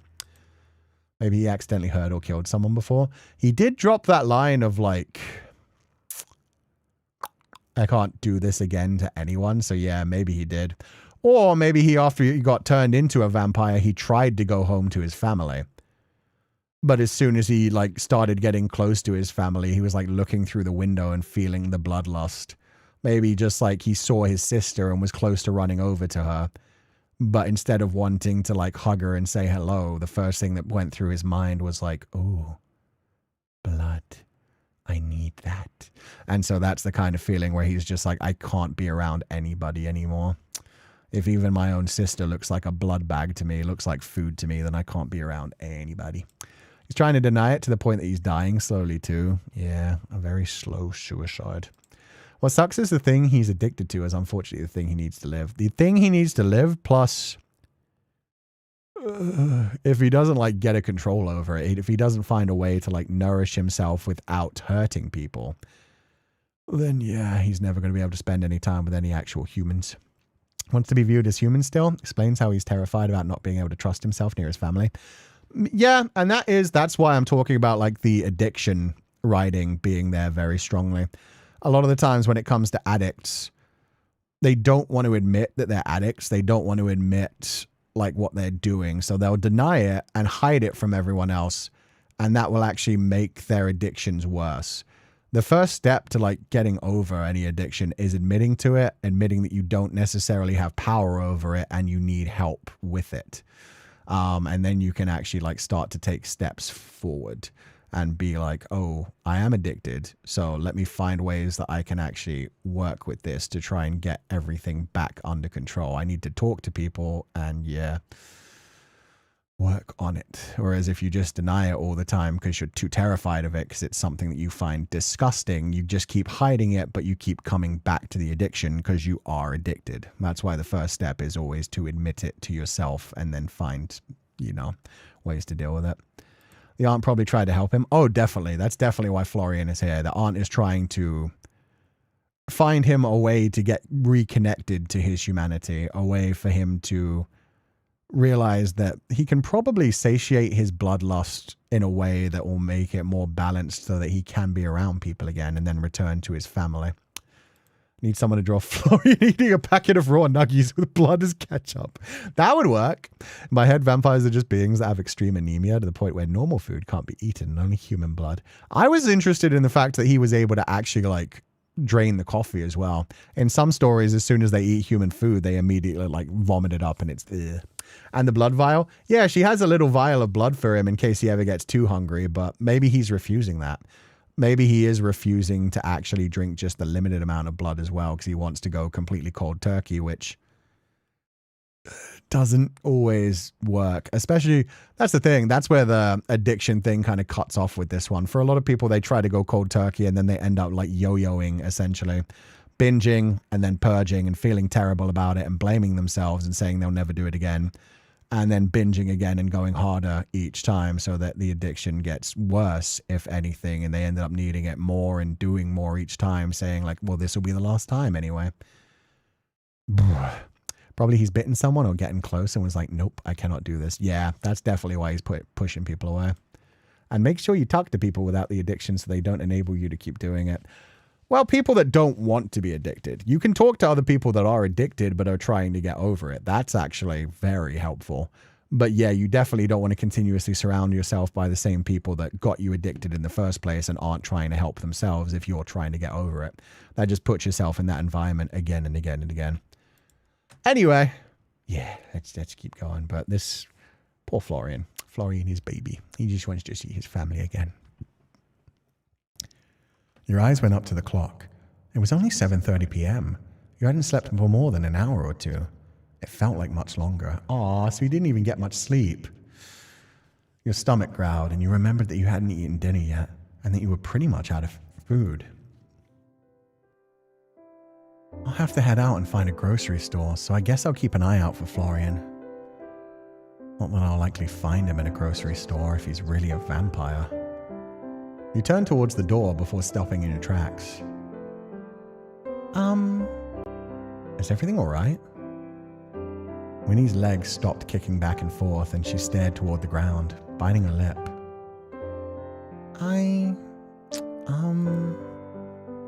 She fiddled with her sleeves and kept her eyes away from yours. You asked about me going out for dinner with you, right? Yeah, that's right. I'd love you to come. And I forgot to ask Florian. Well, I want to go. That's great. But I'm really scared. Scared? I haven't ever tried to leave the building. Oh, so she hasn't tried. She doesn't know if she can. Okay. Wait, not even once? No. I'm scared that if I try, I'll just disappear. Winnie's shoulders drooped, and she sighed. It's dumb. I know it is, but I've been here for as long as I remember, and I don't know if I still exist outside this building. What if the only reason I've lasted this long is because I've stayed here? What if I really am dead? And if I leave, I'll pass on. Winnie's eyes went down to her feet, and she swung them back and forth slowly. Hey, it's all right, Winnie. Seriously, it's okay. It sounds scary. If you would rather stay here, we can do something else, just the two of us. Or we can throw the party here. This room is big enough. We just need to clear out the clutter in the middle. But I want to go. I want to spend time with everyone and laugh and have fun. I don't care if I can't eat or anything, but I don't want to be alone anymore. But I'm too scared. I'm always too scared. Oh, yeah, no, that's the perfect analogy for a ghost. Scared to move on. Literally scared to leave the house to move on, to take a step forward. Oh, Winnie. You approached the counter and reached out, placing a hand over hers. It didn't feel like anything. You couldn't truly touch her, but the thought was there. My girl, you just made a fucking music video and sang in front of the entire internet. You are brave. You can take that damn step. If you don't want to do it, then don't do it. Oh, wait. That's the opposite. If you want to do it, then do it. Be brave. I'll be right there beside you. But you won't have to do it alone. Winnie hesitated for a moment, then pulled her hand back and floated down from the counter. Okay. You're right. I want to go. Thanks, Cú. You're the best. Did you want to try coming out with me now? No. I mean, thanks, but I think I need to build myself up for tomorrow. All right, then. It's a date.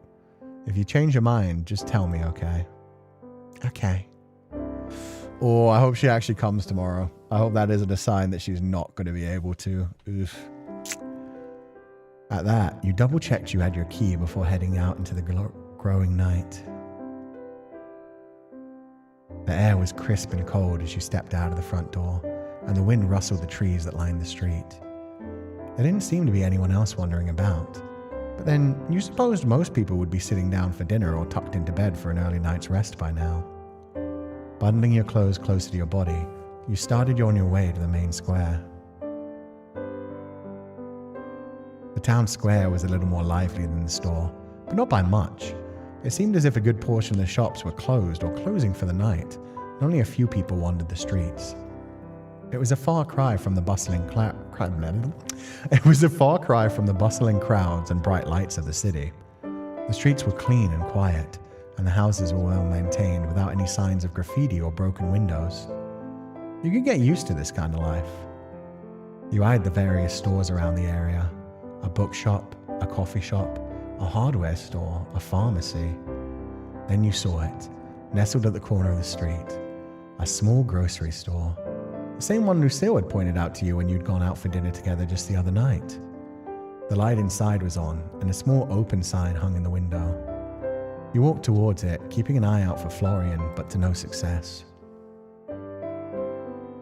Good for you, MC. I would have just gone to the restaurant. I would have just gone back to the Silver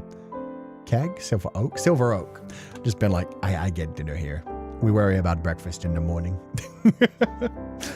The inside was what you would expect of a grocery store, though much smaller in scale than the big stores back home. The aisles were narrow and the shelves were cramped, but it seemed like they had pretty much anything you'd need. That is a lot of fresh vegetables, holy shit. The lone cashier nodded to you as you passed. No self-checkout here, which didn't surprise you. You won't take over today, computer overlords. You grabbed a basket and began picking out some basics. Milk, eggs, butter, that sort of thing. Oh, hello, Eden. Twice in one day. I think that's what they call fate. You turned, hearing a now familiar voice behind you, to see Eden leaning against his shopping cart, red hair tousled. I bet he has a red apple in his cart, doesn't he? Also, I love how this guy has his own theme song. Every time he shows up, it's the same music. Unless, of course, you just couldn't stay away and decided to search me out. In which case, I'm even happier. Eden grinned and it was a little infectious. Actually, the allure of a full stomach pulled me here. Fate it is, then. So, what are you making for dinner? I'm surprised he didn't say, what are you making us for dinner? I was half expecting. I was like, so, what are we having?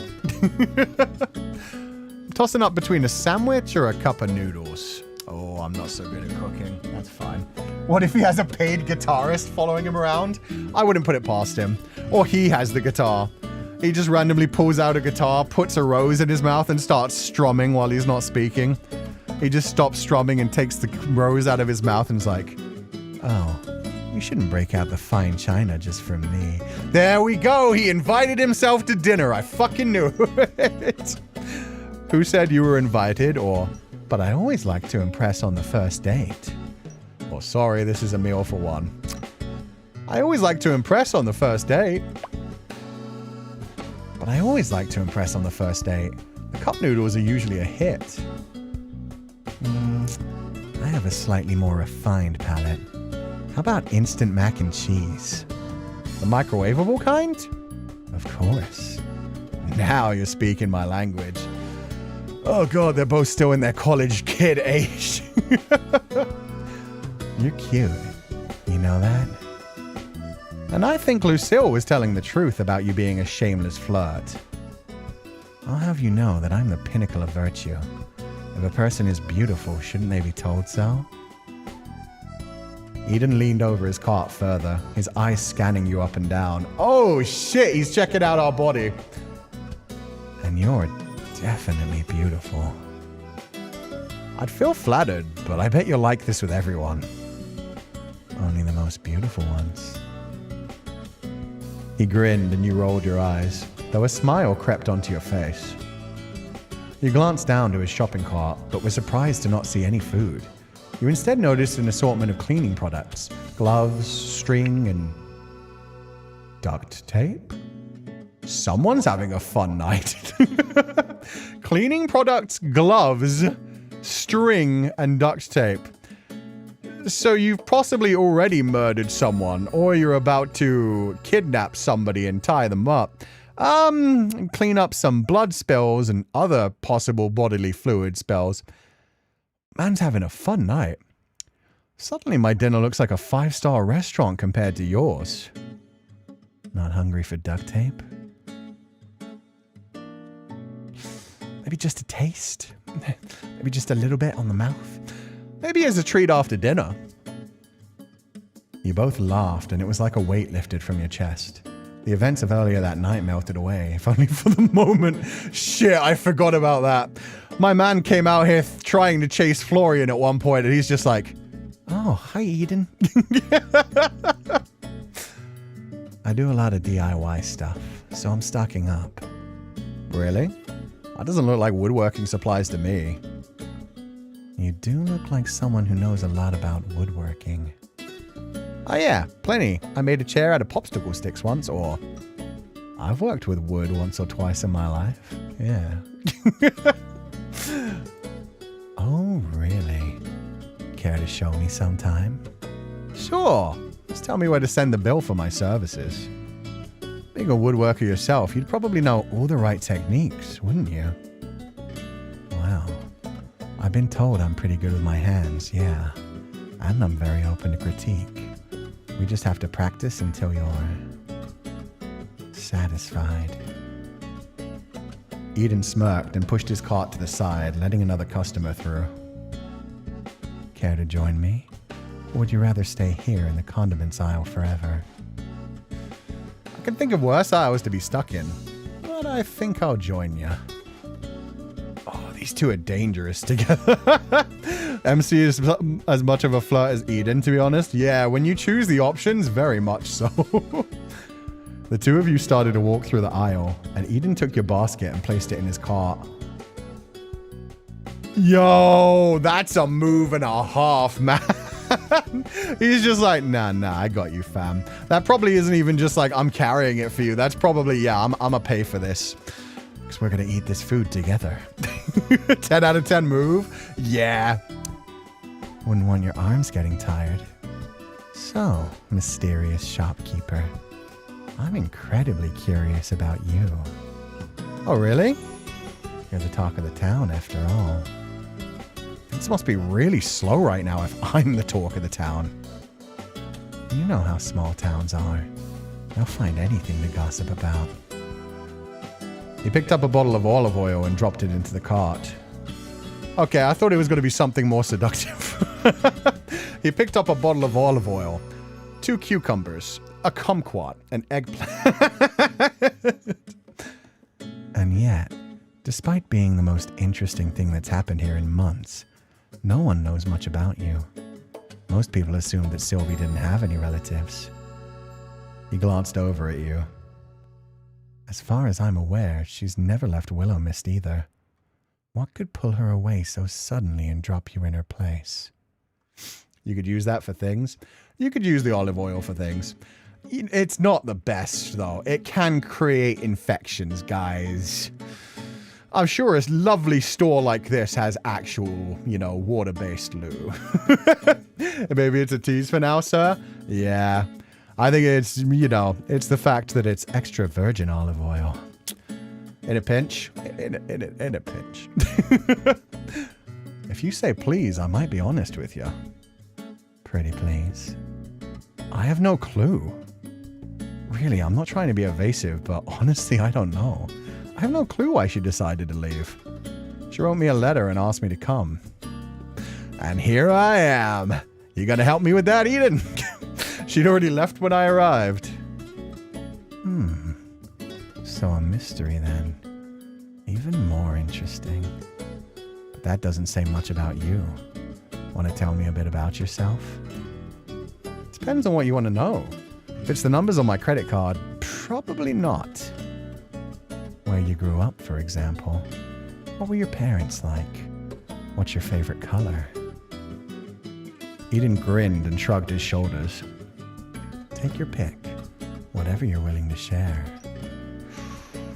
Oh, I don't love this. This guy seems dangerous. I don't like giving him answers.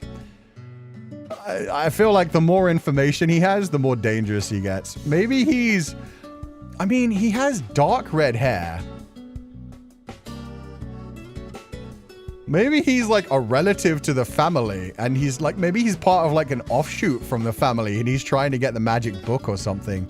He's trying to take my place. Seems to be fishing for info. Yeah, at first I thought he was fishing just for info about Sylvie, but maybe he's gonna steal my identity. Maybe he's gonna remove my skin and wear it. Lie through your teeth. DC medium. Your bonus +2. I'll answer him honestly. Fuck it. It's just a demo. We'll just tell him all. We'll try to lie. We'll let the fates guide it. Yeah, I didn't figure that would work. I did have a bonus of 2 though. They're both different redheads. They're both different redheads, but they could be similar enough. Funny story, actually. I was actually raised in a circus. It was great. My parents were clowns. The ringleader had this big beard, and he would make balloon animals. We traveled around the country, and... Eden snorted, then burst out laughing. You laughed along with him, and a few heads turned to look at you both. Yeah, I didn't figure that would work. Not the clowns? I mean, it would explain my personality. It would explain why the music follows me everywhere I go. Dun, dun, dun, dun, dun, dun, dun, dun. Yeah, and I'm an alien from Mars waiting to abduct you. Okay, but imagine if that was the fucking truth. How hilarious would it be if that was just them slipping in the truth of this character? He's straight up a fucking alien. He's a Martian. He's a Martian that needs to know more about me so he can abduct me, steal my skin, and take my place. Hey, it could be true. I'm sorry, but you're a terrible liar. Your face gives away everything. You'll have to work a little harder if you want to fool me. Eden's lip, red hair, red planet, just saying. Covers up most of his skin to hide the fact that there's a bunch of like strange bulges from his Martian body parts. Eden's lip twisted into a smirk, and he leaned towards you, his voice a soft murmur. Not that it matters. I do love a good mystery. I can tell, seeing as you barely shared anything about yourself. What? And lose the mysterious appeal I have surrounding me? Is that what you call it? I thought you just needed a shower. Are you offering to join me? No, but I am happy to give you the address of the nearest bathhouse. It's a date then. Oh my god. He's trying so hard. A Martian? That would explain the probing questions. True. How about this? I'll be just as honest as you were. Actually, I was raised in a circus too. You and I were childhood friends, but a fall from the trapeze made you lose your memory of me. I'm actually here to bring you home to the circus. I was just waiting for the right moment.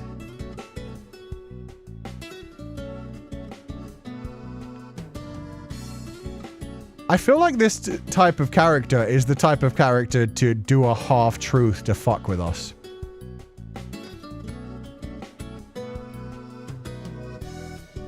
Demon lover from a separate life. That's my thought process now. We knew each other in a past life. He's back to win me over this time. Would be wild if there was a grain of truth in that. I can feel it with the whole, like, him possibly not even being able to be honest. Maybe he's, like, been cursed by my family bloodline as well. Maybe he's been cursed to, like, stay away from me or something. He gave you a sly grin and reached out, tucking a loose strand of hair behind your ear. What do you say? Want to run away to the circus with me? I think I have my hands full with the store at the moment, but I'll keep that in mind. My favorite color is green, by the way. I never would have guessed. Do you know mine? Does it happen to be red? I feel like your favorite color is red. I'm sure you're about to enlighten me. I've recently discovered that my favorite color is orange. Oh, like my hair? Uh-huh. And I bet when you meet someone with blue eyes, your favorite color is blue. Do I really seem that shallow? I think Lucille doesn't like people for a reason. Eden glanced around as if to check no one was watching. Don't tell me you brought your guard dog with you grocery shopping. Maybe I did. She'll jump out when you least expect it. I promise I'll be on my very best behavior then. Bro. Eden added a few more things to his cart. Mostly small things, and nothing that Cooper considered a meal alone. A single potato, flour but no other baking ingredients, a box of gelatin. Amidst the chatting, you found food for dinner too. I'm gonna go with a sandwich. Let's get some veggies. Instant noodles, there's no fucking fiber in that. Let me get this boy a sandwich. Like a reincarnation lover ex-immortal trope? Yeah, I'm feeling something like that. Reincarnated lover, maybe in past life, like, they wanted them separated, so they cursed Eden in some way. And Eden's been immortal this whole time, waiting for his lover to be reborn. But the family magic has kept him away from him all this time. But now that Sylvie's gone away on an adventure, he's able to, like, actually start to make his move and try to get close to him. And maybe if you build up your magic, you can actually, like, see this and get through it. But if you don't, you'll get fucked up by it. Sandwiches would have to do for now. Proper meals could start tomorrow. You found some fresh bread in the bakery area of the store and some lettuce, tomato, and cheese. The two of you continued circling the store until you'd found everything you came for. Dinner for the night, some fresh fruit, and a few essentials like soap and toothpaste. It wasn't much, but it would do. I also just noticed he's not getting anything for a proper meal because he's going to be like, oh no. It doesn't seem like I have enough for dinner. You wouldn't be able to help me, would you? Eden, however, kept your basket hostage in his cart as he continued onwards in no sort of rush. So, have you always been a carpenter? Oh no, I tried my hand at a lot of things actually. A jack of all trades, master of none, that kind of thing. Most recently, I was a bartender, but it wasn't for me. And before that, a cook, a painter, a photographer, and a waiter, too. Is any of that actually true? At least half of it. Probably. Maybe. Really, though, I didn't come out into the world expecting to be a carpenter. It just sort of happened. It was a niche that needed filling in Willowmist. The last carpenter disappeared under mysterious circumstances that had nothing to do with me. Of course it didn't. Why do I doubt everything you say to me? No, I think that bit happened. I think he disappeared under mysterious circumstances. I think this bit is a lie. Maybe you're a good judge of character. He added a couple more things to the cart and then began pushing it down another aisle. One you'd already been down twice already. Oh shit, he's distracting us so well. We vaguely noticed, like, wait a minute, we've been here before. At the same time, we're like, I need to know more about this person. What made you pick up carpentry, though? That's a pretty specific skill. Like I said, I'm pretty good with my hands. You looked down at his hands, but he was still wearing the same gloves from that morning. There's something satisfying about making something real with your own hands. You start with just an idea, a few scraps of wood, and then suddenly, there it is. Something solid. Something that exists because you willed it to. Which also sounds like he's trying to encroach on God's territory. I like this guy. This guy could be anything. I have no idea what he is yet. I do like the idea of them possibly like both being witches in the past, but him being cursed. Why do I get the vibes that he's secretly a mad scientist? I think he's an evil magician. I think he's an evil magician that has somehow been cursed by my family, that is immortal and was doing some dark magic. The good magic of my family is like cursed him and kept him away from us for a while. And now he's back to find the secrets. He's like back to break the spell now that Sylvie's gone for a little while and try to get our book and like learn how to uncurse himself. Since the book has every piece of magic the family's ever done before, he'd be able to find a way to like undo it using the book. I think that's what I like about it. You take something raw, shape it into what it's supposed to be. Simple, straightforward. A piece of wood doesn't argue with you about what it should be. Oh, and all of this dialogue is very much like natural, like light magic versus dark magic. Light magic is the idea of like borrowing some energy from the environment, twisting it in a way that is positive and does good, while not encroaching too much on nature and overpowering things. What he's talking about is straight up taking nature, wood, dead in this case wood, and then transforming it into something that fits his purposes. So dark magic, making use of magic in a way that twists its natural things. Just, you know, for his own side. That's oddly deep coming from you. What can I say? I'm an oddly deep man. I'm sure you'll get to know that about me soon enough. Oh, I'll get to find out how deep you are? Let's fucking go. Didn't expect you to be the bottom, but let's go. He added a few more items to his cart before continuing onwards again. He followed, more amused than anything else. How many times are we going to go through this same aisle picking up new things each time? Would alchemy be considered dark magic, even if it's more scientific? Alchemy is equivalent exchange, so I don't really know. I don't think so. I think that would be considered fair, as long as you're not, like, fucking with humans and stuff. I'm starting to wonder if you're leading me in circles, Eden. Can't blame a man for wanting good company. So it was on purpose. Of course. I wouldn't miss the chance to spend more time with you. But I suppose now the game is up. Shall we? He motioned towards the counter where the cashier was still idling away. Grabbing your basket out of his cart, you checked out first, then headed outside. But I wait for him, don't I? I bet I wait for him. At the same time, if you're going to take my cart, you should at least pay for my shit. Especially if you're planning on inviting yourself for dinner.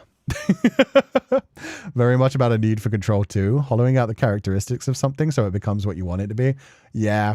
And to be honest, if we still wanted to connect it to the Lucifer thing, it could very much be the case of like, oh, I'm taking something that's been created that's natural, I'm turning it into something of my own, which was something Lucifer always wanted to do. He wanted to take God's creations and like warp them, make them his own things to play with. So, yeah, it still goes either way. It's just, man, I love the writing. It's so good. It had gotten much cooler again while you'd been inside. The breeze rustled the leaves overhead, and a few stray leaves spiraled down from the branches and landed in your hair. You reached up and shook them loose. Eden followed close behind, carrying several bags. I bet I left one leaf in there for him to pluck out. Thanks for waiting. What? Did you think I'd ditch you and run off? Maybe. I don't think I've got a good read on you yet, Cú. You're interesting. I was considering it, but then I imagined you standing all alone in the cold with big, sad puppy dog eyes. Couldn't do it. Big, sad puppy dog eyes, huh? So that's the kind of man I am in your mind. I don't mind playing that part. I was going to say a lost child at the supermarket, but I thought you might take offense. He flashed you a playful grin before glancing across the road. The street lamps cast a soft glow over the little park nearby. The swings swayed gently in the breeze, creaking faintly under their own weight. Now, since you were kind enough not to abandon me, allow me to return the favor. Oh, what favor is that? You're not going to grab my shopping and keep me hostage again, are you? He nodded toward the empty swings, then tilted his head at you expectantly. I happen to know that the swings over there have the best view of the stars in town. Trust me. His grin widened. Or not, if you don't want to. We're gonna watch the fucking stars. Sure, why not? I'd like to spend some more time together, or alone in the park watching the stars. How romantic. I literally don't get an option to say no. But sure. Alone in the park watching the stars? How romantic. I didn't realize that was your style, Eden. Oh, and what did you think my style was? From my first impression of you, I thought you'd be more likely to invite me back to your place for the night. Would you have said yes? No, probably not. Not the second time we met, anyway. And the third time? We'll see. Eden laughed. I'll have to try and impress you next time, then. Damn. You must escort him to the park? Yes, I must. I still don't know what he is, but there's something about the way that he's guiding me to the swings. It's bringing me back to the thing I pointed out about, like, maybe somebody like this, like, lets on hint, gives, like, half-truths. It's definitely giving past lover. That's what I was thinking. I was thinking, like, ooh, what if he really did, like, he said, like, we were in the circus together, but you lost your memory. Maybe they were childhood friends. Maybe they were together when they were younger, but Aunt Sylvie erased my memory of him because he is something dangerous and dark. But I'm also just starting to feel like this guy has like signs that he could be just about anything at this point. But yeah, I think childhood friend erased from our memory was like a wizard like us, was trying to learn magic. Maybe that's why I don't know any magic at all, even though I was in this family. Maybe they erased my memory, my mother's memory, and they erased our memory of this guy because he's dangerous. And Auntie has him trapped in this town because she doesn't trust him being anywhere else, kind of thing. Eden, somehow with an armful of bags of groceries, linked his free arm with yours and led the way over to the swings. They were, as he said, not too far away and completely deserted. A few small lamps cast the area in a pale yellow glow, and a couple of benches were positioned beneath the trees, their surface covered in leaves. You could see the moon above the treetops. There was something cozy about the place, secluded and peaceful, but not lonely. Just a small hidden space in the middle of town. A perfect spot for a midnight rendezvous. Something cozy about this place. He remembers it. Or just a place to chat, which was what you were actually doing. Eden set his groceries down on a bench, then walked over to the swings, taking one of the two. You took the other, and he gently swung back and forth. CG, City, let's fucking go. Or you lose your memories naturally when you leave the town. That could be it as well. It could be one of those things where this is a town where you stay here for as long as you need it, and then when you leave, it's just gone. You've grown as a person and you're able to go back out into life. That would actually be beautiful, Equimactyre. I love that. That's very Fae coded and Celtic mythology coded. Oh, he looks so pretty. So, what do you think of Willowmist so far? What I've seen has been beautiful. Kind people, great food, and the night is clear and cool. I love the way the moonlight's shining on his face. They have such good artists for these games, man. It's a lot quieter than back home. I could get used to this. And you're staying for 3 months? That's a decently long time, but also no time at all. Yep, 3 months, then it's back home again. You sound a little disappointed about that. I don't know if I am or not, really. Things have just been a whirlwind ever since I arrived, and now it's already been a whole week. I'll blink, and then it'll be time to leave. Eden chuckled and held a little tighter to the swing's chain, still looking up at the stars. Then, why leave? Well, my mom is still back home. Even 3 months without seeing her is a long time. Don't you ever miss your parents all the way out here? I'm sure I would, if I knew them. Oh, I'm sorry. Don't be, really. Family is a little meaningless to me. So, not raised by grandparents either? I had a more communal living experience. But forget that. I'm far more interested in you. Why not bring your mom here too? She and my aunt don't have the best relationship. Not that I know why. Wish I could have gotten her here. She'd have loved that. You let out a small sigh and pushed the swing a little harder, trying to get a little more height. A shame. Knowing you and Sylvie, I bet she's incredible. You want to hit on my mom now too? I swear, everyone in this town is after my family. Why would I do that when you're right here? I can just tell you already like it here. Would have been nice if she could see it through your eyes, don't you think? Yeah, maybe then I'd have some idea why she and my aunt don't get along. I always thought family feuds were supposed to be dramatic, but I don't even know what started it. You've never asked her? I have a bunch of times, but every time she changes the subject or tells me to drop it. So eventually I did. Maybe you should ask your aunt. She might not have some same hang-ups.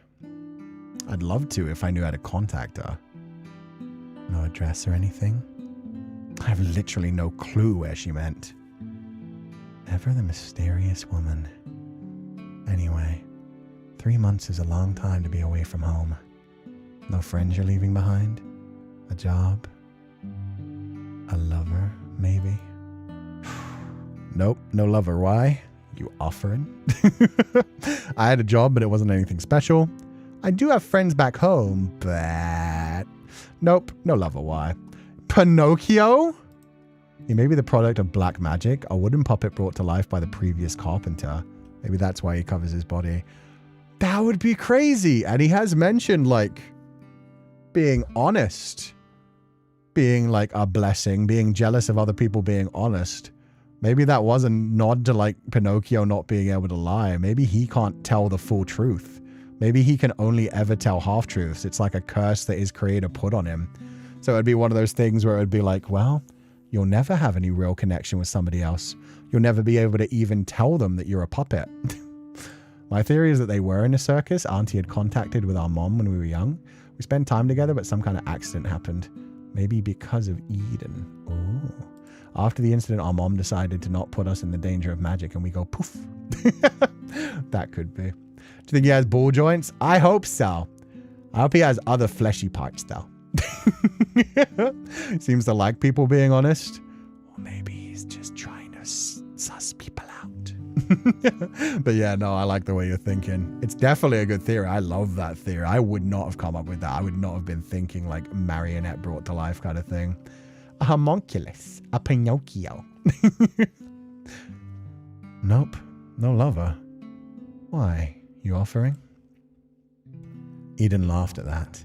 A gentle yet hearty sound. Maybe I am. Keep me in mind, will ya? How does such a lovely person not have anyone waiting for them back home, I wonder? Maybe I just haven't found the right person yet. Hadn't, you mean? We met this morning after all.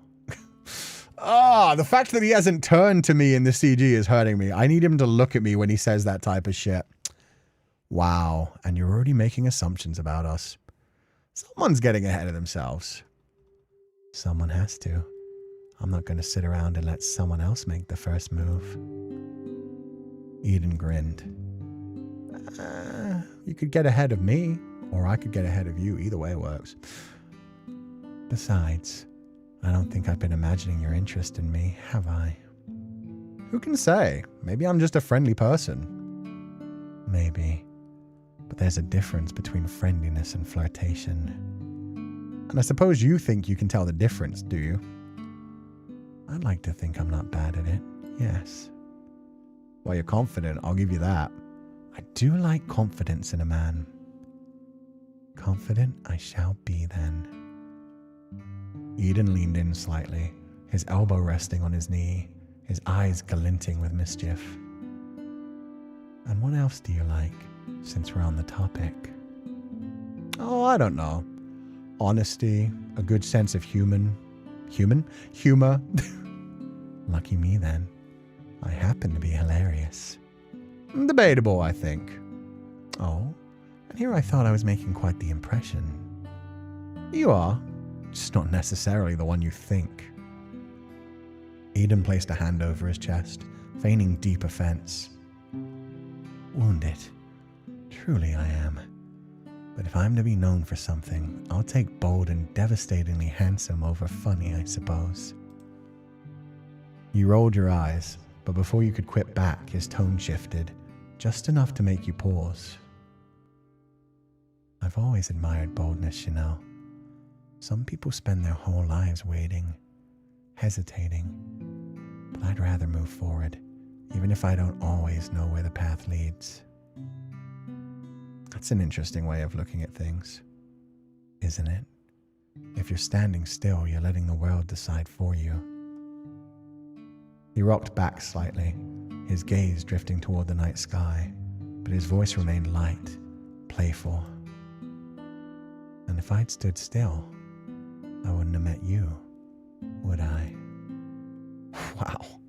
Is this how you get all your dates? Would it work if it was? You tell me. I think it might. For a brief moment, he fell quiet, swinging just a little, letting the cool night air settle between you. Then, with a slow inhale, he spoke again, softer this time, like a thought slipping out before he could catch it. I've never been the kind of person who was meant to stay in one place. I was made to move forward, to keep going, to see things through. His fingers curled loosely around the chains on the swing, and his gaze flickered toward the treetops as if searching for something beyond them. I suppose people like me can't stop. If I sit still, the world will keep changing without me after all. And what happens when you get to where you're going? I suppose I'll let you know when I get there. Eden smiled and reached his hand out.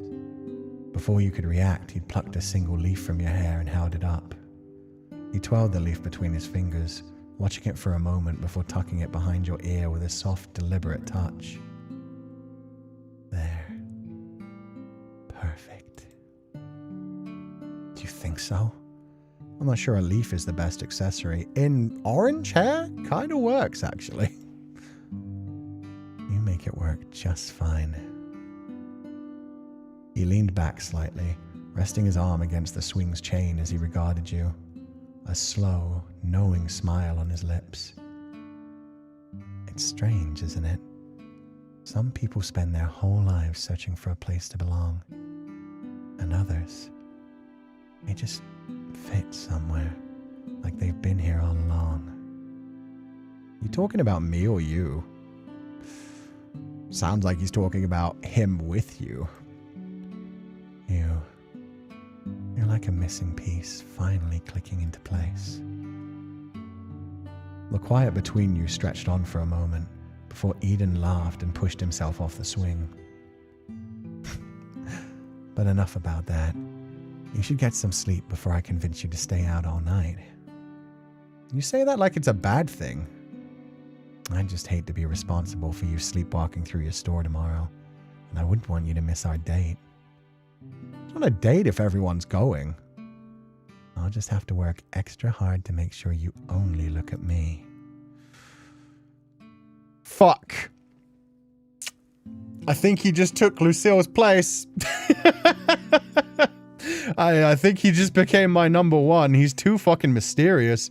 He is the only one up on the level of like Werewolf Daddy and Vivy, where I'm like, I need to know your backstory more than anything else. Ugh. It wasn't even like the flirtation so much. It was just like, I have so many questions. The word communal making me think angel or something like that, or cult, or witch's coven. Witch's covens would probably go about like a... Fuck, I forget the term. They'd probably go about like a communal raising of the children kind of thing, where like all the children were just raised by the entire group. Honorable mention of no, I'm not a human. It's in fact sense humans? What? The entire sequence with him only looking away screams of angst, I know. And he literally said at one point, the way I'm made. So that does add to the whole idea of like, oh, maybe he was, yeah, made by someone. Although that could be like in reference to, again, this is what I mean. I have so many theories and none of them are being disproven. All of them get strengthened. Somebody else like saying the whole Pinocchio kind of thing, like a doll, a marionette made out of wood and then taking the place of his master. Kind of Lucifer-ish anyway. But at the same time, that's what I mean. Like him saying like, I wasn't made to stay here adds to the idea of the curse. But it could also mean that he was meant to get out of here, but he can't. Oh God, there's so many things. And it connects to the Lucifer thing of like, I wasn't made, like I've been cursed. I've been put down here. This isn't where I want to be. Like I want to get out. Ugh. So the way you voice over is dangerous today. I'm glad you're enjoying it. This is so soft and romantic, bruh. Yeah, that CG was really beautiful. Probably the best CG so far. Like Charlie Day in front of the theory board. Oh yeah, that's the thing. I have solved nothing. I have taken so many of the pieces and like put them on the board, put a bunch of string connecting a bunch of things and been like, see, he could be a wood spirit. He could be like a child who was raised with the rest of like us, and he was a witch from our family bloodline and was trying to steal our magic, and he was erased from our memory and we were childhood friends. Or he could be Lucifer, or he could be he's definitely good with his words. He is. You definitely need to like pay a lot of attention to his words, because I'm sure he's letting half truth slip through, especially that moment where he suddenly got like serious while looking up at the sky. Devs have amazing writings. I want to eat it so badly. I want to know so much about Eden and the other characters. Yeah.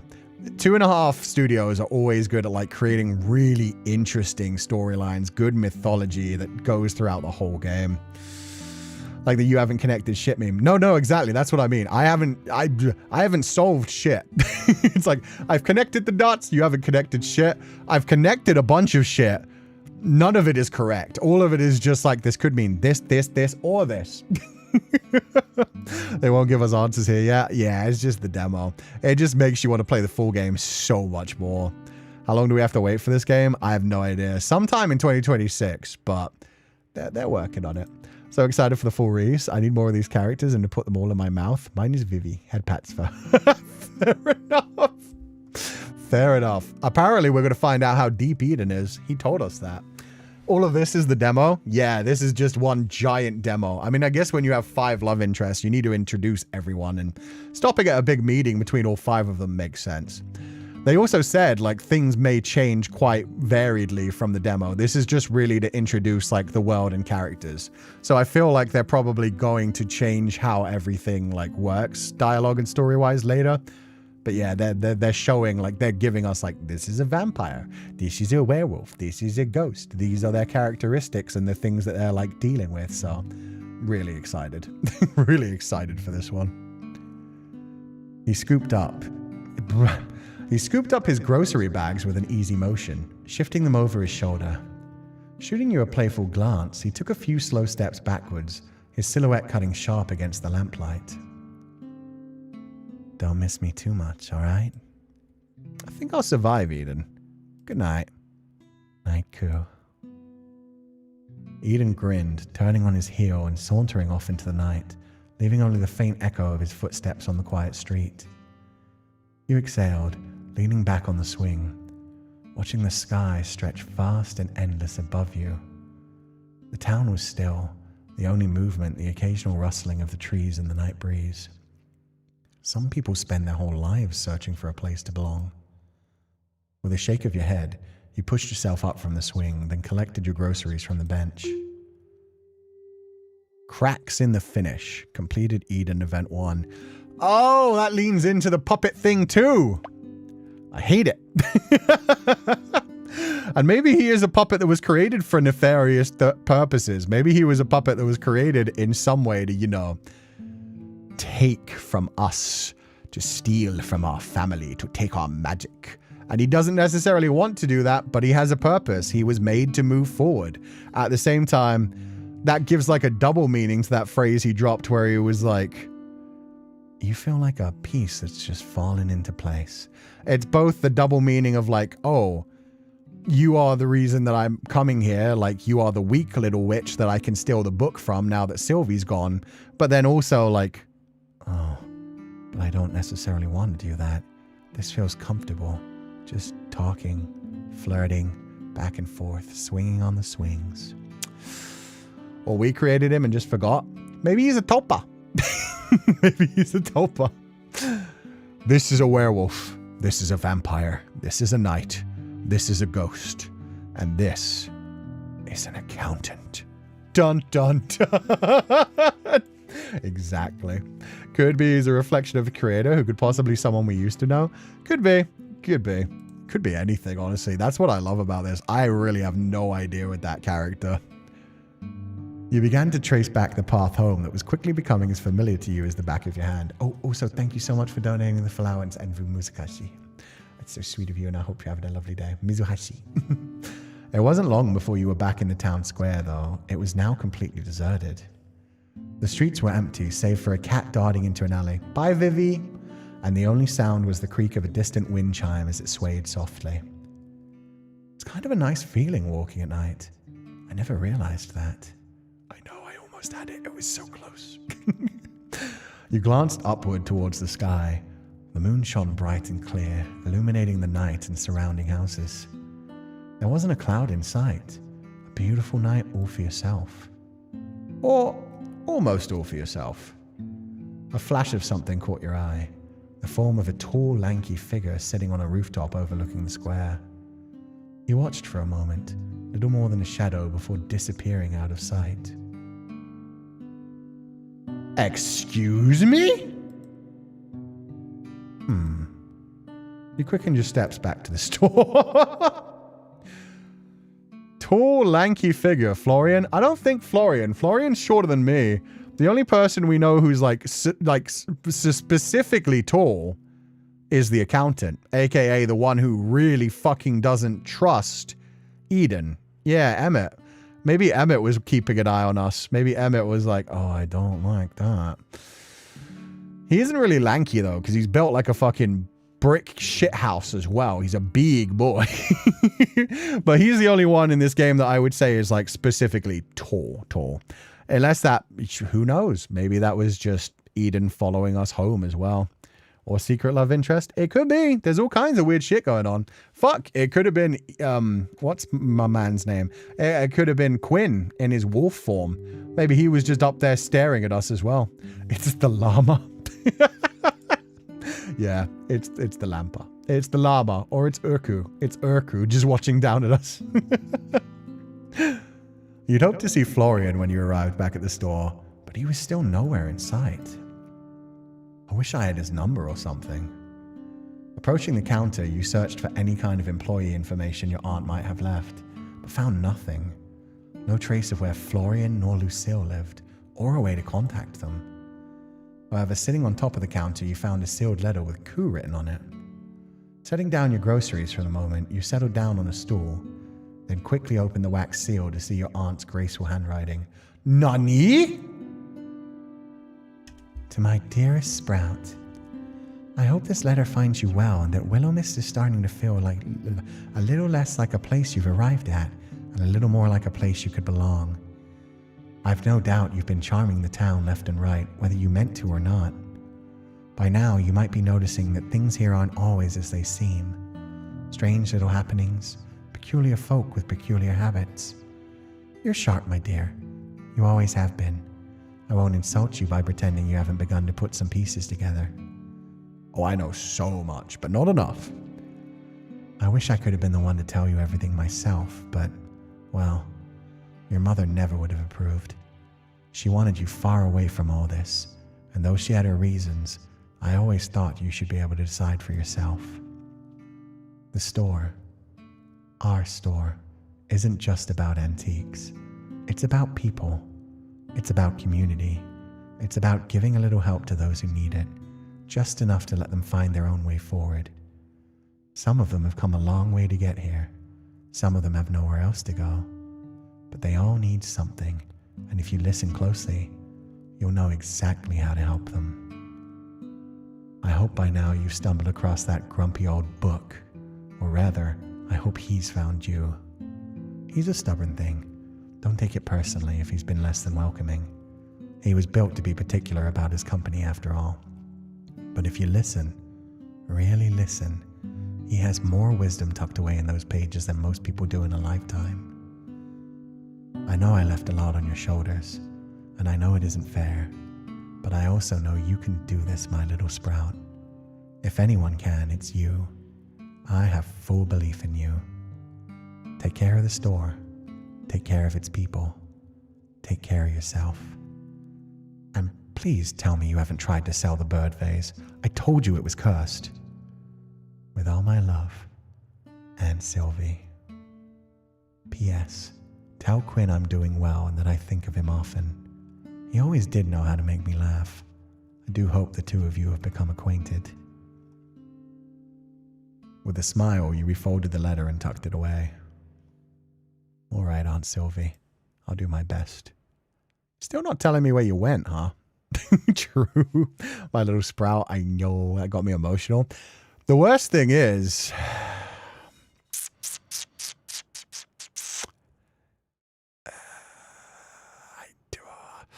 I don't think she wrote that letter recently. I think that's a letter she had planned to come here. Like, it's all like, I hope you this, I hope you that. I don't even know if our aunt's still alive at this point, which is kind of sad. I half expect when her going away was her, like, not coming back. Her realizing, like, this is goodbye. And, yeah, leaving the store to us kind of thing. And this is just her way of, like, guiding. But we'll see. Retrieving your groceries, you headed back upstairs to unpack. Your room was much like you left it. The window was still open, your bed was still unmade, and a cushion from the couch was still discarded on the floor from your wake-up call with Florian. A small amount of guilt settled into your stomach as you put away your groceries and made a late dinner. It wasn't much, but it was food. If it isn't my illustrious master, returned from whatever nocturnal nonsense has stolen his attention this time. Barnabas flooded into view with a dramatic puff of air, as though he'd been holding his breath in indignation. Yeah, feels about right. I do hope your endeavors have been worth abandoning your faithful servant for hours on end. I imagine whatever inane nonsense kept you away was terribly important. Perhaps a riveting chat with one of your incredibly mundane customers? What, are you saying you actually wanted my company? I thought you wanted to be alone. Of course, Master. I lived to be ignored, neglected, and left stewing in stagnation while you frolic about with fanged employees and amateur spellwork. It brings me immeasurable joy to gather dust alone in your tiny, cramped abode. Something tells me you're being sarcastic right now. You don't say! What a master of deduction. How will I ever escape the clutches of your incredible intellect? I did ask if you wanted to come with me, you know. Which I did not! So what is it that you want exactly then? Not to be alone, but also not to spend time with me? Precisely. Your wisdom knows no bounds, master. Though, to be candid for a moment, I much prefer your company over the lurking menace you insist on calling an employee. Honestly, a vampire, master? Did you already know? I could hardly call myself a grimoire if I did not know the scent of a vampire. I didn't think being a book had anything to do with smelling people, but alright. Alright. I forgot that your brain lags behind sometimes, master. Jesus Christ. He's getting better at insulting me. Master, let me spell it out to you quite simply. Magic is in the air, the threads of reality and the auras people leave behind. And vampires? They reek of old blood, undeath, and regret. They are more than simple to pick out. But by all means, continue trusting him. I'm sure nothing could possibly go wrong when employing an emotionally fraught bloodsucker with impulse control issues and a sad backstory. He's not really employed by me. He's employed by my aunt. And either way, Aunt Sylvie trusts him. This store is just a place for people who have nowhere else to belong. I would never just throw him out. Barnabas let out a long, drawn-out sigh as though his entire world had gone tiresome. Oh, very well then. Continue ignoring my sage advice and do as you please. After all, it is your funeral, not mine. He turned his attention toward your half-eaten dinner and snorted derisively. A meal fit for a king, I see. A truly inspired use of your time and resources, master. Are you going to teach me to magic up a nice little feast? Because I'll take it. You know, you're pretty judgy for a stack of paper. It's probably why you don't have any friends. You continued eating, waiting for Barnabas's almost guaranteed response. Yeah, he's easy to annoy. You're a magic judgmental piece of processed wood who can very well end up being toilet paper. True. We do not tolerate Florian slander in this household. It comes from a place of care, though. He's trying to look out for us, but at the same time, he's kind of a dick. Oh, I remember the Midnight God. I wonder if his name is Barnabas, like Saint Barnabas, which makes the possible Lucifer connections with Eden arguably funnier. Oh, what did I miss? Midnight God. Could be thinking of Barnabas Collins. Barnabas Collins. Barnabas? Why is that ringing a bell? That I do not know what it is. I'd be very interested to hear about it. Look at the bright side. If she's gone, it means she can take her man. Mel, you are so right. The harem route continues. I'll have a sister with Winnie. I'll have a daughter with Vivy. I'll have a daddy with the werewolf. I'm creating my own new family and a harem with all the other ones. Book reminds me of Feli, a salty man. How dare you? Feli has strength to back it up. This guy is just all talk. Since Berith is a duke in the Ars Goetia, which opposed St. Barnabas. Okay, what the fuck is the Ars Goetia? Because the only Goetia I know is the Goetia family from Has Been Hotel. Is that like a book or something? Berith is a duke. What's a Berith? MC Rage baiting a book? Pretty much. I still think Barnaby is a well-suited name for this paper mache. Barnaby's fantastic. It's like a very regal name, but one that you can make fun of very easily. You can shorten it to Barney, Barbie, BB. Book's so fucking judgmental for something that collects dust and bug shit not even a week ago. And it can be stuck into my underwear drawer very easily. The Great Key of Solomon. It comes from an actual book, not just Has Been Hotel or Hell of a Bus. Ars Goetia is connected to the Key of Solomon. Yeah, that's where Goetia fam came from. No, I didn't know that Greater and Lesser Key of Solomon. Okay, I've heard of the Key of Solomon. I've heard about like the Demon Codex. I did not know it was called the Ars Goetia. Thank you. Or Japanese Goetia. That would be geisha. Honestly, I'd never heard Ars Goetia. I thought the Goetia family was connected to like just geisha because they're all pretty long-legged owls. They're like very... Geisha versus Goisha. Yeah. Stolas specifically taught humans about poisonous plants, stars, and precious gems. Aww. I bet they didn't like that. It's Key of Solomon thing. Ars Goetia comes from there. It's an actual occult book. Oh, thank you guys. I had no idea.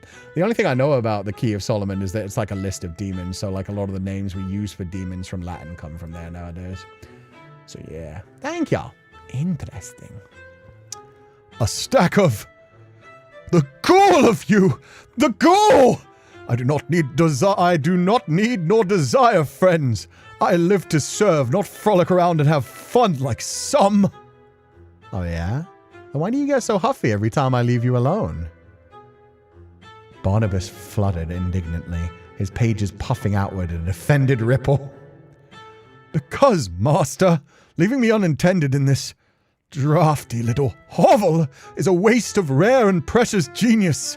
Not because I'm lonely, heavens forbid, but because I simply find it offensive to be shelved when I am a once-in-a-millennium arcane artifact. Totally not lonely. I am above loneliness. Loneliness is for sentimental beings with soft hearts. I am made of enchanted ink and intellect. Besides, I had plenty of company today. Lady Seraphina of House Moonridge accused Countess Belladonna of enchanting her husband with a love hex. Again, and the fallout was positively catastrophic. Wine flung, curses shouted, a hat caught fire. Utterly riveting. Seraphina Moonridge. I know this is probably like classic literature he's reading. But to me, it just sounds like he's watching The Real Housewives of some shit. Now I could be going crazy, but I'm pretty sure those are characters from a television show. Oh, yeah, we go. The real sorceresses of Silverkeep, in fact. It does not surprise me that you know so little about it, but it is a fascinating documentary. Aha. A documentary. Oh, Barbie doesn't have all of his, marbles. There's a couple of pages loose. And you enjoyed watching this documentary. It was a purely academic viewing, master. A study of interpersonal dynamics among magically inclined nobility. It's research. Did you spend all day watching it? I may have absorbed 8 episodes, but only because Countess Belladonna's familiar betrayed her, and I had to see how that arc resolved. For scientific integrity, obviously. Right, scientific integrity. Those are definitely hour-long episodes, too. He's done a whole workday just watching this shit. Honestly, if they simply enchanted their contract bindings properly, none of this would happen. Amateur hour, truly. Also, Seraphina's illusion magic is atrocious. Her whole tower is a lie and no one is talking about it. He's really into it. He's so into it. He's like, damn, this bitch fake as hell. Why is nobody shitting on this woman? You do know that's all fictional, right? Obviously, master, but some elements ring true. Magic, after all, is based purely in reality. There have been countless Lady Seraphinas and countless Belladonnas throughout history. Anyone like me in there? Why, yes. Why, Cú, why would you set yourself up for this? Why do you enjoy pain? Why, yes. There happens to be a talking toad that advises the Countess. I believe the character is called Toadsworth. You share many qualities. Careful there, Barney. Compliment me too much and I might accidentally fall for you. You would not be the first human to do so, trust me, nor the last. Okay, I need to hear that story. I need to hear about who fell in love with a book. Did they smash the book? Are some of the pages still stuck together from the fornication? I have many questions. Wow, ladies' man over here. Finishing your food, you cleaned up and then glanced over towards Barnabas, who was still watching you. It's late tonight, but maybe tomorrow we could do some more practicing? I'm always prepared to further your knowledge and skill, master. Though perhaps you could begin by tidying up this horrendous mess you call a room.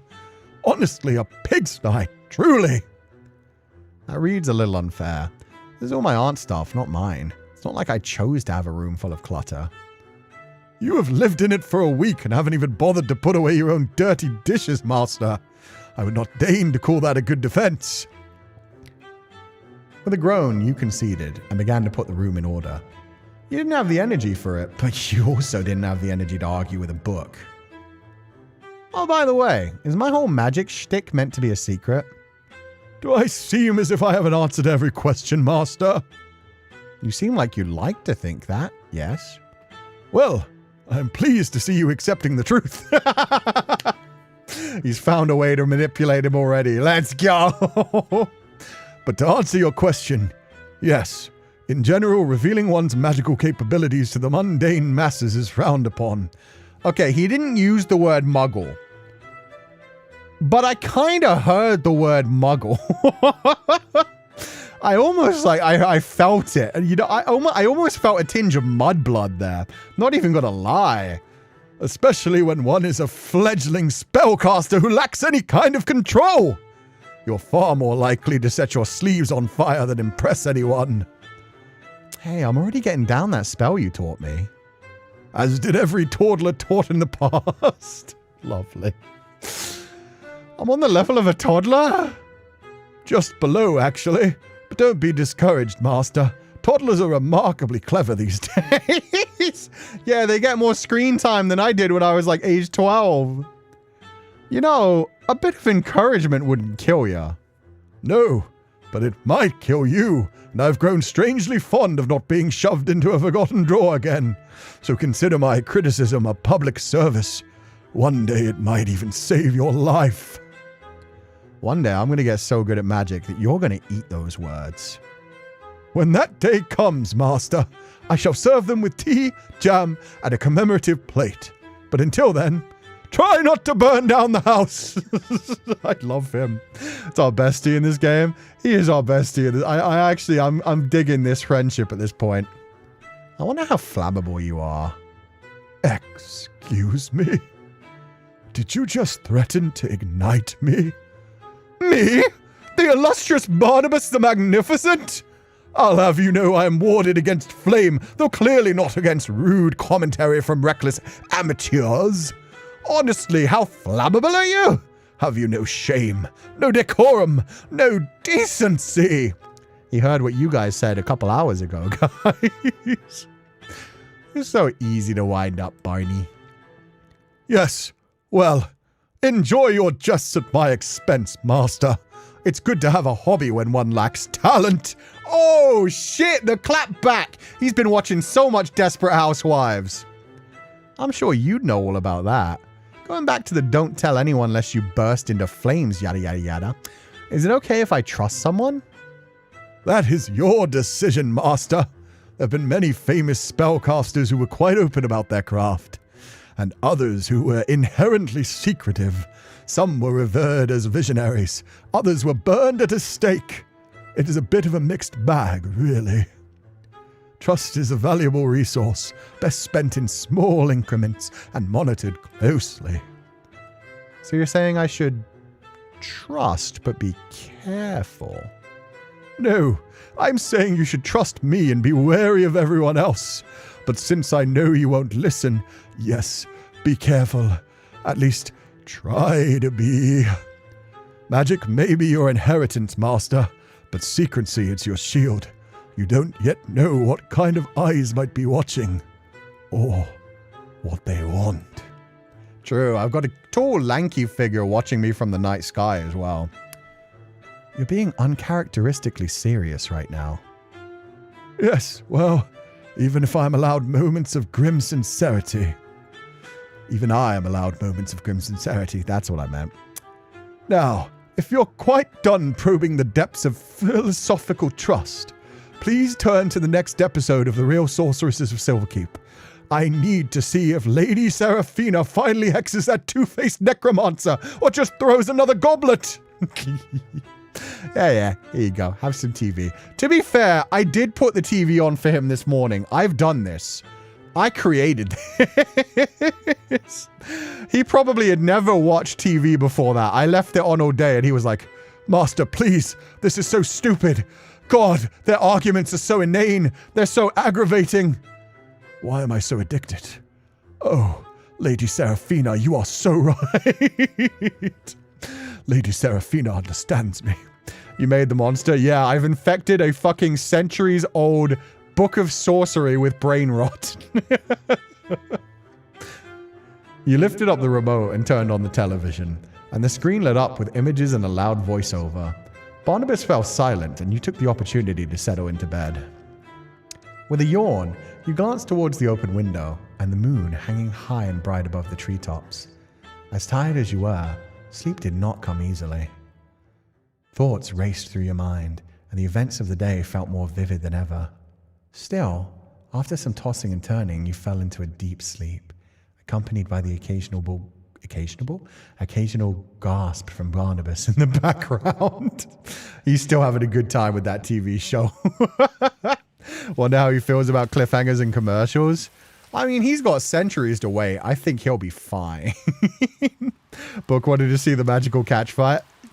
Yeah, it did. It wanted to see shit kick off, which I respect. You know what, Barnabas? Fireball! Fireball!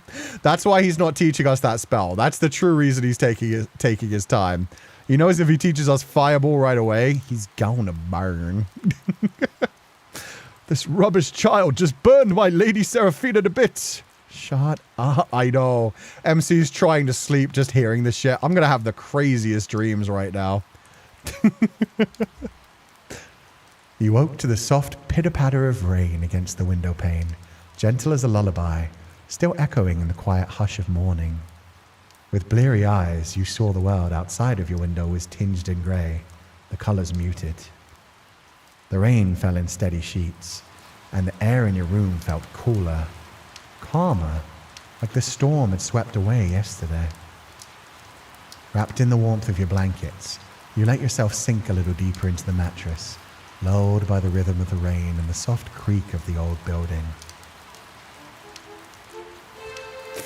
And it's immediately ruined. Okay, let's hear what happened to the sorceresses. You would not believe this, Master. It's just preposterous. Lady Seraphina has betrayed Countess Belladonna for a third time, and this time there were public hexes thrown about as if they were common insults. You peeked out of the covers towards the TV and found Barnabas still on the couch where you left him last night. Light filtered through the rain-speckled window, and the room still held that quiet of early morning. But of course, peace could not survive Barnabas. And don't even get me started on Lord Thistlewick. He faked his own banishment, Master. Banishment! Who does that? Barney, did you even sleep? I am a sentient grimoire. The fact I must explain this to you so often, however, does not surprise me, as I believe your brain never fully developed. Okay, that's too rude, my dude. I transcend such trivial mortal needs like sleep or hunger. But if I were capable of exhaustion, I would say I'm running solely on indignation, on disbelief. You watched that show all night? Naturally. I could not possibly pause while Countess Belladonna was teetering on the brink of scandal-fueled exile. I have two options. Lay in bed and listen to my book talk about an unpopular TV show, or get up and go to work. Not really a choice, is it? You rose from You rose from bread, stretching a little as you did. Delicious, delicious bread. A glance at your phone told you it was nearly 8 a.m. The sun had risen. Even in the sky remained cloudy and grey. You dressed, then got together a simple breakfast before heading downstairs. There's the bread. So yeasty. If I could sleep in a giant, warm, fresh loaf of bread, I would. I would. You came down the staircase, expecting to see Lucille, the same as every morning, standing guard near the door. But she was nowhere in sight. Instead, you noticed Winnie sitting at the front desk. Cú, finally! Were you waiting for me? Not really waiting exactly. I was just getting lonely. Florian is usually here overnight, but after he ran off yesterday, he hasn't come back. I'm sorry, Winnie. You know I'm just upstairs, right? You can always come hang out if you're feeling lonely. I guess I just didn't want to make you get hurt again. Oh, are you still thinking about the glass thing? Don't worry about that. It was a silly accident. Then maybe we could have a sleepover sometime. I'm sure Barney would love that. I'm just telling everyone about Barnaby. Just don't give a fuck. I'm like, hey guys, have you met my magic grimoire that has the secrets of all my family's spells in it? You should go talk to him. He's a grumpy guy. Oh, now she's going to get into the sorceresses. No, what have I done? I'm never going to stop hearing about the sorceresses now. This is going to be their thing. Who? Oh, Cú, do you have a secret boyfriend hidden upstairs? More like a book friend. Wouldn't that be exciting? Alas, no. He's, a stray I picked up. A cat? That's even better than a boyfriend. No. Ah, what the hell? We're friends, right? Yeah, of course. The bestest friends ever. He's a book. I show me the reaction, Winnie. Oh, okay. She's more excited. I thought she was going to be like, a book? Cú, are you okay? Have you been getting out enough? I know moving into a different location is stressful, but come on, dude. A book? He's called Barnabas. He talks and everything. Got a bit of an attitude problem, though. Winnie stared at you blankly. Like a diary? A spell book? Whoa, like magic and stuff? Apparently there's some things my aunt didn't tell me about. About her and myself. Typical, huh? You're a witch? Something like that. Only you and Florian know, though, so don't go telling people. My lips are sealed. This is so exciting. Can you turn me into a frog? Ooh. Actually, when Florian comes back, turn him into a frog. I don't think he'd appreciate that. As long as we turn him back after, he can't complain, right? He can't complain if we keep him a frog. All he can say is, we'll be fine. Come on, it's just a little prank.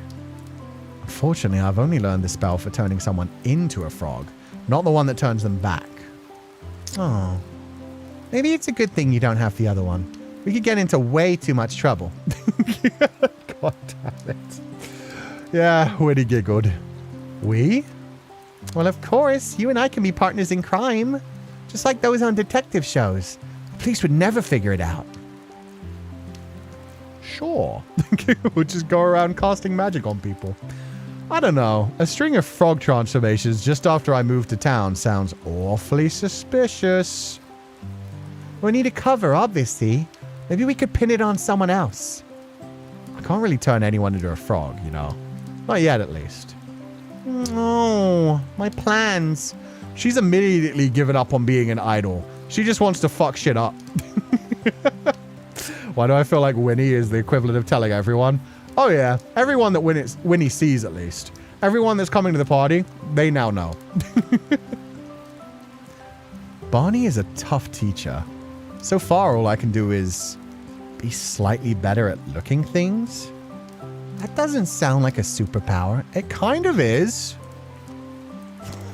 Winnie is legit going, be gay, do magical crime. It's more like, be dead, do crimes. How are they going to arrest her? The fucking handcuffs aren't going to go on. It's not, but if there's a pen under the couch, I'll be able to find it. Okay, that's pretty cool. I admit it. With a grin, you walked over towards the counter and leaned on it, then looked up towards Winnie. So, it's your big day. Are you excited? What? What do you mean? Don't tell me I've forgotten something important. Don't you remember it's our wedding day? Oh, that's so cringe. We're going out for dinner, or you forgot you're the guest of honor tonight. Yeah, you're the guest of honor tonight. It's all about you. Curious? If MC turns Florian into a frog, would he be a vampire frog or a regular frog? What would a vampire frog be like? Would they have like a barbed tongue? That would be kind of sick. Now all I can picture is Frog Florian with a little bat costume and emo bangs. Froggian. Froggy. Okay, that would be pretty great, especially with the hair. Oh, God. You forgot? You're the guest of honor tonight. Oh, right, dinner. Bingo. How are you feeling about it?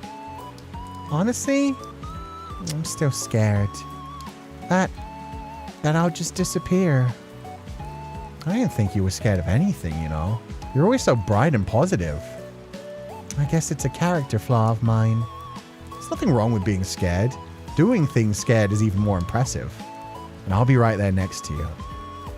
Winnie gave a small, relieved smile. Thanks. I think I would have forgotten completely without you reminding me. I was trying to put it out of my mind all night, or I would have gone crazy alone. But I don't know. I'm sure it'll be fine. And even if it isn't, I guess it's okay. I'm glad I'm here in this world. I wouldn't have been able to meet you otherwise. I'm not that great, am I? The store's been so fun since you got here. Everything's brighter. You smiled. I'm not sure it's me, Winnie. If anyone brightens up this place, it's you. The sound of thunder in the distance roused you from your conversation, and as the clock struck 9, the rain grew heavier. I wonder where Lucille is. What do you mean? It's Sunday. The store's closed today.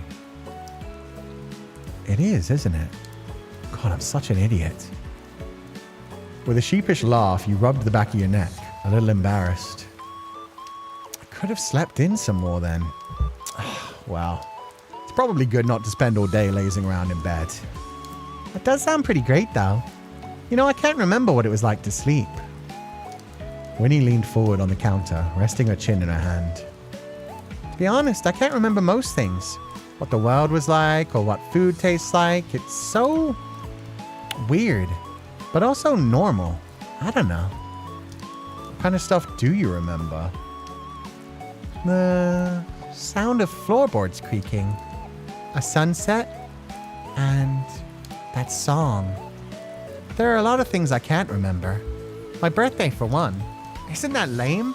I can't even celebrate. Well, why not today? We are having a big dinner with everyone, so yeah, why not? Huh? Wait, that's my birthday. Wait a damn minute. Huh? It's the 7th of November today. If you don't know when your birthday is, why not just choose one for yourself? But isn't a birthday special? Any day can be special. Even a random day in November. Hey, 7th day of November is a very important day. We're already going out for a dinner tonight. Why not make it a party? Winnie blinked, then gave a big, beaming smile. Coincidence? Big coincidence. Winnie's stealing my birthday, damn it. Happy birthday. Thank you, guys. I guess this is officially my birthday stream. It's now the 7th of November in-game. You do that for me? You're acting like it's some huge inconvenience. Of course I would. Thank you. Really, thank you. Hopefully the rain clears up, though, or we'll be having it in here instead. That would keep her even safer. I mean, then she doesn't have to worry about going outside. And I need to find some way to contact Florian. He left yesterday, before I could ask him to come. Wouldn't be a proper birthday party without our resident grump, would it? Damn straight. She's little sister coded. It's what little sisters do sometimes. Yeah. She straight up said, "Oh, it's your birthday?" It's my birthday. It's your birthday? We should watch this movie, and we should go to do this thing, and we should have a cake that's chocolate flavored. You don't like chocolate? Who cares? I love chocolate. Yeah, it's officially her birthday. Our birthday. There we go. No, it wouldn't. We gotta invite him. Except I don't have his number or know where he lives. Do you know if he has any friends around town we could ask? I don't think Florian has many friends. At least none I've ever heard him talk about. He likes to keep his private life pretty private. Well, I have a few errands to run today, so maybe I'll have some luck finding, I don't know, his address or number somewhere. You'd think my aunt would have those. I don't know if that's a good idea. Going around this town asking about Florian. This town is tiny. How has he managed to, like, live here without his sister and mother finding him is my question. That's kind of crazy. I guess he mostly, like, yeah, he keeps his face covered and his hat on when he travels around the town. But yeah, if I start asking around, people are going to be like, oh, Florian, yes, he went off to college. He's out at the city being a big old college boy now. I can show you where he lives, and they're just going to take me to his mother and sister's house. He's working later hours, too? Yeah. Ew, rough. The rain outside pounded the roof in a constant, steady rhythm. It was a calming sound, even if it was making leaving the house a little less than ideal. Since it's your birthday and everything, how about we keep each other company, too? I'd love to. Let's get to it, then. To-do list. Give me more items to sell. Yes. Bill is $120. I have the money for that. But I'm not going to. Oh, we can't open. Okay. I'll clean the store. Important note, drag and drop items. Florian, nap, please. True. Maybe he has an invisibility cloak? Nah, I'm sure he just, like, hides everything. Small town is either everyone knows or nobody knows. No in between. I don't think I've ever been at a town that's too small like that where nobody knows anything. They always know all of everyone's business. Let's get to it then. Phew. You moved aside a cardboard box filled with old newspapers and a cloud of dust puffed out, making you cough. Tax evasion? No, technically it's bill evasion.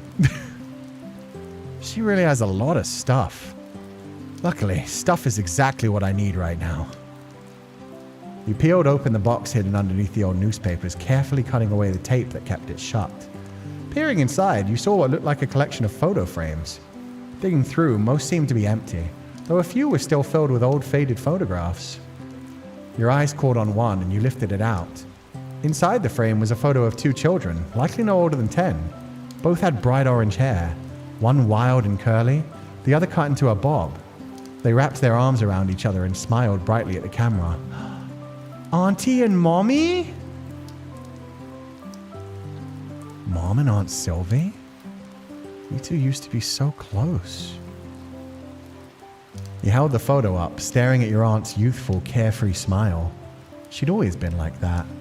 Smiling, laughing, the kind of person who could light up an entire room, and not with arson like the Pupals. Your mom too.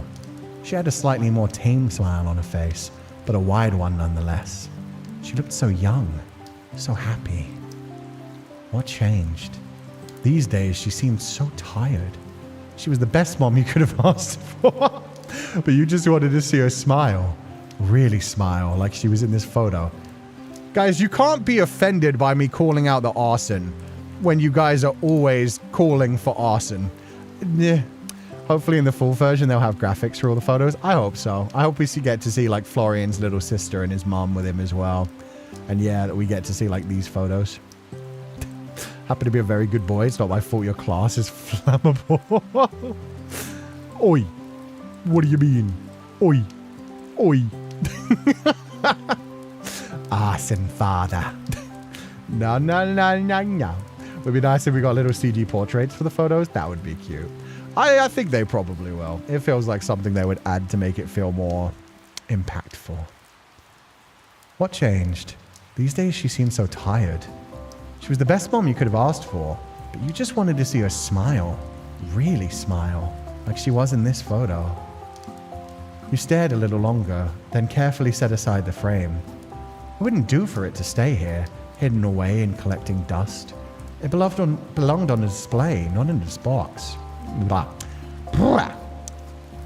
As you moved aside the photograph, a piece of paper slipped out from the back of the frame. It was nothing more than a scrap of paper with crumpled edges and a few stains, and writing so faded it was barely legible. It read, "No matter which of us is chosen, I'll still love you, I promise," in a childish scrawl, but written with such determination. Oh, so only one of them got to inherit the magic? Oh, that sucks. No wonder they don't talk anymore. If that's the case... But why? It burn easily if not meant to burn. I do tell you guys to burn bright every day, so technically you gave us arson, so whose fault it is? We first learned arson when we were hatched. Maybe it's like a biological, like, DNA thing. It was our Oshi who said we should burn bright in the first place, and he accuses us of arson. I didn't say to burn other things, just burn bright. Like Wizards of the Waverly Place. Oh, we got a hive mind going on there. I didn't know that was part of the Wizards of Waverly Place storyline. I only ever watched like a few episodes of that show. That could lead to a lot of resentment. Yeah. I was thinking Harry Potter. Lily and... Oh, fuck. I forgot aunt's name. Petunia. Lily and Petunia. Which, honestly, God, that woman was so fucking terrible at naming things. Who's the nice daughter who everyone loves? Lily. What's the other daughter's name? Petunia. It literally sounds like you're spitting. Petunia. Petunia. But yeah, that kind of feeling. The resentment would just like come up no matter what. Especially if they had to like be tested in some way or they were like challenged. Maybe the book only speaks to one of them. And that's why she's just kind of like moved away from her sister and just been like, I can't do it. They were flower names though? I know, but still. Petunia? Petunia? It can be a nice name, but it just... Lily? Petunia. Petunia. It just has a rough sound to it, guys. I don't know what to tell you. So does Feileacan. You wondered who wrote this. Maybe it was your aunt. Maybe it was your mom. Carefully, you tucked the note back into the frame and put it aside. Level up! But I still didn't find anything to sell. No new unlocks. I didn't even get my points. With that, you turned back to the room and continued your sorting. That's BS. I guess I'm at max level for the demo. That's fine. You begin searching through your aunt's collection. Oh, I did get something. Fish pendant. An articulated fish pendant. Sick. Rarity common. Normal. Worth 7 to 87. Ouch. I really have no idea what to sell things for. Oh, God. They're both flower names, but she could have picked a variation. I'm pretty sure the lore behind it is that the Evans family named their children after plants / flowers, which is fine. Well, it is like Wizards of Waverly. Each child gets to learn magic. It's just the child who completed the trials was able to keep learning magic. Ah, okay. What if your mother was chosen, but she didn't want her sister to be sad, so she made it so she inherited the book and the resentment grew throughout the years? It could be. Or it could be anything. Honestly, we don't know too much just yet. It sounds like our mother is kind of in like a depressed state herself nowadays. Maybe being chosen for magic is actually a bad thing. We keep thinking like, oh, the resentment that would build up if you're not the one who gets chosen for magic. But maybe because it comes with like a bunch of responsibility and possible dangers as well. It's more of like a, oh, and you've been chosen for that, and I don't want my child to be wrapped up in that. Maybe that's it. Maybe she's trying to keep her child away from it. She's like, no, no, no. This is my son. My son is not getting wrapped up in that world. Ugh. You're leaning over the staircase's handrail when two things happen. First, a collection of dust and grime that hadn't been touched in at least 10 years fell out from the crevices between the wood and landed on your head. Secondly, the bell at the door chimed, announcing the arrival of someone into the shop. Big man! Mr. Marigold? 1 second. You hopped down from the staircase and ran over, quickly running a hand through your hair. Emmett was standing there, staring at you. Hi, Emmett. Fancy seeing you here. You've got... He reached out, almost absent-mindedly, rubbing his thumb against your cheek. He stopped suddenly, seeming to realize what he was doing, and stepped back. Oh? You stared at each other. There was dust. Ah, sorry. Can't help but get a little dirty sometimes. When cleaning, of course.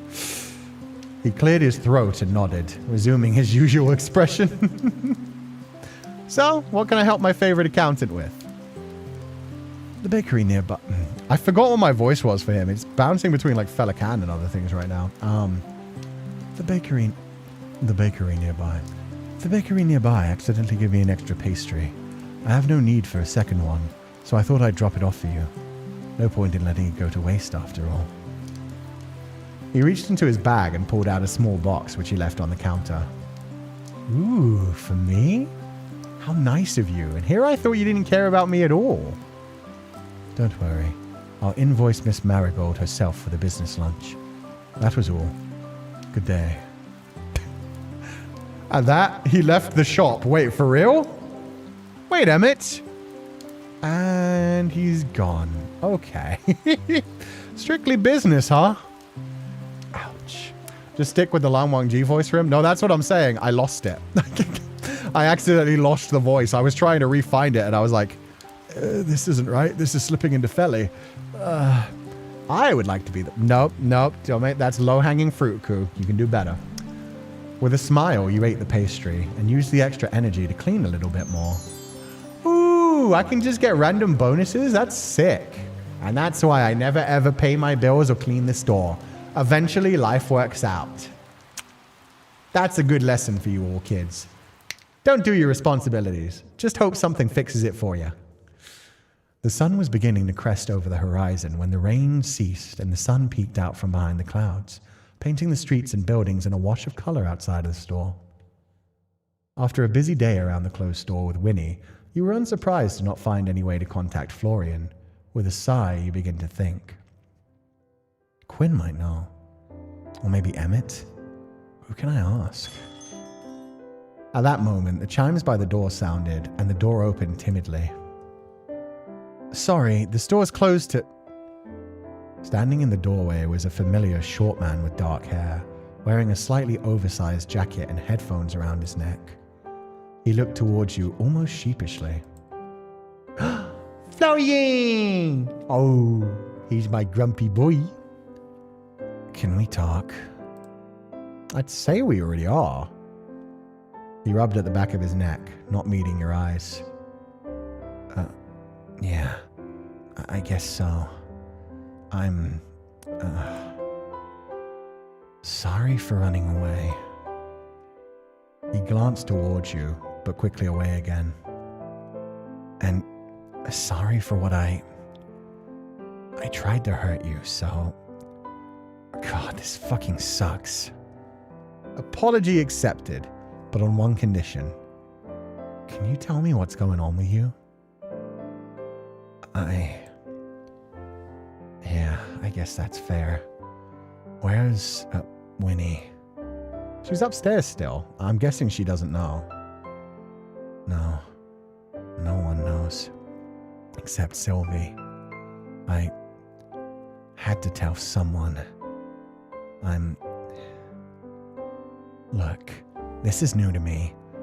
I'm a vampire, I guess. I don't fucking know. It's not like I chose this, and I hate blood. The smell, the taste. It's disgusting. I try to avoid it, but sometimes I'm not in control. I get so hungry, but all my old favorite foods just don't work anymore. So I try to keep to myself and keep people away from me. This tiredness has been hunger then? Yeah. But you've eaten now, right? You don't look as bad. I guess so. Well, there we go. No harm done. You say that, but you're not a danger to me. I believe that. You're just going through some stuff. Florian was silent for a moment before a weak laugh escaped him. God, you're a fucking moron. Why aren't you scared? Because I like you, Florian. I don't think you'd really hurt me. You're an idiot. Oh, I'm well aware. It won't happen again. I won't let myself get into a situation where it could, so... Wait, that's Florian. Okay, fuck, I broke immersion. In which case, hello Raiders. Thank you guys so much for the raid. Cetro, I hope you're having a lovely day. Thank you so much for being here. We're playing a cute little visual novel called The Willowmist Emporium of Antiques and Curiosities. It's a cute little visual novel about this guy. who moved into a antique store and is selling antiques and meeting all these supernatural creatures, and it's a dating game. It's very nice. The story is very good. The characters are very well written. Currently, we're dealing with this guy over here. It's just a demo so far. The full game isn't released. So if any of you want to check it out, if you think you're interested by the character designs or anything about the game, it's in the description of this video. Please do. You can wishlist it and see it when it comes out. But yeah, we're spoilers. If you want to head out and not be spoiled about anything, as I said, we're just in the demo right now, so it's not like we're spoiling anything huge, but still, just in case. This guy's name is Florian. He's a vampire who got changed against his will. He did not choose it. And now he's kind of like living his life in regret, not able to get close to people and scared to be near anyone because, you know, bloodlust and not wanting to hurt people and being disgusted by what he is. So pain and suffering. But thank you guys so much for the raid. I hope you're having a lovely day. I think we're towards the end of the demo. We're on the final day of the demo, so we'll see how this goes. If you like visual novels, if you like dating games, this one's made by 2.5 Studios, the same ones who made A Date with Death, Amelie, Start Again, Dreambound, a bunch of other ones. Really good writing, really good studio, really lovely stories. So feel free to check it out. I hope you stick around and enjoy yourselves. If not, it's all good. Head out and be comfy. Thank you guys so much for the raid, and I hope you're having a lovely day. It won't happen again.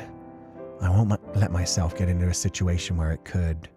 So, just try to keep your distance. Please. Either I'm not going to abandon you just because you're scared, or, okay, if it's what you need. I'm not going to abandon you just because you're scared, buddy. We'll get through this together. You can ask me to be careful, but don't ask me to pretend I don't care about you. I don't deserve that. Too bad. You've got it anyway. Why? Why the fuck are you so nice to me? Why not?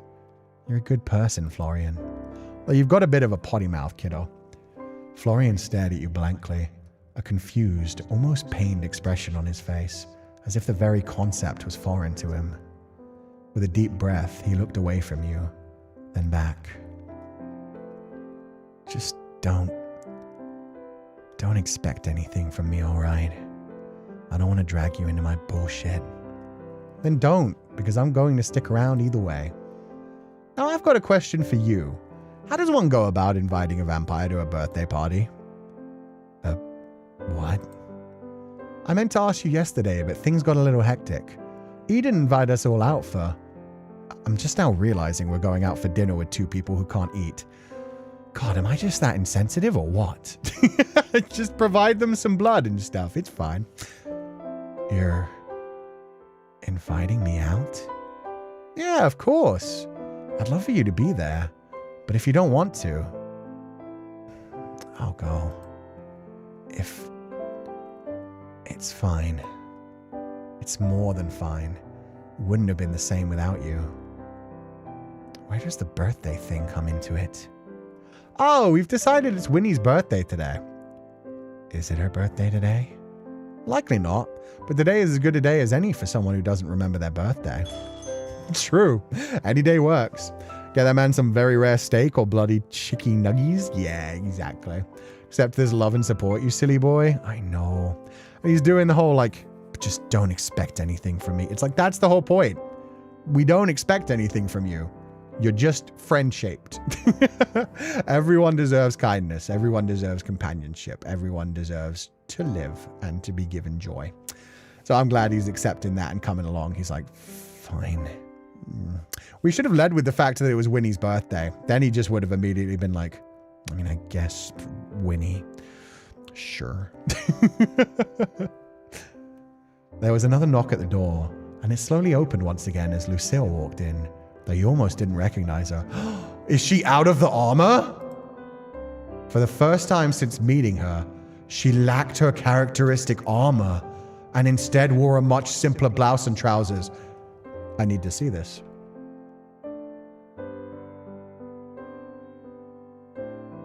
Okay, she's back to number 1. Sorry, Eden. Yeah, she's back to number 1. Yeah, okay. Cowgirl style. Medieval style. She's so cute. Yeah, she is. Isn't she so cute? I love it. Yeah, no, that outfit is incredible. I miss the armor, but I also needed this. Good afternoon, Sir Florian and Cú. How do you fare on this fine day? Much better now. How? How is it fine? It's been pissing it down with rain all day. And now the sun has risen, and the rain has departed. 'Tis a blessing indeed. Nice to see you, Lucille. You look beautiful today. It's been a busy day, or the day's even better now that you're here. I'm surprised that you look beautiful is better than the day's even better now that you're here, but sure, you do look beautiful today. Well, you look beautiful every day. Oh, smooth MC. But it's nice to see you actually a bit more casual. Lucille blinked. Her expression caught somewhere between surprised and flustered, though she quickly straightened, recovering her poise. You honor me with your words, Cú. I merely wish to give my armor a brief rest during our meal, though I did worry leaving it would make me feel exposed. It's not like you're naked. Nay, but I wear my armor like a second skin, so it is akin to being bare. Okay, exhibitionism out of nowhere, sure. Beautiful is a word I'm unused to. I must confess, but I am pleased that you would use it on me. A slight smile curls her lips. Aww. Next to you, I fear I may pale in comparison. Oh, and she hit us with the Riz. Okay. Round of new outfits for everyone. I don't think Winnie can change her clothing, unfortunately. I would like to see Eden in a new outfit. Yeah, do I want to see? I'm not sure if I want to see Emin out of the suit, honestly. And ourselves. We could definitely change. Changing for us would be nice. Flatterer. The truth has always fallen from my lips with ease. God. Let me leave if you're just going to stand there flirting, please. Oh, he's jealous. Look at his puffed up cheeks. Sorry, buddy. You're like probably number 4 in my list. I'm so sorry, kiddo. Flirting? I would hardly call this flirting, Sir Florian. Cú's intentions are pure. I mean, you're seriously going to sit there and pretend this isn't flirting? Complimenting one's appearance is simply a gesture of kindness and respect. Right, and I'm the king of Willowmist. I mean, you never complimented his looks. I do not believe this town exists under a monarchy, Sir Florian. Florian sighed. It was sarcasm. My mistake. It is sometimes difficult to discern, though I appreciate your efforts, Sir Florian. Yeah, whatever. Wow, everyone's here! Not quite everyone. Emmett and Eden haven't turned up yet. Winnie hurried down the stairs, and her eyes immediately lit up at the sight of Florian. Florian! What? You came back! Yeah, I kinda work here. Ooh, you know that's not what I meant. I meant after you ran off last night. You fled? During your shift? Sir Florian? Yeah, he has pure intentions.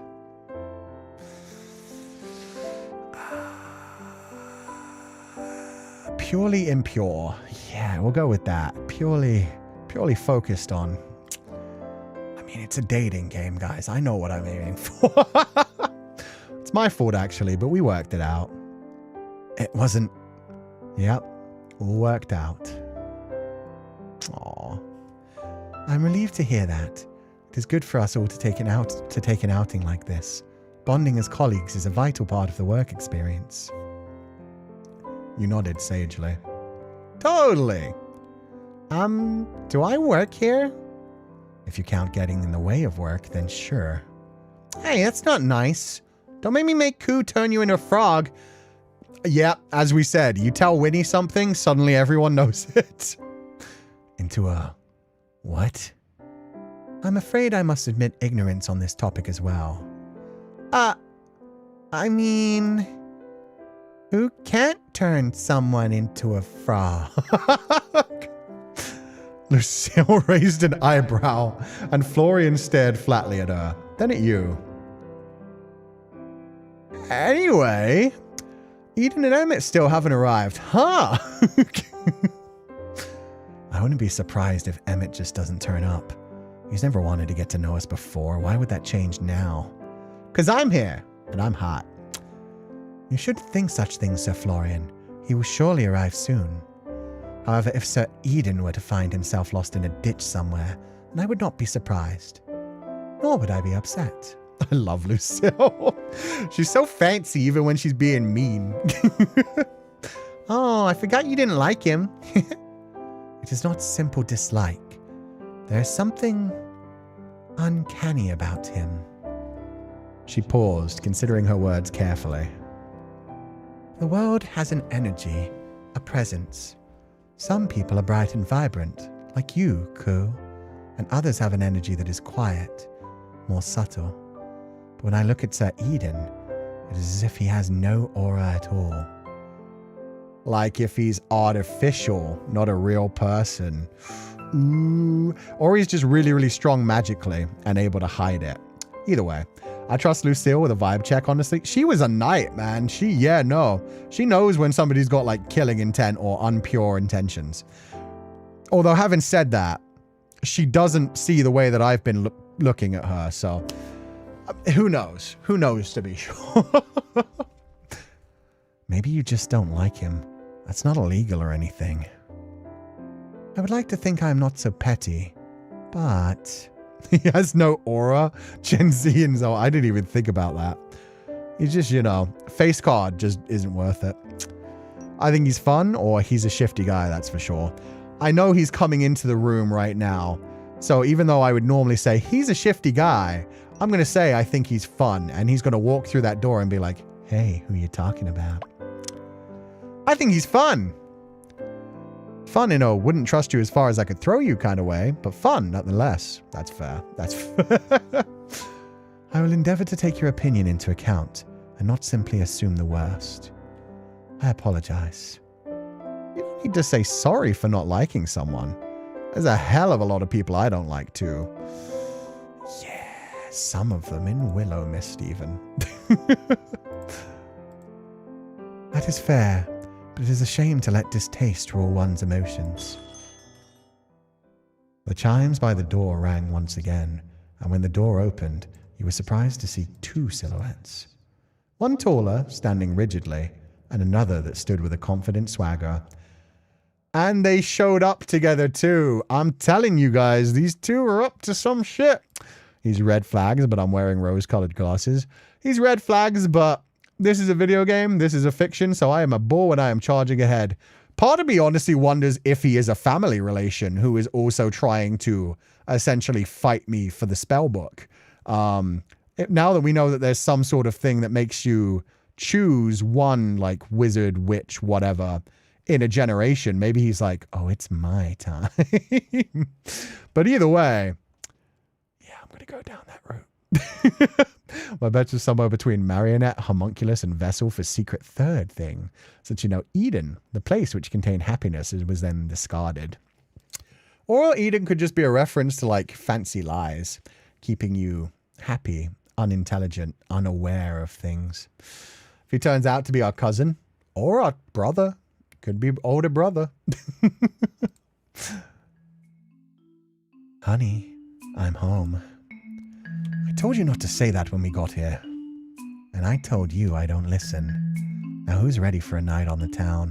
He's out of the suit! Holy shit. Eden's wearing the same thing as always, because we haven't really seen him on serious clothes. But Sam, okay. Hello, Emmett. Emmett with the turtleneck does not surprise me at all. The long jacket, raincoat style. Very nice. Told you he'd be good? You were right. It's dinner, not a pub crawl. Emmett, Eden, I'm surprised to see you two arrive together. I'm not at all. Maybe he's an apple tree. Oh shit, and he's carved from that wood. That would work. We happened to bump into each other. Fate can have such a heavy hand. You were loitering about outside my house all afternoon. I would hardly call that fate, even if such a thing were to exist. Fate works in mysterious ways, my friend. That's called stalking. That's not fate. As I said, it is hardly so mysterious, that fate. God save me. I don't think even God can save you now. Your fate and all that. Very mysterious. Or maybe you two need to get a room. Yeah, I'm a part of this. I am shipping it. I'm going to be in the middle of it, but I'm shipping it. Maybe you two need to get a room. Unfortunately, he constantly turns me down. Feel free to submit a formal request and I'll file it under delusional nonsense. Stone cold, Emmett. Stone cold. Good evening, Sir Emmett. Sir Eden. It was a good evening, yes. And I'm sure it will be still. I don't think I've ever seen the store so full of life. Stalking is just helping fate. Until the restraining order gets slapped on you. Too much life, if you ask me. I mean, a vampire would say that. I would be the worst one trying to keep a secret about a vampire. Somebody's like, too much life, if you ask me. And I'd just be like, why don't you drain some of them? Everybody stares to look at me and I'm like, because he's a buzzkill. Ignore Florian. He's being a sourpuss. A what? A sourpuss. Come on, it's my birthday. Cheer up. Your birthday? Oh, no one told me that. Actually, we were just deciding this morning. How very curious of you. This makes me think you didn't know when your birthday really is, perhaps. Can you not see the fact that she's transparent? Well, it might be today. It is a 1 in 365 chance. I don't know about you, but I like those odds. Honestly, I think it's a great idea. We should all get birthday cake whenever we want. That sounds fiscally irresponsible. Cake is never fiscally irresponsible, Emmett. Yeah, it's like you have a dessert stomach. You have a dessert wallet. If you need a dessert, you can afford a dessert. That's next month you's problem when you have to pay off the credit card. I bet you have a secret sweet tooth hiding under that suit somewhere. Sweet tooth or not, sugar would only be consumed in moderation. So he likes giving sugar to other people. Got ya. Okay, he's a sugar daddy. So you do like cake? Of course he does. This big guy is a huge softie deep down. I've seen the key ring in your pocket. It holds keys, Eden. And it's also an orange cat wearing a bow tie. My boy loves cats. What can he say? I was wondering where that was going to lead. It's just a kitty cat. And he's blushing. Oh, Emmett. It was a gift. Aw, I want to see it. That is hardly necessary. Come on, Emmett. It's her birthday. It is quite literally not her birthday. You wouldn't want to disappoint the birthday girl, would you? Fine. He reached into his pocket and pulled out his keys. Attached to them was a tiny crocheted kitten, indeed wearing a bow tie. It's crocheted too? Oh, I bet he rubs it for comfort when he needs it. I bet he gives it little strokes and head pats and gives it little squishies. Oh my god, that is so cute. It looks like Cú. Wait, what? What? It does not. Oh, it is an orange cat.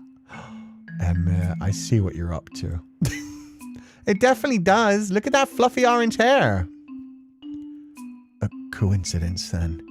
That's all. Whatever helps you sleep at night, big guy. I've owned this for months. It is hardly related to a person I've met in the last week. But it does look like him. Yeah, it just means you really like redhead, soft, cuddly creatures. Just like the MC. Truthfully, 'tis a remarkable resemblance. A fascinating observation. Now, are we going out for this not birthday, or did I come all this way for nothing? We're going. Come on, I got us a reservation at the best place in town. Silver Oak? It's got to be Silver Oak. I'm unsurprised to see someone with such good taste already knows about Willowmist's best-kept secret.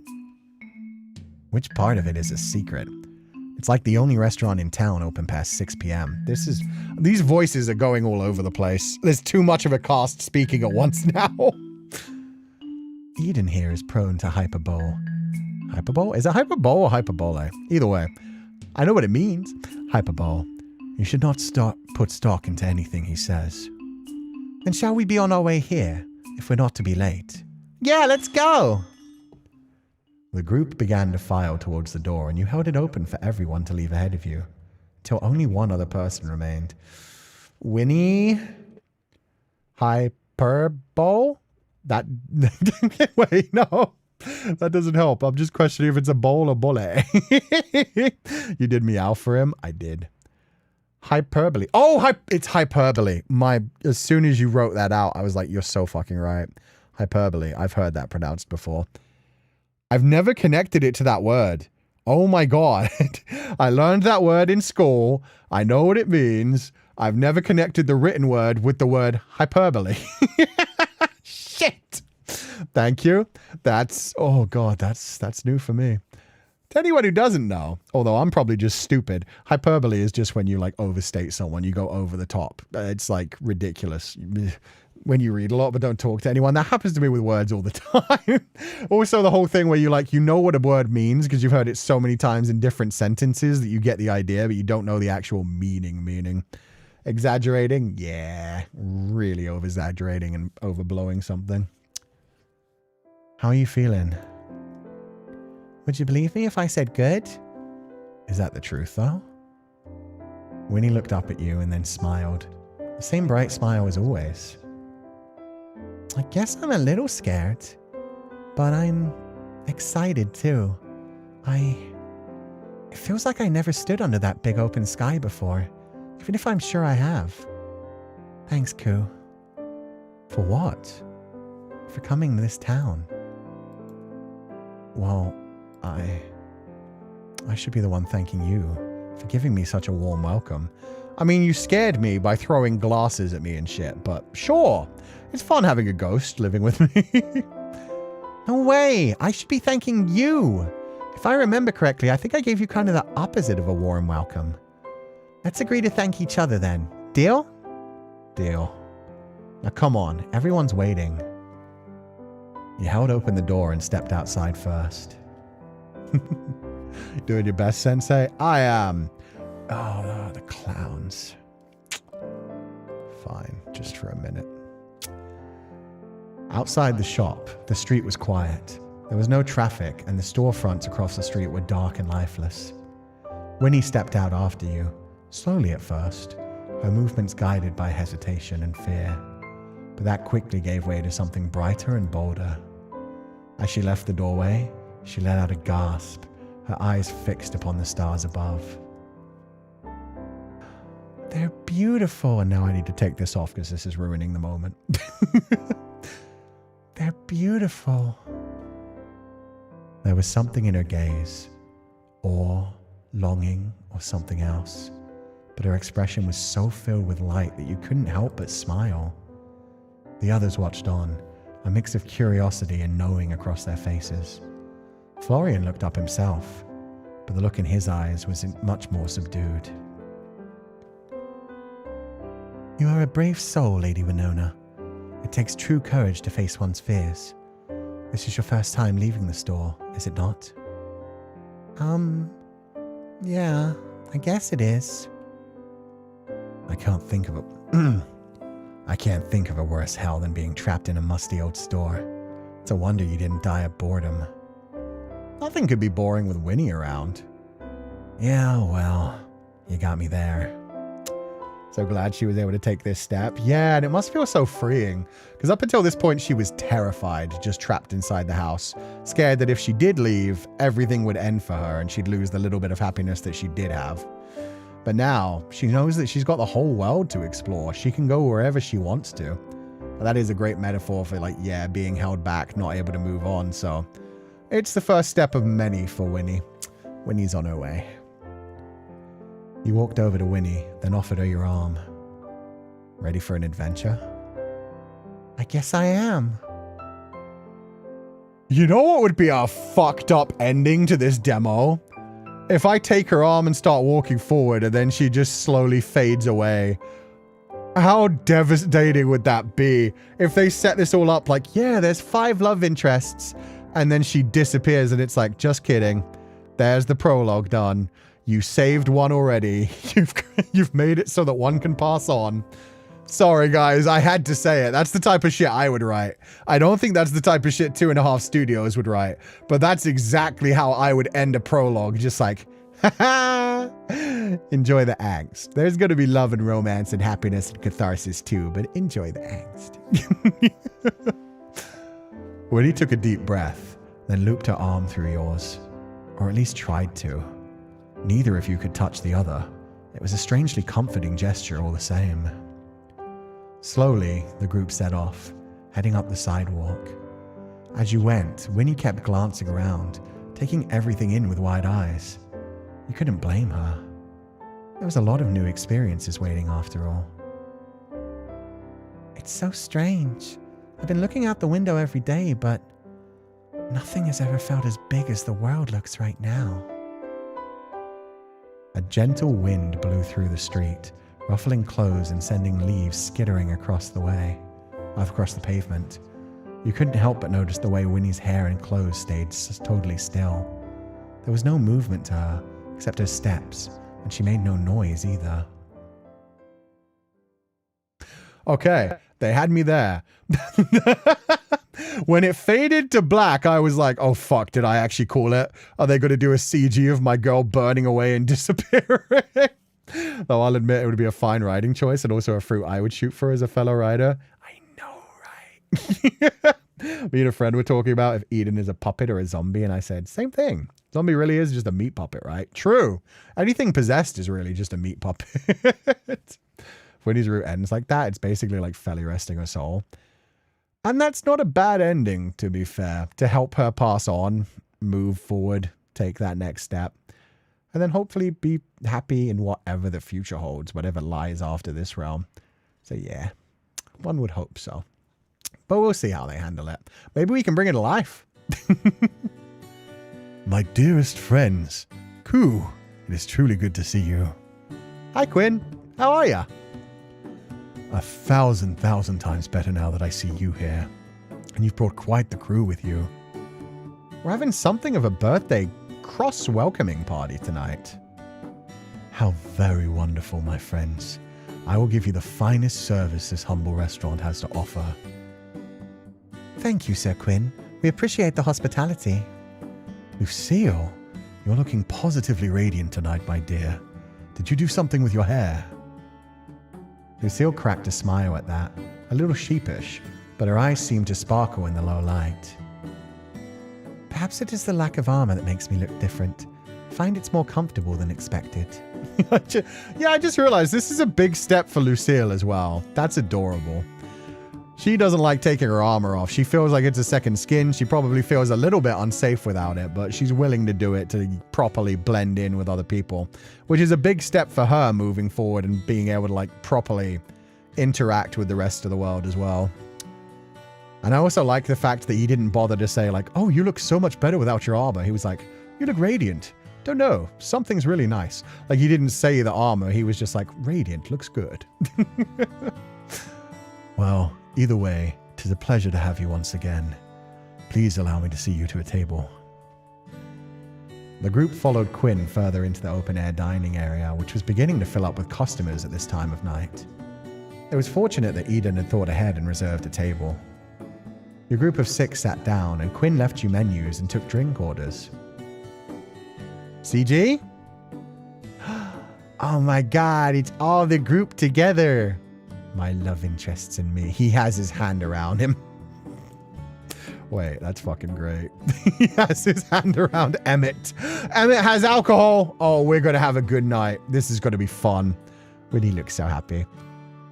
Why is Lucille giving Florian a side eye? I thought if she'd be giving anyone that side eye, it would be Eden. This is nice. Yeah, this is cute. This is like all the characters we've met so far just becoming buddy-buddy. There we are. didn't know you were so familiar with the owner, Cú. What can I say? I have a way with people. That much is obvious. You have all of us wrapped around your pretty little fingers. Speak for yourself. Some of us are just trying to do our jobs. Perhaps that is something you should consider, Eden. Are you trying to tell me that your relationship is entirely business? Entirely. That's how an employment contract works, yes. Eden let out a laugh at that, shaking his head. You play so hard to get. Emmett pushed up his glasses, crossed his arms, and looked away from the table. I'm not playing anything. I'm simply doing my job. Emmett and Eden have Lam Weng Ji and Wei Wuxian energy. They definitely do. If you were only doing your job, you wouldn't be sitting here right now. I'm simply... Look, do you two need a moment, or should I start handing out earplugs? Jesus. Florian does not like anybody flirting except him, damn it. Shut up, Florian. This is like seeing a TV drama in real life. Oh, she's got the Fujo vision. I love it. No, he's right. We shouldn't try to have all the spotlight. Not when we have the birthday girl and Cú right there. You know, it dawns on me that some of us know each other better than others.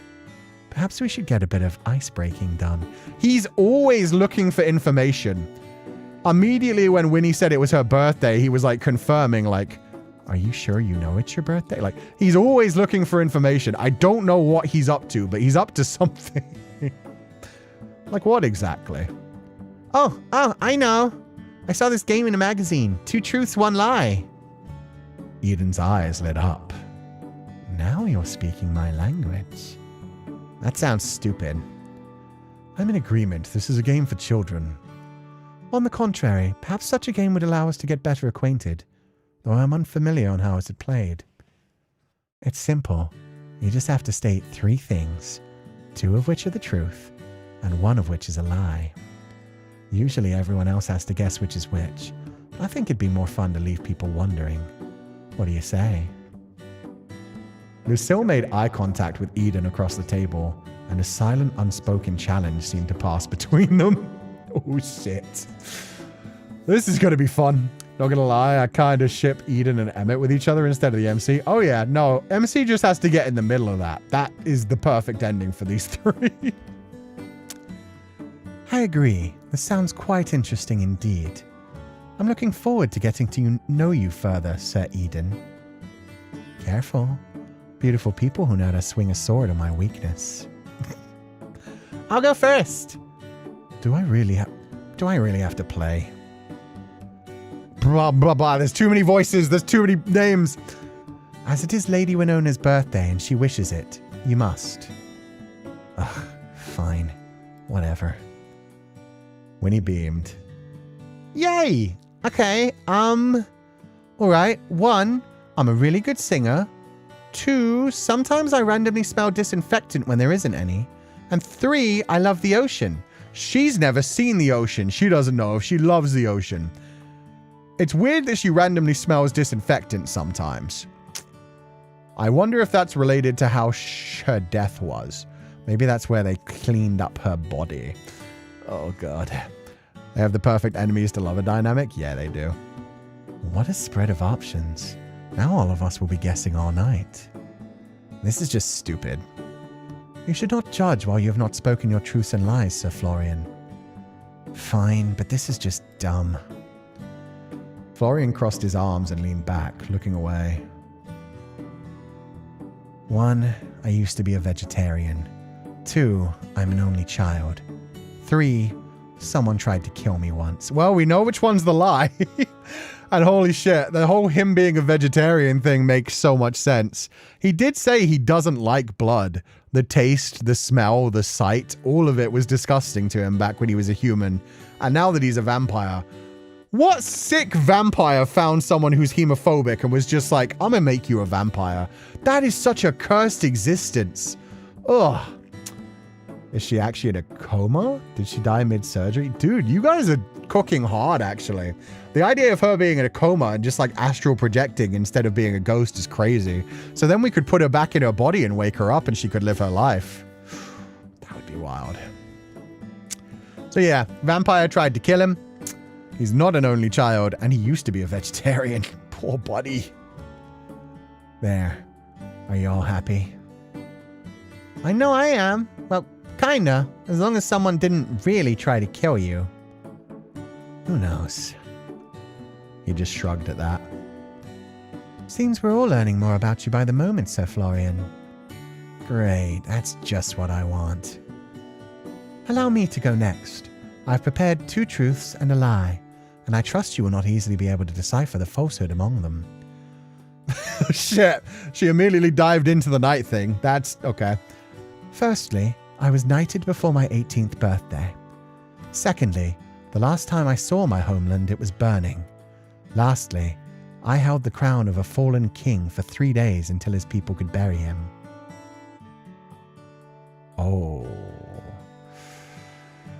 A lot of those are so fucking dark. I'm not sure.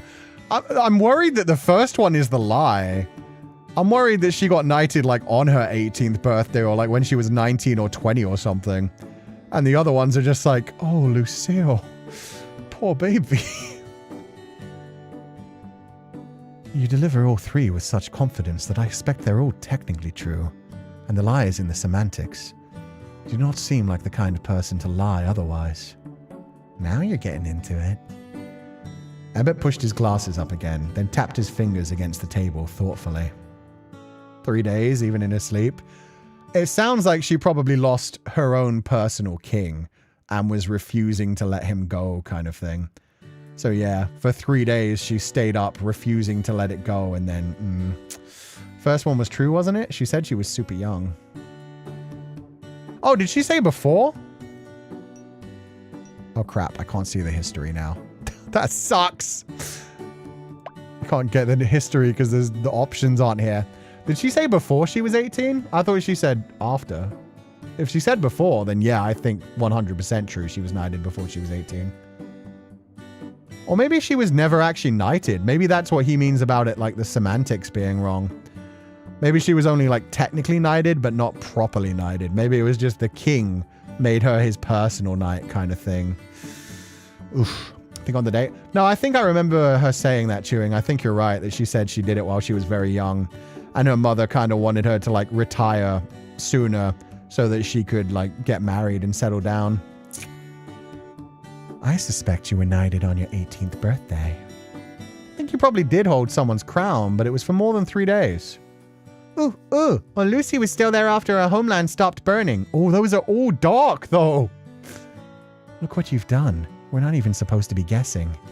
You're quite good at the game, Lucille. Thank you, Sir Eden. Just Eden is fine, you know. Aren't we friends? Sir Eden. Oh, I love that. That was a good way to just say no. No, we are not friends. I suppose I'll go next, if only to get it over and done with. The pink in my hair is natural. I grew up a town over from Willowmist. I've never had a cavity. Let's think about this one. 2 truths, 1 lie. The pink shouldn't be natural, but maybe it is. Maybe everything else has died. I grew up in a town over from Willowmist. I don't believe that. I've never had a cavity. Tooth fairy? Tooth fairy. That's totally a truth. He's always very, very careful with his teeth. And he did say, make sure you brush before you head to bed. He's a tooth fairy, guys. His old employees tried to take him back to do tooth fairying stuff. So I guess the lie might be, yeah, he's a pink-haired tooth fairy. All of his hair is supposed to be pink, but he's dyed most of it brown, but the little bit of pink still just stays there no matter what. Wait, I love that. So by the end of his, like, romance route, his hair will turn fully pink, which would actually very much suit him. That would be so cute. Wait, I love this now. Does that suffice? This is more than I've gotten out of you all week.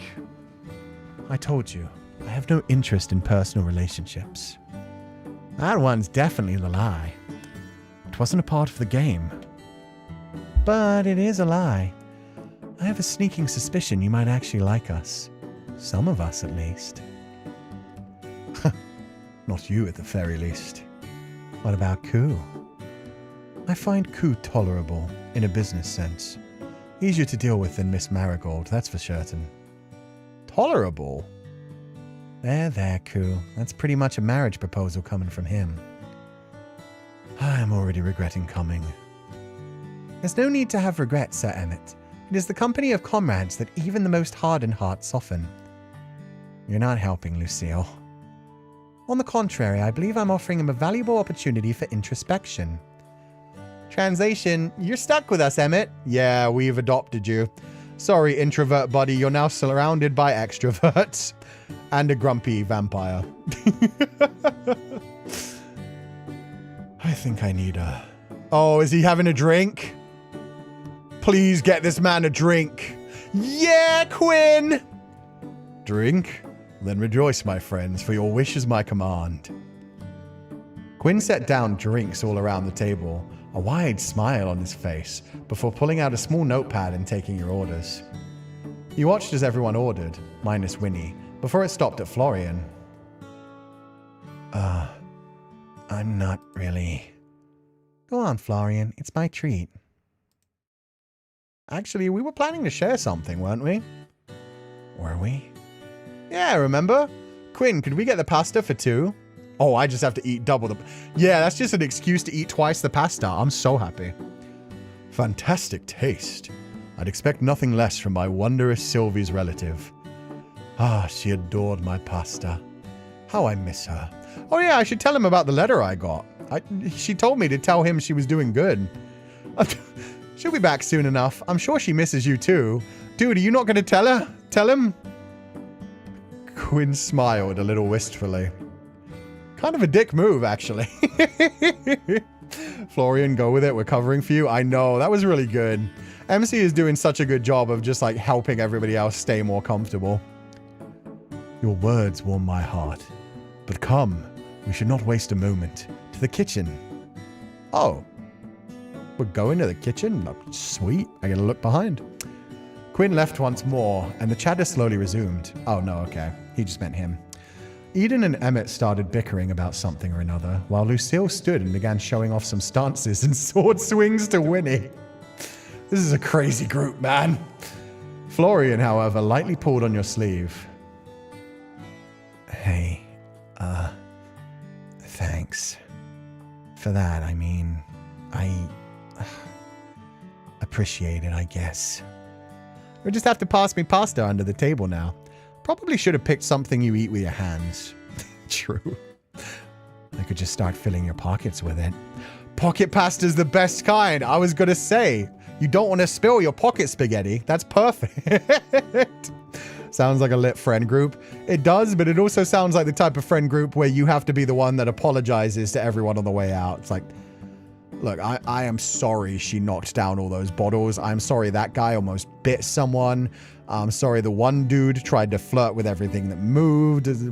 And that girl's transparent. I just really can't explain that one. Anyway, our bad. God, you're stupid. Oh, he laughed. But thanks. Cool. Yes, Winnie? You haven't had your turn yet. Well, if I remember correctly, neither is Eden. Then I suppose I should have a turn. We'll have to save the best for last, hmm? Let's see. I had a lovely childhood. I was born in the most beautiful garden in the world that you would ever find on any map. And I've read over 10,000 books, though I couldn't tell you what any of them were called. Okay, hold the fuck up. Was he born in the Garden of Eden? What? Is he literally Eden? You can't just hit us with that shit, my dude. I've read over 10,000 books. I believe that. I couldn't tell you what any of them were called. I would believe that if he's been filled with knowledge. I had a lovely childhood. So he had a terrible childhood. That's the lie. So he was born in the garden. That's crazy. They're just throwing in Christian mythology. Were you the snake? Were you the apple? Were you the tree? I have so many questions. Bro is a garden. Bro is a garden. Bro is nature himself. I don't know. He's a mystery. A very interesting mystery, though. 10,000 books and no titles to note. That is most peculiar. Doesn't an average person read like 700 books in their lifetime? I haven't read any. You don't count.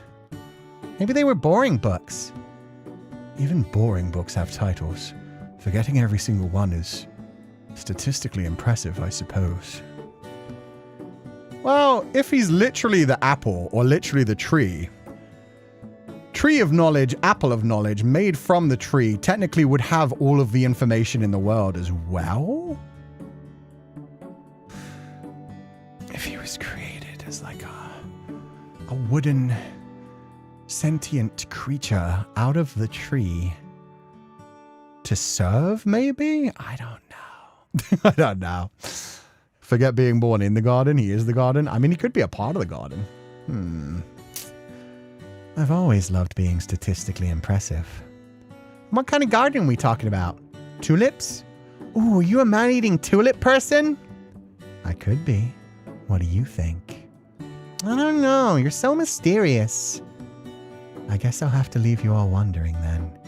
I'm far more interested in what our new friend here has to share. Unless, if he was born in the garden, maybe he was born of the tree and maybe he's Eden. Oh, is he Eden as in like paradise? The garden which we were stripped of, which Adam and Eve were cast out of. Maybe he's like the sealed form of the garden.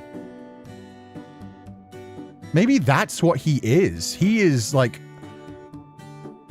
a gate to Eden, the way to pass on. Maybe like he is death. He takes people to the afterlife. He takes people to heaven. Lilith, but gender bent? That could also be.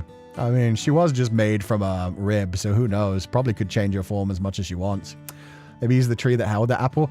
We've been thinking he was a tree for a while because somebody else said maybe he's made out of wood and he's like created artificially, and that's why he covers up all of his body, which made a lot of sense tied into like the wood thing. There's been a lot of that. It's interesting.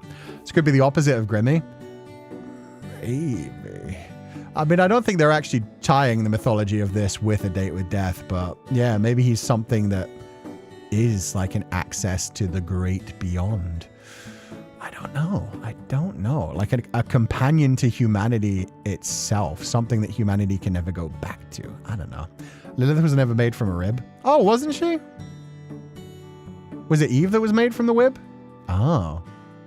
Oh, she was made of clay like Adam. I do not remember my Christian mythology. Damn it. So Eve was the rib. Messed up. I guess I'll have to leave you all wondering then. I'm far more interested in what our new friend here has to share. Ooh, hello me. Don't play coy. You've been dodging the spotlight all evening. Maybe I just enjoy listening to you all. If I had to play that stupid game, so do you. Of us all, you're the one shrouded in the deepest mystery. Am I? More than Eden? Really? I've been pretty open with you all. Perhaps too open. Alright, let's see. Pick a truth. I've never learned to ride a bike. I've been struck by lightning just once. I used to write letters to the moon as a kid. I've lived an interesting life. Well, in real life, I've never learned to ride a bike, so let's go with that. I was born in the city, raised in the city. My parents would not trust me with a bike. They knew I'd get robbed. It would have happened.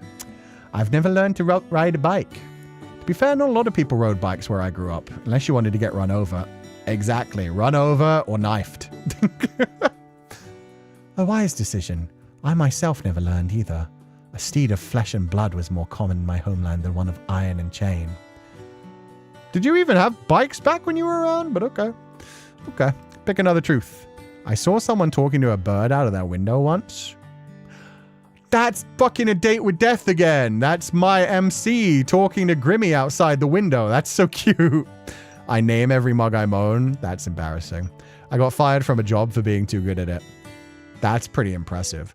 I saw someone talking to a bird out their window once. Let's see what MC has to say about this. At my old apartment, I was hanging out on my balcony and I looked down and bam, bird holding flowers. A what? A bird. It looked like a crow or something. It was a raven. It had all these sunflowers, and yes, it did. So he literally saw the scene with Casper outside the window holding the flowers. That's so fucking funny. The sunflower. Yeah, so he's just seeing a fucking raven just flapping its wings outside my window holding a big bunch of sunflowers. Grimmy, you fucking casted the illusion. You put the glamour on. Idiot. Just floated outside the window while anyone could see you. A bird. It looked like a crow or something. It had all these sunflowers. You know you're meant to make the lies convincing, yes? This one is actually the truth. My neighbor even took the flowers. Uh-huh. I love a date with death. I graduated top of my class. I once got engaged by accident, or I failed my driving test 3 times before passing. I'll go with the engaged one. That's nice and silly. I got engaged once by accident. What? It's true. I thought it was a joke. Apparently it wasn't. Were there not vows exchanged? A dowry discussion? I ran for the hills before that happened. Changed my number, moved apartments. You know the drill. He's a really good liar. No, I don't think we do. Bon appetit. I hope you're all hungry. Quinn placed a large bowl of pasta between you and Florian, and everyone else's dishes in front of them. The smell made your stomach growl. You were really starting to miss proper food with all the snacks and sandwiches you were living off of. That was one day, my dude. Thanks, Quinn. It smells amazing. It is my pleasure, Cú. Please, eat to your heart's content. Ooh, I wanted to tell you. My aunt sent me a letter. Ah, the apple of my eye, muse to my culinary creativity, light of my life. How is she? See? I told you.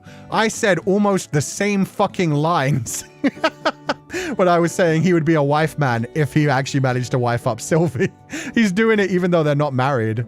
Whipped man. We love a pathetic man who just cherishes his wife. We love a man who will go out of his way to talk about his partner every possible second. It's cute, man. He's cute. She's doing good, I think. She said to say she thinks of you often. The way his eyes lit up as well. Oh. She did?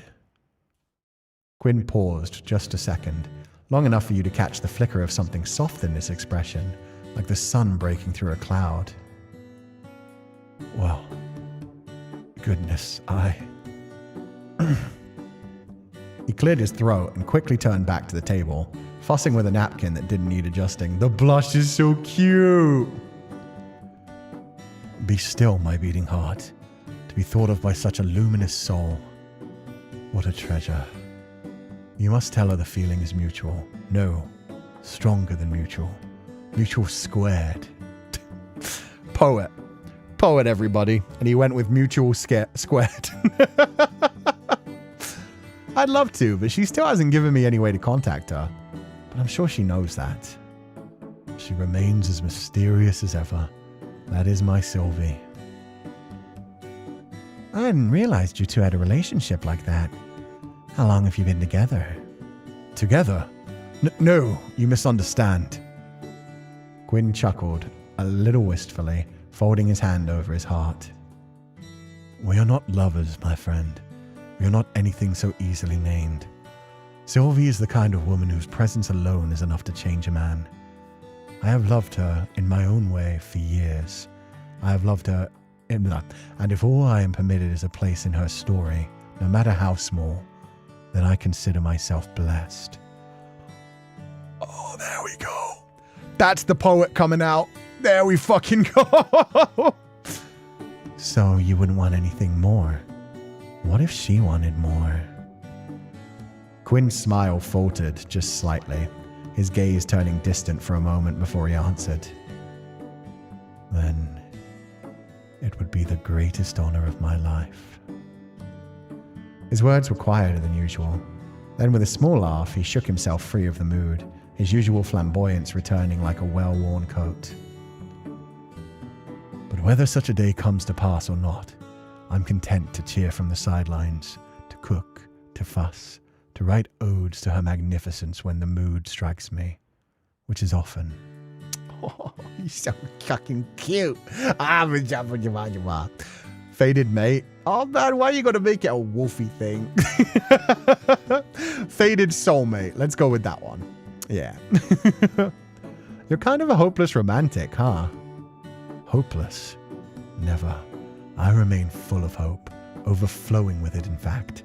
And now I'm passing that hope on to you. Eat, drink, and enjoy your evening amongst friends. Those evenings are the finest ones. He's imprinted? No, not the imprinting.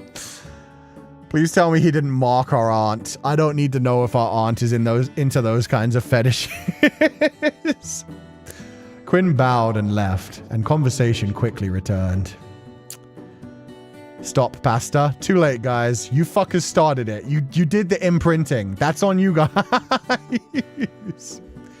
Wow, I can't believe you actually just came out and asked him that. Why not? Love is a subject I'm fascinated by. I mean, I thought it was pretty well known that he's head over heels for her. It's news for me. Florian picked up a fork of pasta and blew on it, though didn't move it to his mouth. I mean, I think he asked her to marry him like 20 years ago. 20 years? Let's go! Wait, what? Seriously? This just gets more juicy by the second. so Quinn's devotion is most admirable. To love so fiercely yet ask for nothing in return is the kind of loyalty spoken of in old songs and battle oaths. Lucille sat straighter, hands resting in her lap as she gazed towards Quinn, who was already laughing at another table and setting down drinks. In my homeland, we are taught that devotion is not measured by its reward, but by its endurance. To love without expectation is the purest form of loyalty. We speak vows not to be returned, but to be upheld. If one's heart is true, it does not waver, even in silence. Aw, she's so romantic too. That's so cute. You're gonna make me cry. Lucy, the way you talk is so beautiful. I only said fated mates. Soulmates didn't come to my mind. I don't know why. I know. I kind of went off in my own way. To be fair, then somebody else said imprinted. It's not just me. Sylvie is Quinn's Oshi. No. Quinn is Sylvie's Oshi. Sylvie's just suddenly like, wow, what a magnificent man. Since I got here late, has Cú been simping for anyone in specific? I'm quite liking Eden. Eden had me kind of down bad, but my heart returned to Lucille. There was a moment where I was like, okay, I'm kind of more interested in Eden now just because of his mysterious backstory. But then Lucille turned up in that outfit outside of the armor, and I was like, okay, yeah, no, I'm back. Lucille truther all the way. You really do have a way with words. You'd make a good poet, Lucille. It's beautiful, sure. But isn't that a little tragic too? The group looked towards Eden, who leaned back slightly, fingers loosely resting around the stem of his glass. All that loyalty, all that devotion, and what if it was never returned? What's left for someone like that? Did you not listen to a word he said? Not everything is about what you get back. Some people love in quiet ways, through actions, stability, showing up. There's value in loving someone without expecting something in return. You just don't understand it. What makes you so sure I don't? Because everything you say about love sounds like a transaction. You offer your heart and expect someone to take it. That's not connection. That's a contract. And this guy knows a lot about contracts. Is he speaking from experience? Possibly. Maybe he is Lilith. Maybe he is Lilith. Who fucking knows? He's... And what would you know about it, mister? I don't need anyone. More than you, at the very least. Wow. Okay. I thought we were playing party games, not starring a courtroom drama about the ethics of love. Cú is correct. We would do well not to pry into Sir Quinn and Lady Sylvie's private matters. Even the purest intentions may bruise where they mean to heal. I would not like to see Sir Quinn hurt by our words. You're right, of course. My apologies. Still, I enjoyed the conversation. Hearing everyone's views is enlightening. I didn't grow up around people with opinions that weren't handed to them. Like by a very commanding father who art in heaven. I didn't grow up around people with opinions that weren't handed to them. So hearing all of you speak so freely, even when we disagree, it's kind of refreshing. Though if you ever want to have a less existential discussion about love, Cú, I'm always happy to offer my services as a test subject. Oh, in the name of science? Naturally. Controlled environment, one-on-one observations, lots of long walks and meaningful glances. All the good stuff.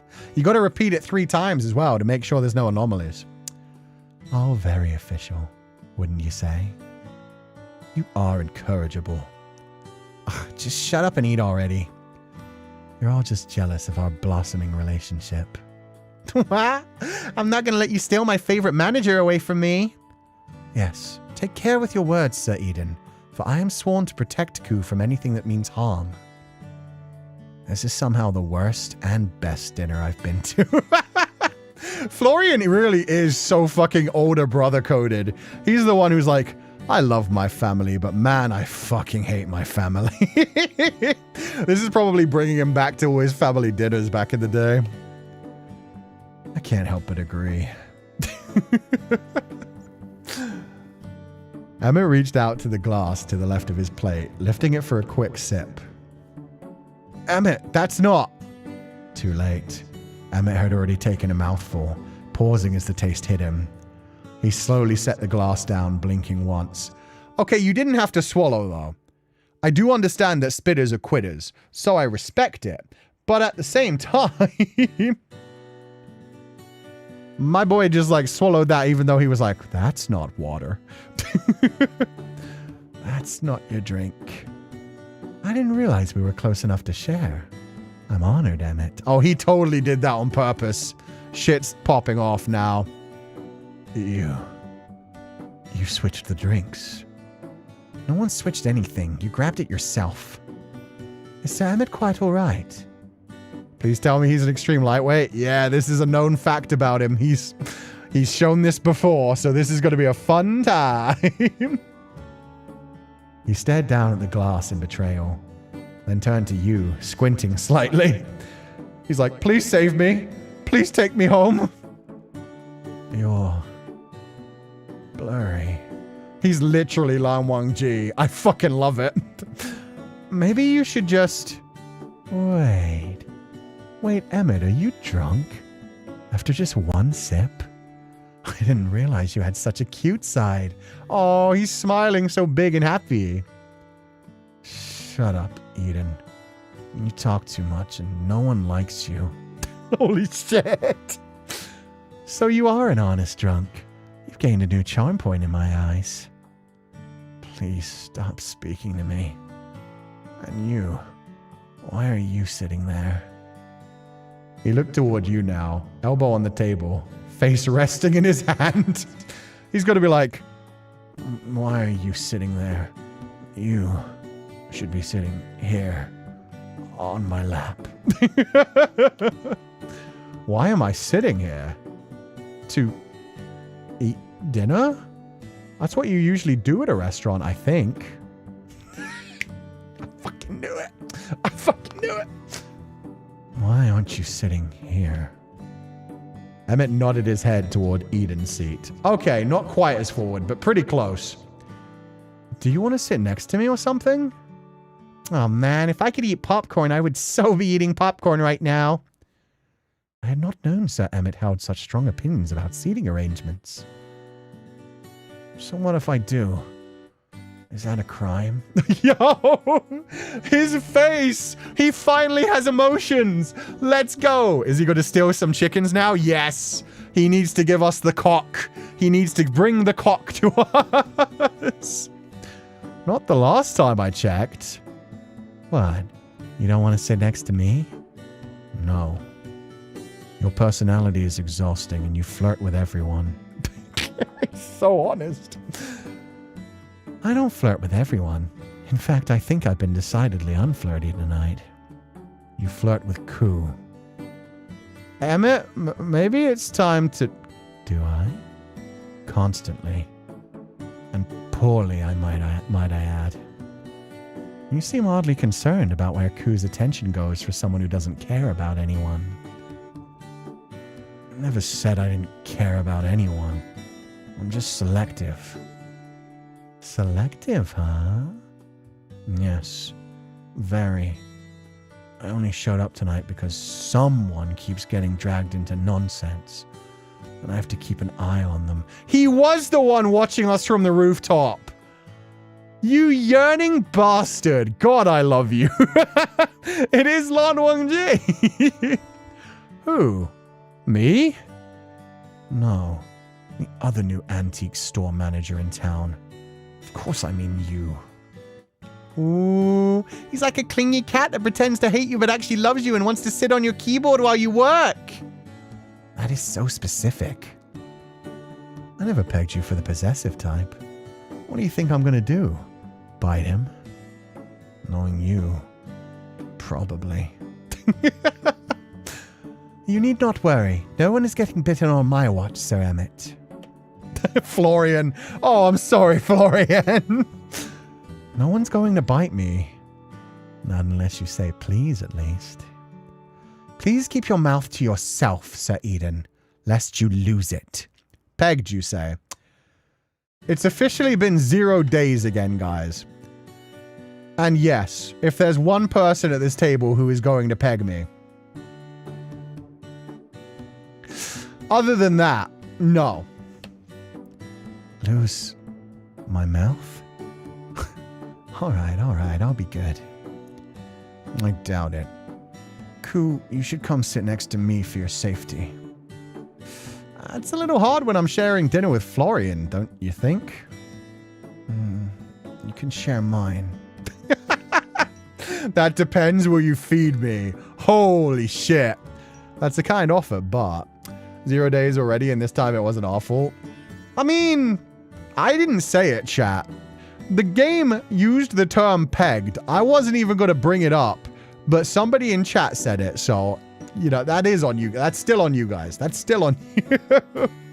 That depends. Will you feed me? If I say, There was a pause. Half the table watching, half of it holding in laughter, before Emmett, entirely without hesitation, lifted his fork with the most absurd seriousness imaginable. Say it then. Ah? The fork slipped past your lips. It was a simple gesture, but something about the way his eyes were on you and the look in them was strangely intimate. MC fucked around and found out. This is straight up Wei Wuxian and Lang Wangji.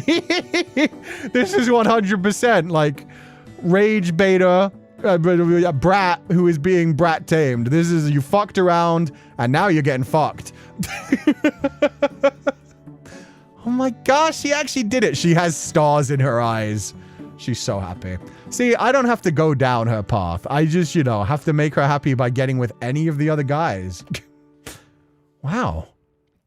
That's pretty good. I'll have to try it next time. But I think I'll stay here and finish my meal. Hey, think about it like this. You can keep a better eye on Eden if you're sitting together. Reduced to a third wheel? Seems I'll have to step up my game. Hey, Emmett, I had a question. Why do you stop by the store so much these days? He's helping me with... I know, all the boring numbers and stuff, but... It's not just that, is it? Winnie's immediately diving on this like, hey. Can you tell us more about how much you love Cú? When he's just like us? Yeah, she's just pushing it even further. It's part of my job. I'm ensuring the transition is smooth and that Cú isn't unintentionally ruining the store's finances. Come on, Emmett. Just admit it. You're hovering. 'Tis not dishonorable to show concern for one's companions. Are you checking in on me? Of course I am. He cleared his throat, adjusting his glasses. You were suddenly dropped into your role with little warning, in this town of all places. Monitoring your adjustment is prudent. Aw, he's worried about you. That's very sweet, Emmett. Thank you. I'll have to remind you of this entire conversation tomorrow. This poor guy. Taking advantage of him being an honest drunk, I see. To be fair, sometimes that's, not even taking advantage. For some people, they do the whole Oh my god, I can barely hold my liquor. I took one drink and now I'm confessing my love to everybody. And tomorrow morning, I'll be like, oh, I didn't even remember that. Unless, did you maybe like what I said? Psst, you owe me $5, Florian. Oh my god, they were making bets. Ugh. Once again, what does a ghost... This is what the bet was the other day. I love it when writing pays off. That was on day 2 or 3 that they made that bet. That's awesome. We finally know what the bet was. Ugh. Once again, what does a ghost even need $5 for? Well, go on. What bet at my expense did you make this time? I bet that Emmett had a soft spot for you. I mean, he'd never stop by so much when Sylvie was around. You picked up the last of the pasta on your fork, already full to bursting. Apparently eating a pasta for 2 all by yourself was difficult work, but fortunately no one else had seemed to notice Florian's lack of eating. Winnie hovered over towards Emmett, poking fun while he attempted to swat her away unsuccessfully. You can't swat away a ghost, my boy. Eden and Lucille were engaged in a lively conversation about something or another, and for a moment you felt at peace. It was strange. You hadn't known anyone here for longer than a week, and yet, here you all were, talking, laughing, having dinner together, like you'd known each other all your lives. It was a feeling you'd never felt before, not even back home.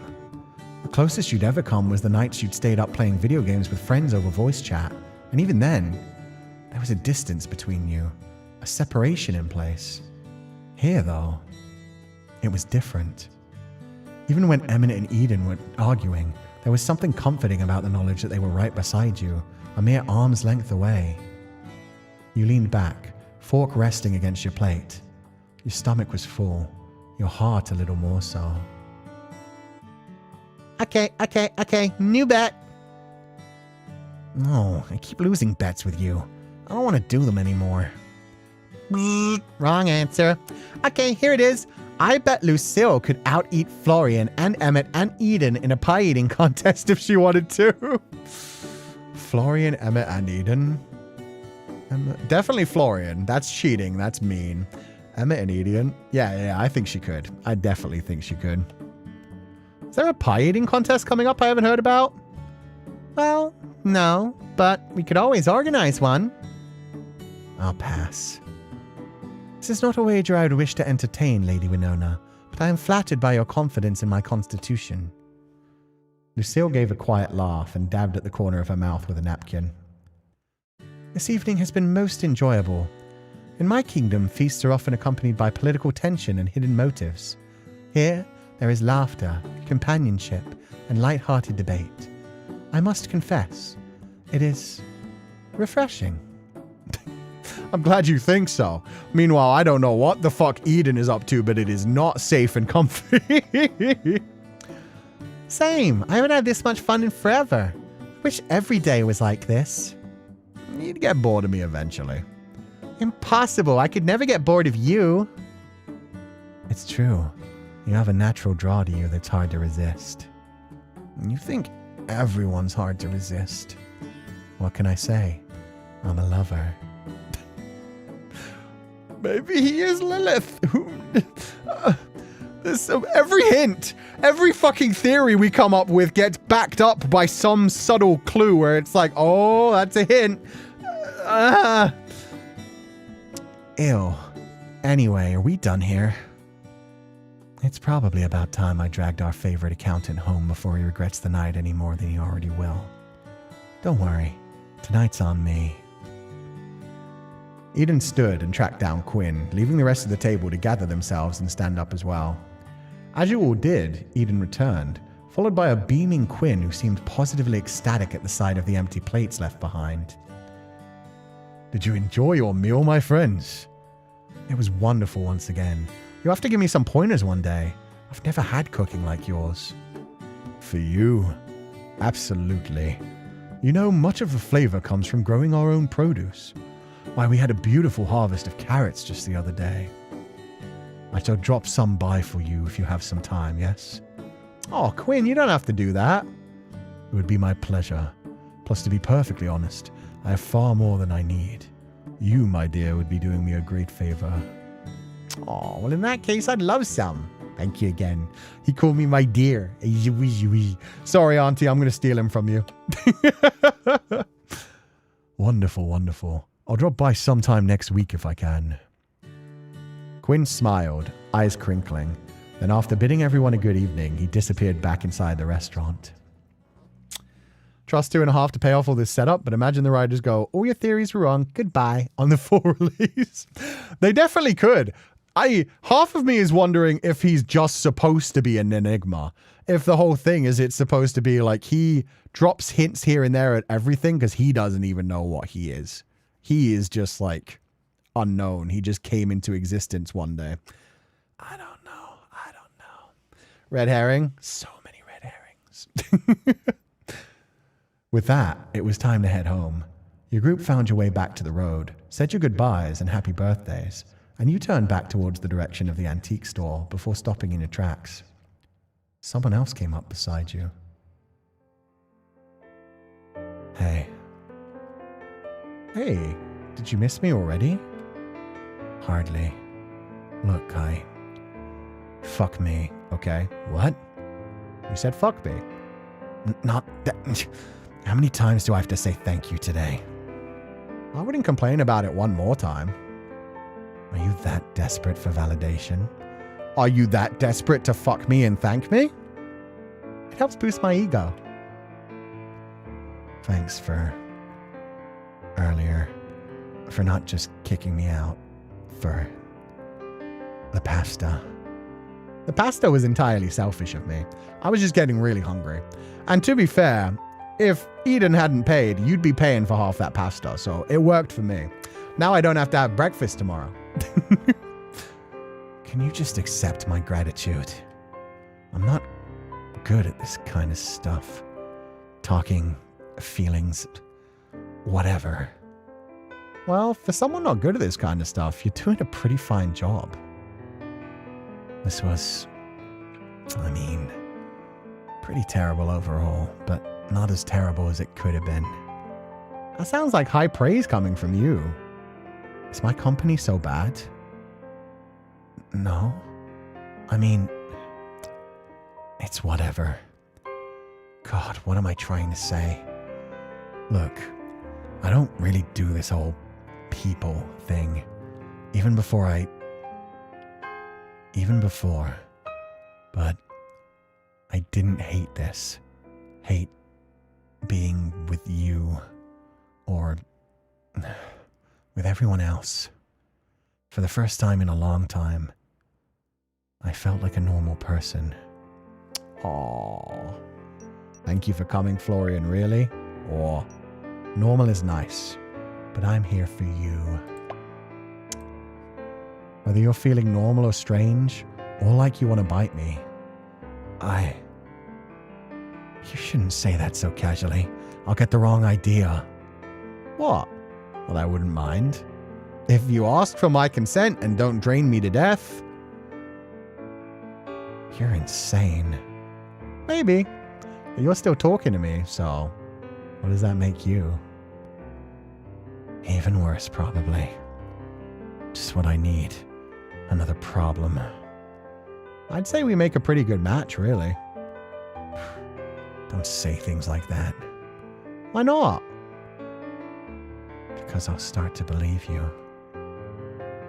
He didn't look at you as he said it, but his voice was quiet, genuine, like the words had slipped out before he could stop them. And I don't know what I'd do with that. I'm gonna go. I'll see you tomorrow. You better. He hesitated, just for a moment, before he turned and slipped away into the night. Oh, that was cute. The baby is melting. Yeah, he's letting down his walls. That's cute. You were searching around in your pocket for your keys when you heard the sound of footsteps against gravel. I'm sorry. Whomst? The fuck? Huh? How are you not in any of the promotional material? Oh my god, that hair, that body, that everything. Working late. The keys dropped out of your hand and fell to the ground as your eyes peered through the darkness to notice someone leaning against the wall a few feet away from you. His red hair was framed with black tips, and his eyes were dark, his expression unreadable under the night sky. Hidden behind his hair was a black tattoo, wrapping itself around his throat. My bad. Didn't mean to startle you. Place like this, thought it'd be closed by now. I can't say how many stores open this time of night around here. Is there something I can help you with? Maybe. Maybe not. I suppose we'll work it out together, eh? This your place? Kind of. I'm just looking after it. It belongs to my aunt, actually. Sylvie Marigold, right? She's pretty famous around here. That's an impressive family tree if I've ever seen one. You know her then? He tilted his head, eyes narrowing slightly. In passing. It's hard not to, really. She collects attention in a town like this. I hadn't heard she was leaving town. Well, I guess she doesn't owe anyone an explanation. She'll be back soon enough anyway. No, I suppose she doesn't. It does make me curious, though. Leaving so suddenly does feel a lot like running, don't you think? Maybe she just needed a holiday. Maybe. Either way, you're not what I expected to find. What were you expecting? Hard to say. But I imagine we'll both find out soon enough. Then he smiled.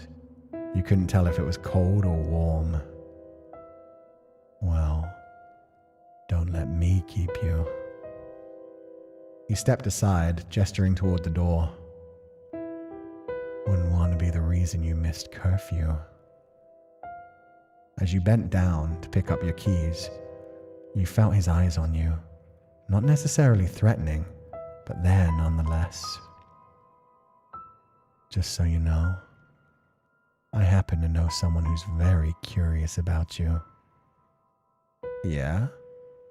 Should I be flattered or concerned? Maybe both.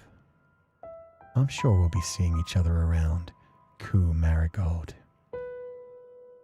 He turns, hands in pockets, already walking away.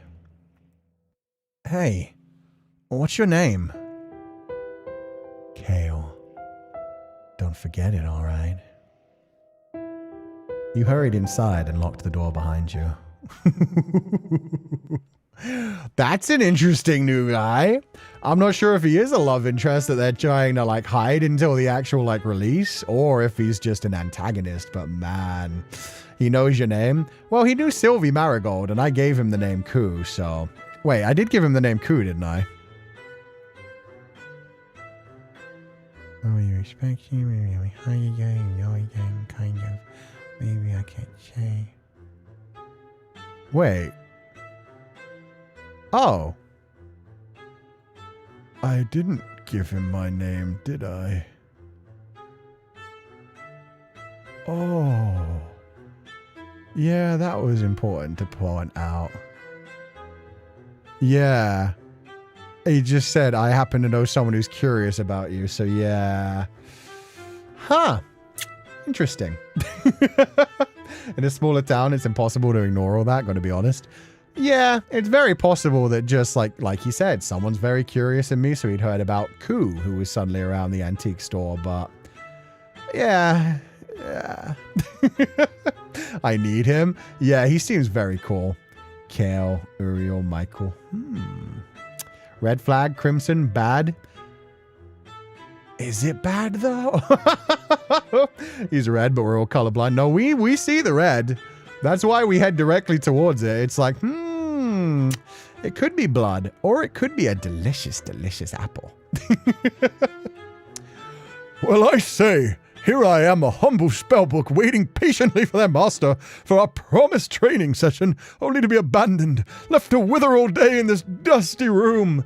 I just realized I also fucking abandoned Winnie. Why did I just abandon Winnie? Why didn't Winnie come with me? God damn it. I'm not surprised, master. Just disappointed. Aw, I disappointed him. Bonnie. Listen, our lessons might need to be put on hold just a bit longer. I bumped into someone outside. I suggest watching where you're going then, master. It takes no magical prowess, so you should be able to manage that much, I assure you. Well, maybe I don't know that spell well enough then, because I didn't see him before I bumped into him. She was having too much fun teasing Emmett. True. She's probably following Emmett and... what's his name? Emmett and Eden home, just to see how much more happens with them. He knew my name. My aunt's too. Said he was curious, but something felt off. Did he reek of sulfur? Speak in cryptic riddles? Glow ominously. I do hope he wasn't glowing, master.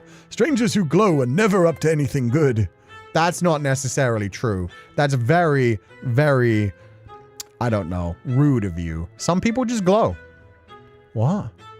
No, nothing like that. He just had red and black hair. Dressed kind of cool, I suppose. Black tattoo on his neck.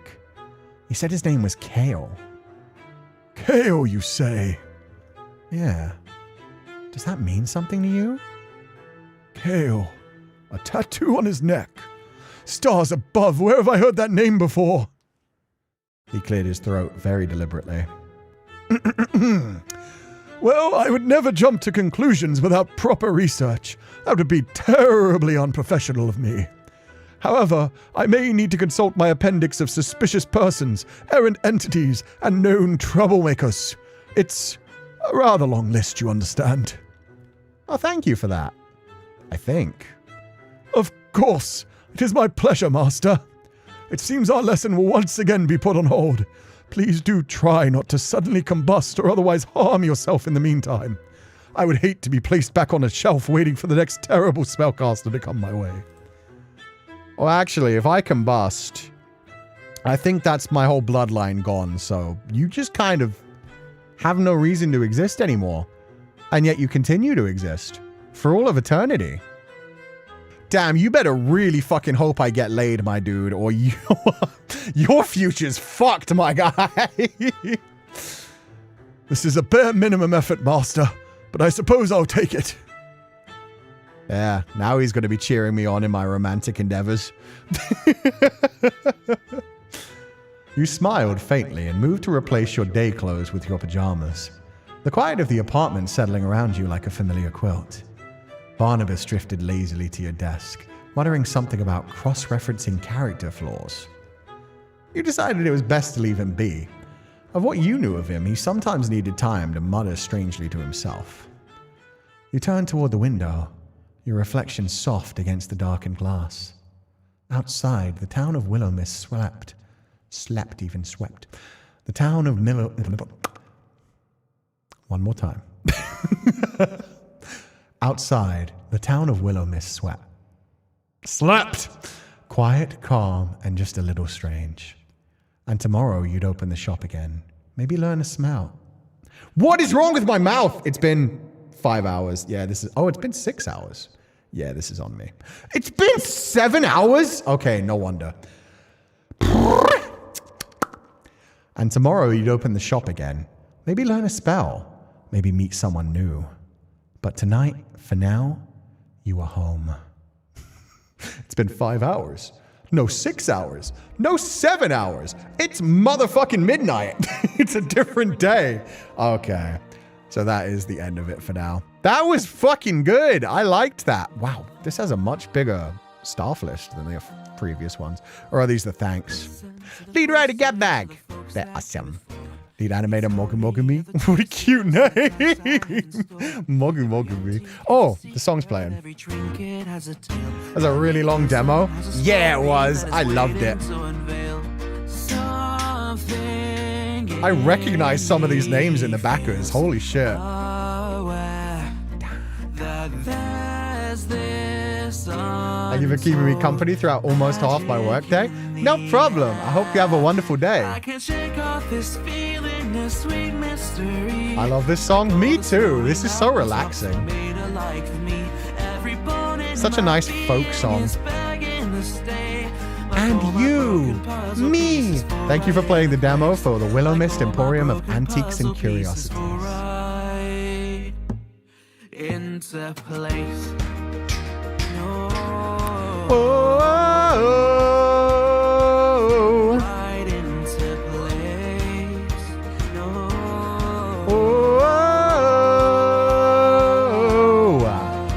From the songbirds oh, there's a full version. Every living creature has beauty. I didn't know there was a full version. Holy shit. Okay, I'll just talk through this. But yeah, this was a great demo. I liked the cast of characters. All 5 of the love interests are interesting. They all have like different levels of how much I want to know their story versus how much I want to romance them. Like, I want to know Winnie's story. I don't want to romance her at all. I really want to romance Emmett because he seems like he's a freak. Pretty damn curious about his past. With Florian, I'm kind of like half and half. I want to know more about his like pain from the past and suffering and angst and shit. I kind of want to romance him, but more than that, I feel like he just needs a hug and somebody to like make him feel better and move on from some of his pain. Oh, no problem. Cannot wait till the game comes out. Me too. The full game is going to be amazing. I so want to learn about like the werewolf and Aunt Sylvie. And Eden, holy shit. So many layers of interesting things. Can't wait for the full game whenever it comes out. Me too. Any final theories before the full game, sir?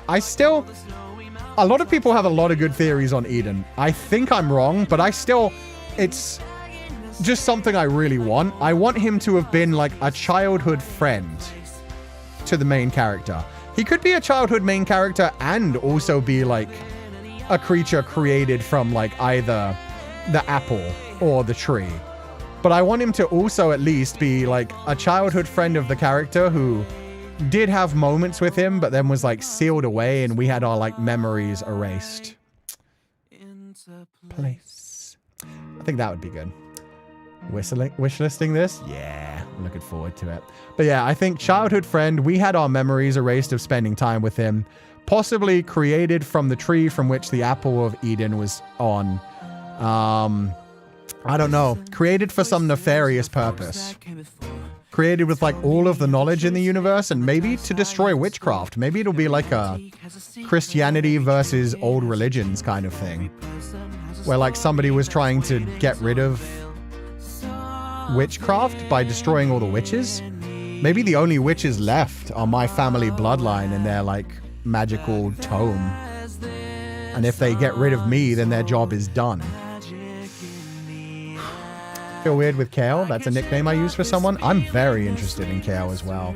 Kale just appeared out of nowhere looking fine as fuck and threatening in a great way.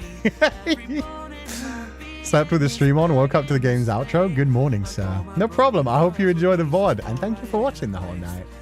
Eden and Florian are my top 2. I feel that. Florian's a cutie. Personally, Lucille's still number 1 for the romancing. She's just so perfect, man. Werewolf would be number 2. For now, Eden's number 2. Just barely below Lucille. That Kale guy gives violent serial killer vibes. Oh yeah. He seems like the type of person that very much enjoys killing people, like torturing you slowly. Like ending up on the back of a milk carton kind and you try to tell your magic book and he just insults you. Hey, he said he'd look into it. He's got to look through his list of scary individuals. Dangerous red hair, red flag is so intriguing as well. There's a lot of red hair going on in this game. Red and black does tend to be an evil combo, normally demonic and stuff. He did ask if he smelled like sulfur. The MC didn't say it, but maybe he did. Hope to see more Kale, but this demo was so freaking good. Yeah. Wonder if there's any sort of duality between Kale and Eden. That would be sick, actually. What if Eden was the tree itself and Kale was the apple? New goal, romance Kale, even if he's a walking red flag. I want some bad endings that involve Kale, is all I will say. It doesn't have to be a full romance route, but maybe he could play with us a little bit before the murder. What if MC is secretly the aunt's son? That would be interesting, and she was like trying to protect him. Maybe that would be why it would be so awkward between the aunts and the mother. Is because the mother raised him and loved him, but always secretly knew you're not my child, and it's kind of messed up that I'm taking care of you for her. Emmett's my favorite. Eden is a curious case, though. I really like pretty much all of them. Winnie's the only one I don't want to actually romance. I kind of want to see Vampire Boy, Florian's romance route, even though part of it is just like, I just want to like cure his sadness. That's how you end up in Ted Bundy's trunk. Well, yeah, I'd rather be in Ed Gein's trunk. I'd rather be made into a very attractive piece of furniture. That would be better than just being cut up and having my head stuck in a fridge. Everyone's so nice. We need ourselves a straight up problematic freak. Exactly. Eden was there, but now he's being too friendly to everyone. We need more. We need more red flags. Straight up thought that Kale was like evolved Eden for a bit. They could be related. Again, a lot of red hair. A lot of red hair going around. Really curious about Eden and Kale, but Lucille is definitely my favorite. Let's go. Similar minds. Eden and Kale sandwiched. Fair enough. But then where does that leave poor Emmett? Emmett is a great part of a great slice of bread. Both Eden and Kale seem to have Eve and Lilith motifs going on. The question is who's who, if there's any actual order to the Garden or Eden theories or not. Why would Kale be Eve? I could see Eden being Lilith. Did say he was a lover. Well, no, I guess Eve was made to be the lover, right? Lilith was just, yeah, created alongside Adam. So Eve was the one that was actually created just to be. Yeah. So yeah, actually Kale would be Lilith. Eden would be Eve. Interesting. But I wish we had a mean or cold lady too. I mean, we could if we piss off Lucille enough. If Eden is the tree, it could make sense with all the emphasis of wood/tree words used. They did that a lot. If he was just made out of the tree, it would make sense as well. I like the idea that they were making Emmett in the design room by just smacking glasses on Lan Wangji. They were like, look, man, we're going to do Lan Wangji, but then we're going to make him a modern day AU, and we're going to make him sexy with just a tuft of pink hair, and he's going to be a tooth fairy. Eden could be Eve due to the tree associations and made to be a lover. Yeah, the made to be a lover is the thing that links it back to that the most. Lilith is the predecessor, redhead, and has moon connections. Moon connections, and also has the connection of like everybody kind of like casting her in the evil role. Maybe Kale isn't even actually evil, and Kale is just like keeping an eye on shit going on. And we're just assuming he's evil because he's got like a threatening aura, but really he's just like, everybody always casts me as the bad guy. I'm just keeping my eyes on things. Piss off. Like, I got my own shit to do. Here's the Don May edition while I don't see it. Florian's my favorite for sure. He's a sweet baby and needs head pats.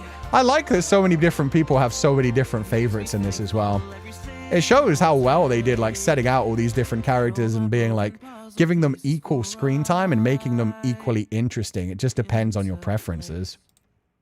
He also seems to be keeping an eye on us on someone else's behalf. True. True. For all we know, he's like, oh yeah, there's someone very interested in you. He's just not telling us, like, it's your auntie. Your auntie sent me to keep an eye on you. He's being as creepy as possible, but he's just like, Oh, this place is open. Thought it belonged to Sylvie. I didn't expect to find you here. It's just like, yeah, your auntie sent me to look after you, but I'm not going to tell you that.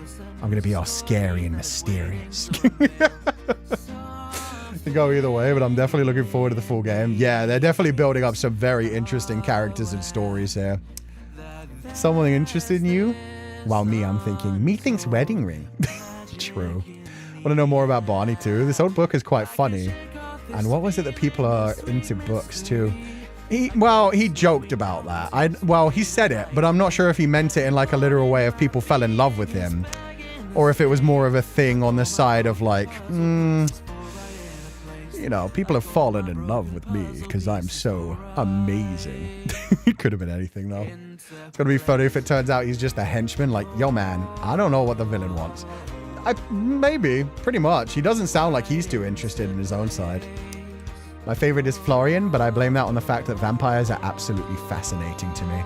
And this is like classic vampire, like Louis style, struggling with his vampirism. So yeah, could be interesting. With that said, I am going to head out for the day. We will be back. This was a long stream, but we finally finished it. We cleared the demo. Let me see if it... We hope you enjoyed the first week of the game. Please consider wishlisting this game on Steam if you haven't done so yet. Also, yeah, like I said multiple times throughout this stream, down in the description of this video, you can find a link to it if you want to wishlist it yourself and play it in the future. Oh, and we got all the CGs, so there weren't any we missed by not flirting with anyone or anything. Oh. Okay.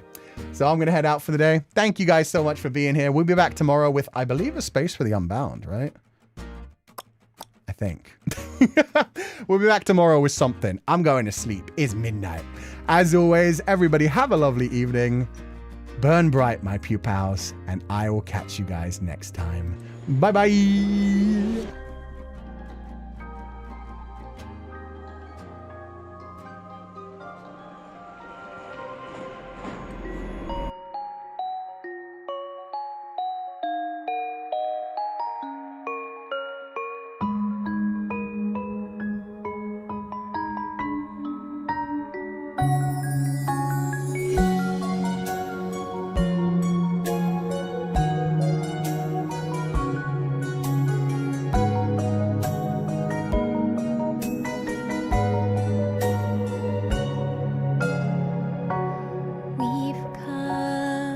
Such a long way together, walked the roads and saw the days go by before we had a chance to find a separate meaning. But I kept searching for a place, not a general direction. All the paths they point to you. It took me time, but then I knew that I could not go back. Won't be the same as before. Don't wanna go another day far away from you. It's painful, but I don't regret it. All that I have, all that I am, wrapped inside of you. Though time goes by, I won't forget it. What you mean to me.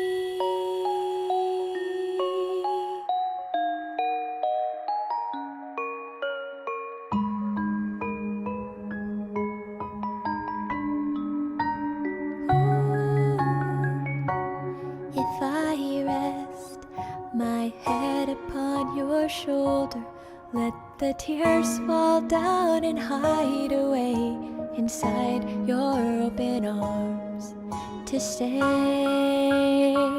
like this forever, to grasp at one more day.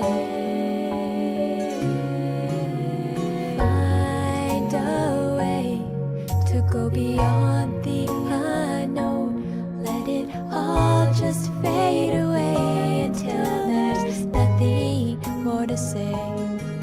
That I'm not holding back, just falling down to be where you are.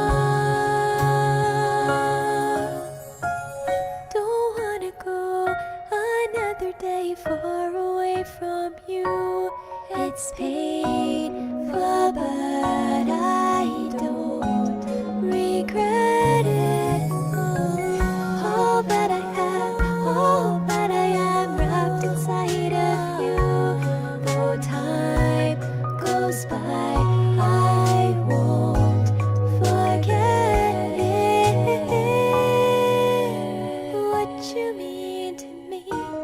On the road I don't wanna go alone. No, through the changing weather we stay so warm. Is it really true? Then again you always knew.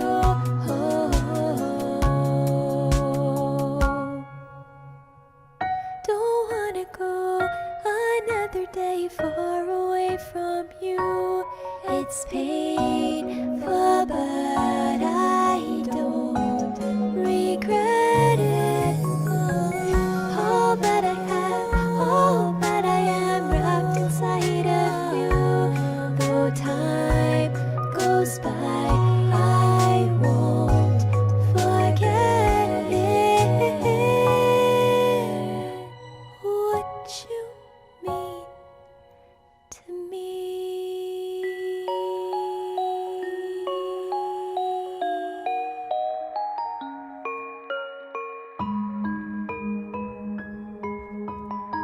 Sweet dreams, everybody. Bye bye.